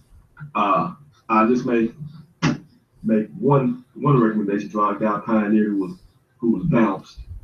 I guess he came in and shotgunned a bunch of slurs and such. I guess that was intended to insult and take offense. I don't really know why he was offended. I mean, the only thing we're doing is basically telling the truth about his religion from their own scriptures as we see them. All we do is we open them up and read them. And, in response to that, I would just remind him, that his prophet, Muhammad, was false, and that he made up stuff as it went along to exploit him and the people around him. And That's it. And he's just a fool for believing it. You know. So don't get mad at us, Pioneer. We're trying to help you. We're trying to help you. No, I didn't forget pedophile. I wanted to save that for later, you're messing up. I wanted to, like now, Larry Candy, save some for later. There's plenty. There's plenty there. But, and moreover, now laters are sweet, sugar, we don't believe in sugarcoating stuff, not here. I guess, I guess that's my fault. I take most of my learning on Islam from CP and Sam, that they don't put much sugar in stuff. They don't. They forgot to go to the grocery store and buy the sugar. I guess I have to get that from James. But that said, Pioneer, anybody else listening, don't get mad at us. It's really there. It's false. And most of the good stuff you learn is made up. In time, it'll come out. So whenever you decide to take the blinders off, you'll see the truth. I don't always agree with some people, but well, hey, you don't have to agree with him or disagree with him. You just agree that the Hadith say what they say, that the Quran says what it says. You can read, we can read. See, that's the trick that Islam does. It tells these guys to not have confidence in their own head and believe that it says what they read. That's the thing. The thing with the translation aside, you can go to multiple translations. You can pick words out. You can go to Google Translate. You can look stuff up. You can research it for yourself. If they want to know the truth, it can be found. But they want to stick their head in the sand, not learn the truth. That's the issue. Don't take anybody's word for it. Man, look it up really well. Look up everything you see from Islam, everything you hear about Christianity, look at all of it and read. When you do that, you will find that one rises and the other one sinks. That's just what it is. So, this guy Pioneer, I actually hate that you bounced from the room because, what actually hurts him, is not getting bounced, but actually hearing this truth. That hurts him. Learning that Muhammad is a false prophet, that hurts. Learning that he made stuff up, that hurts because the truth hurts. Learning that, Aisha really was 9 when they had sex, that hurts. Learning that, Muhammad really did make up verses for his own benefit, that hurts. But that's also the truth, and it's like taking medicine. The sooner he gets that into his head, better off he be. The sooner he can divorce himself from Islam, the sooner he can look for true God in earnest. And the sooner he can look for God, the sooner God can reveal his son to him, and the sooner he can find him. That's it. The end.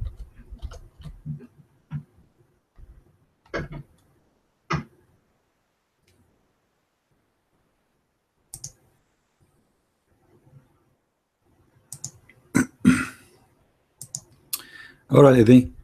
Carl, I want you to prove it to me that you see, guys, Muhammad, his wife Khadija, the one who made her father drunk to marry Muhammad. Now the Muslim, they come with the idea that her father was dead before her marriage, the same as they do when they speak about Aisha. She was 18 when he married her. Even some, they say that she was 21, but Muhammad was dead when Aisha, she was 18. So do you see how they switched it just to defend their prophet and the filth of his prophet? So Carl, put your hand up. I want you to show me the reference which is going to be against your Islamic books, saying that Khadija's father was dead when she married him. I want to see that. Eddie, you're mine.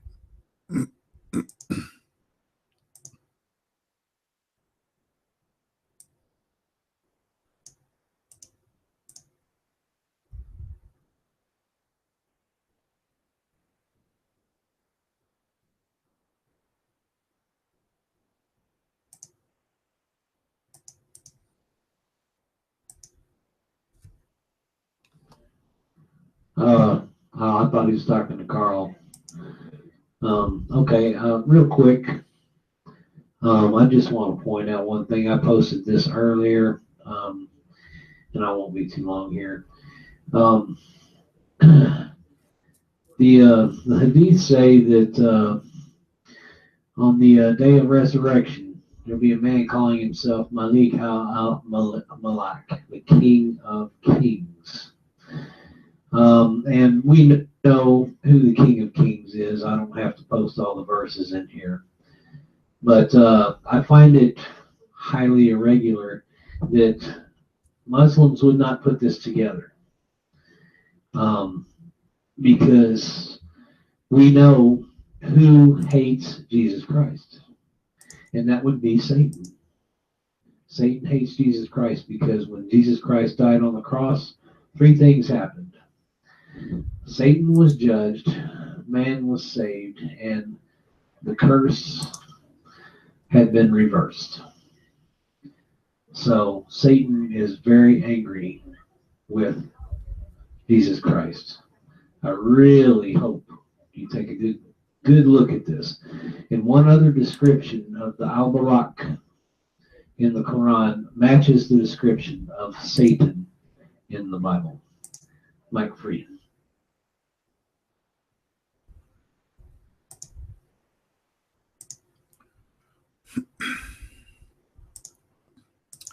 All right, Sharp, please, your mic.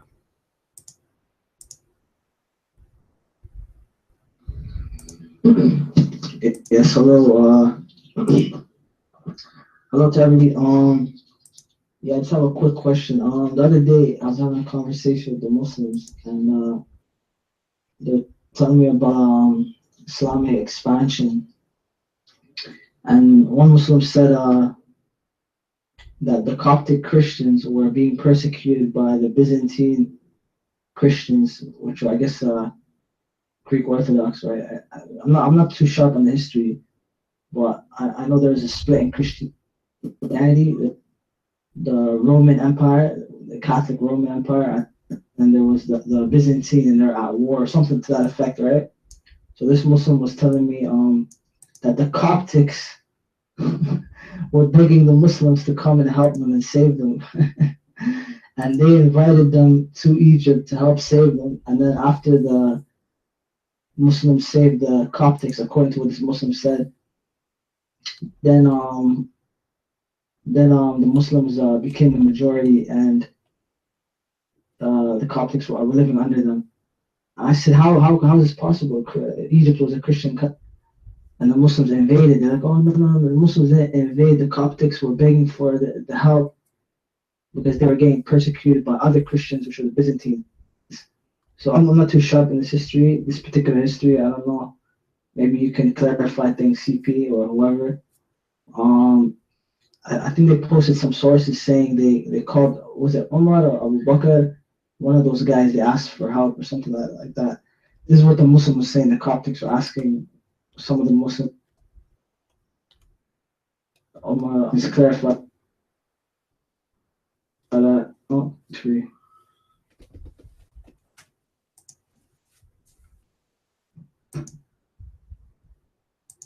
You know, yeah, the Christians in Lebanon, in Syria, in Jordan, even in Istanbul, they asked the Muslim to come and save them, my friend. Actually, just 2 years ago, the Christians in Iraq, they asked ISIS to come and save them. And the Christians in Syria, they asked ISIS to come and save them. And ISIS right away is there just to save the Christians from discrimination. And, you know, I mean, come on, it's true. Carl, are you there?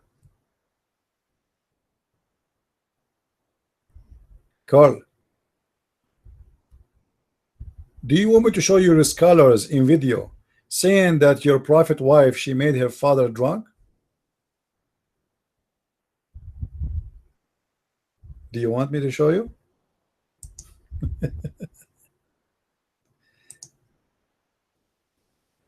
Huh?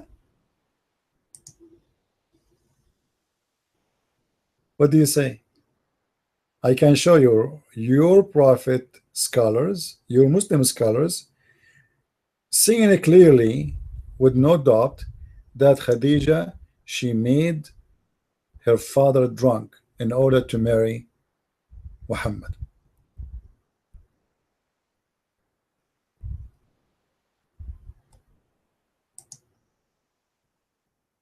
Who is the Muslim want to see that?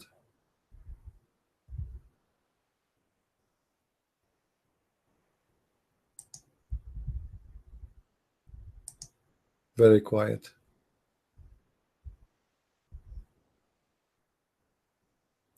Very quiet.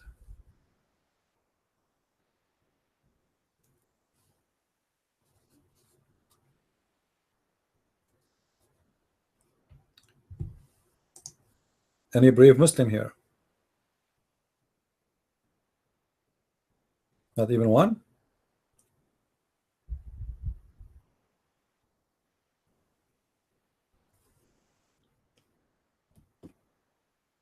No? I would like to see a Muslim. He can show us reference of what he's saying.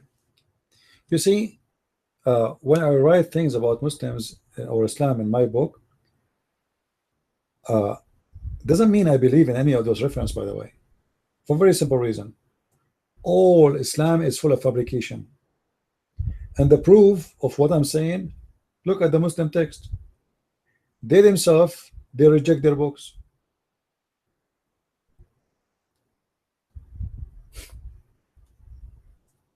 We show them hadith, they say it's fake. Interpretation is wrong. A scholar, he said, is wrong. So this religion is really lost.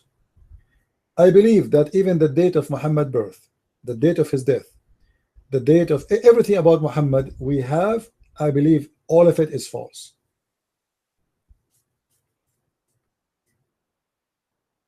Even his father name, like imagine the story, Muhammad, his name is Muhammad, his father, his name is Abdullah. Okay, but Abdullah don't believe in Allah. Like what the heck? The guy, his name is the slave of Allah, but you don't believe in Allah?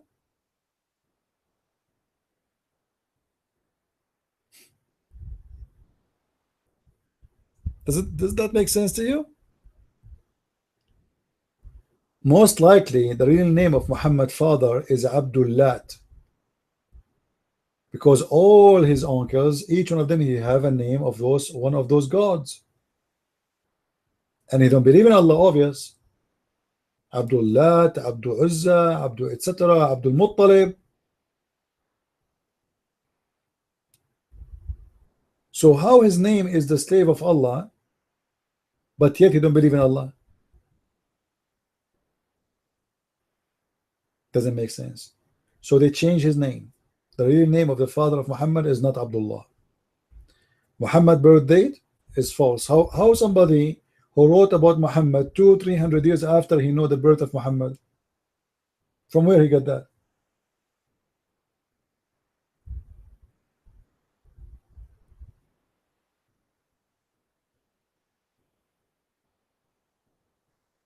The day he was born, the day he died. Oh. Even Muhammad himself do not remember which day it was Al-Qadr, the night of power, which is where Allah he delivered the Quran to him. So Muhammad himself don't remember the most important night in his life. He don't remember the date, he don't remember the day. But a Muslim who came 300 years after Muhammad, he remembered the date, and he remembered the day, and he remembered everything about Muhammad.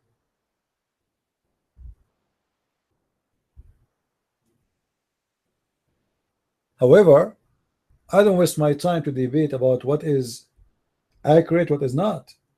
It's what they believe. I get them busted from what they believe. I'm not going to debate them about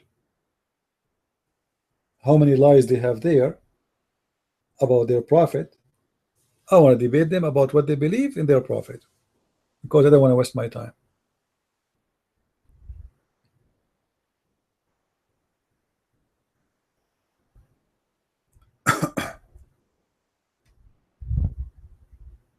And you notice lately the Muslims, they start having articles to make Muhammad, he married Aisha at the age of 21, not 18. In the beginning they said 18 and then became 21, and then this guy Tawhidi, he said 27. Like, what the heck? Their most holy book after the Quran, Sahih Bukhari, says that her age was 6 years old, and nobody complained about it for the last 14th century. Suddenly the Muslims start making articles that Muhammad did not marry her at the age of 6. The one who is making article 1400 years after Muhammad, he is correcting the one who made the articles about Muhammad 300 years after Muhammad, claiming that the one who said the marriage of the age of Aisha was 6, it was Aisha. How somebody who is born 16th century, 14th century after, correct the one who is, and by the way, the Quran says that the one, how he can dispute about Abraham if you came after Abraham, Christians and Jews?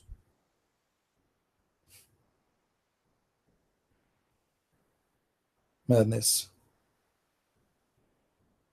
I will not be surprised if in 10 years from now Aisha, she married to Muhammad when she was 40.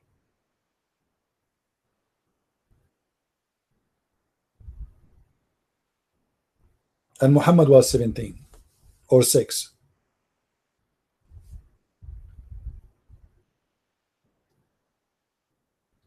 Right?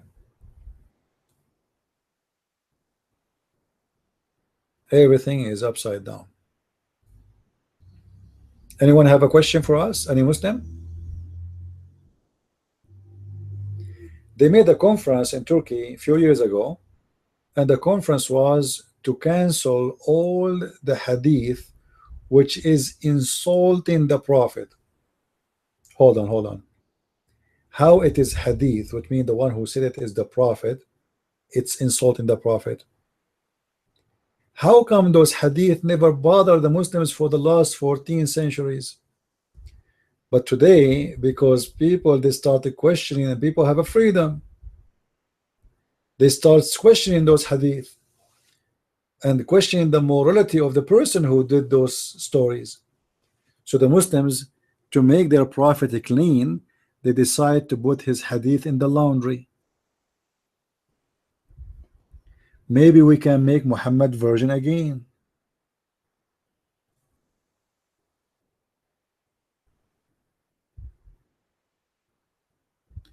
Otherwise, why we don't want those hadith no more? Even, by the way, the first one who reported about Islam, he said it clearly, there's many hadith which does not fit with the Prophet reputation. I will not mention it. So many stories are gone. We do not know them. Why? Because the guy who started writing about Muhammad, he don't like those stories, which means there's a lot more ugly. This is reported that Ibn Ishaq was one of the first who said that there's many stories they are not fit with the Prophet, so I will not write them.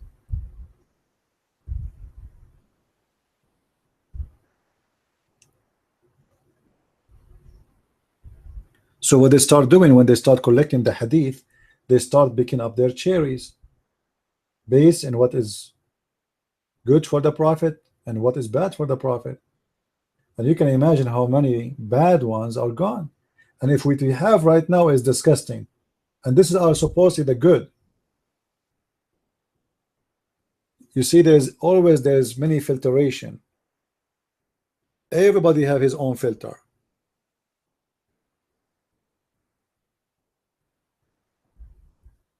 And now what we have is after all the filtration of 1400 years.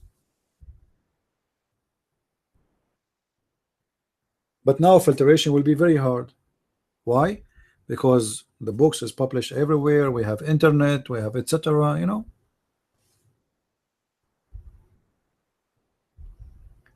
You cannot do more filtration.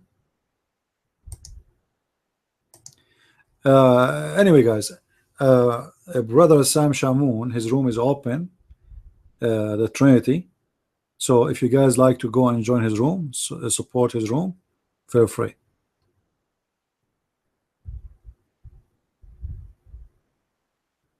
If anyone would like to go and join Brother Sam Shamoun room, it's called the Trinity and what? And Islam. The Trinity and Islam. I'm going to finish for today because you know I don't wanna take like I want people to listen to Sam too, to learn from him. So we are opening the same section, and I know that will not be good for his room. So I would like to close earlier as long as he's online. His room is open. I see it. Add his name. Always, guys, if you want to find somebody, add his name to your list, and then when you open, you will see the link next to his room, his name. All right, so the room is open.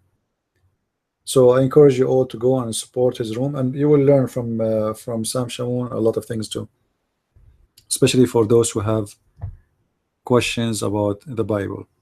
So I want to say thank you for everybody being here, and may the Lord bless you and keep you safe, and enjoy your weekend, and keep the Lord in your heart. For those who they are, the Lord in their heart, He will be with them always. Don't remember Him only by words. When you need Him, keep Him with you. Don't call the one you love only when you need Him. Call Him when you are in joy. Call Him when you are in happiness. Call Him every time, every moment, for He will call you always too, for you remember Him. All right, He will be with you. Those who remember the one they need, they don't like the one they are calling. They are calling just because of their needs, and our Lord, He don't want that. This is why we are called the children of God. Imagine you have parents, but you call them only when you need them. You are not a good child, right? So many people, they do call the one they like or the one they love when they need him, because they are selfish.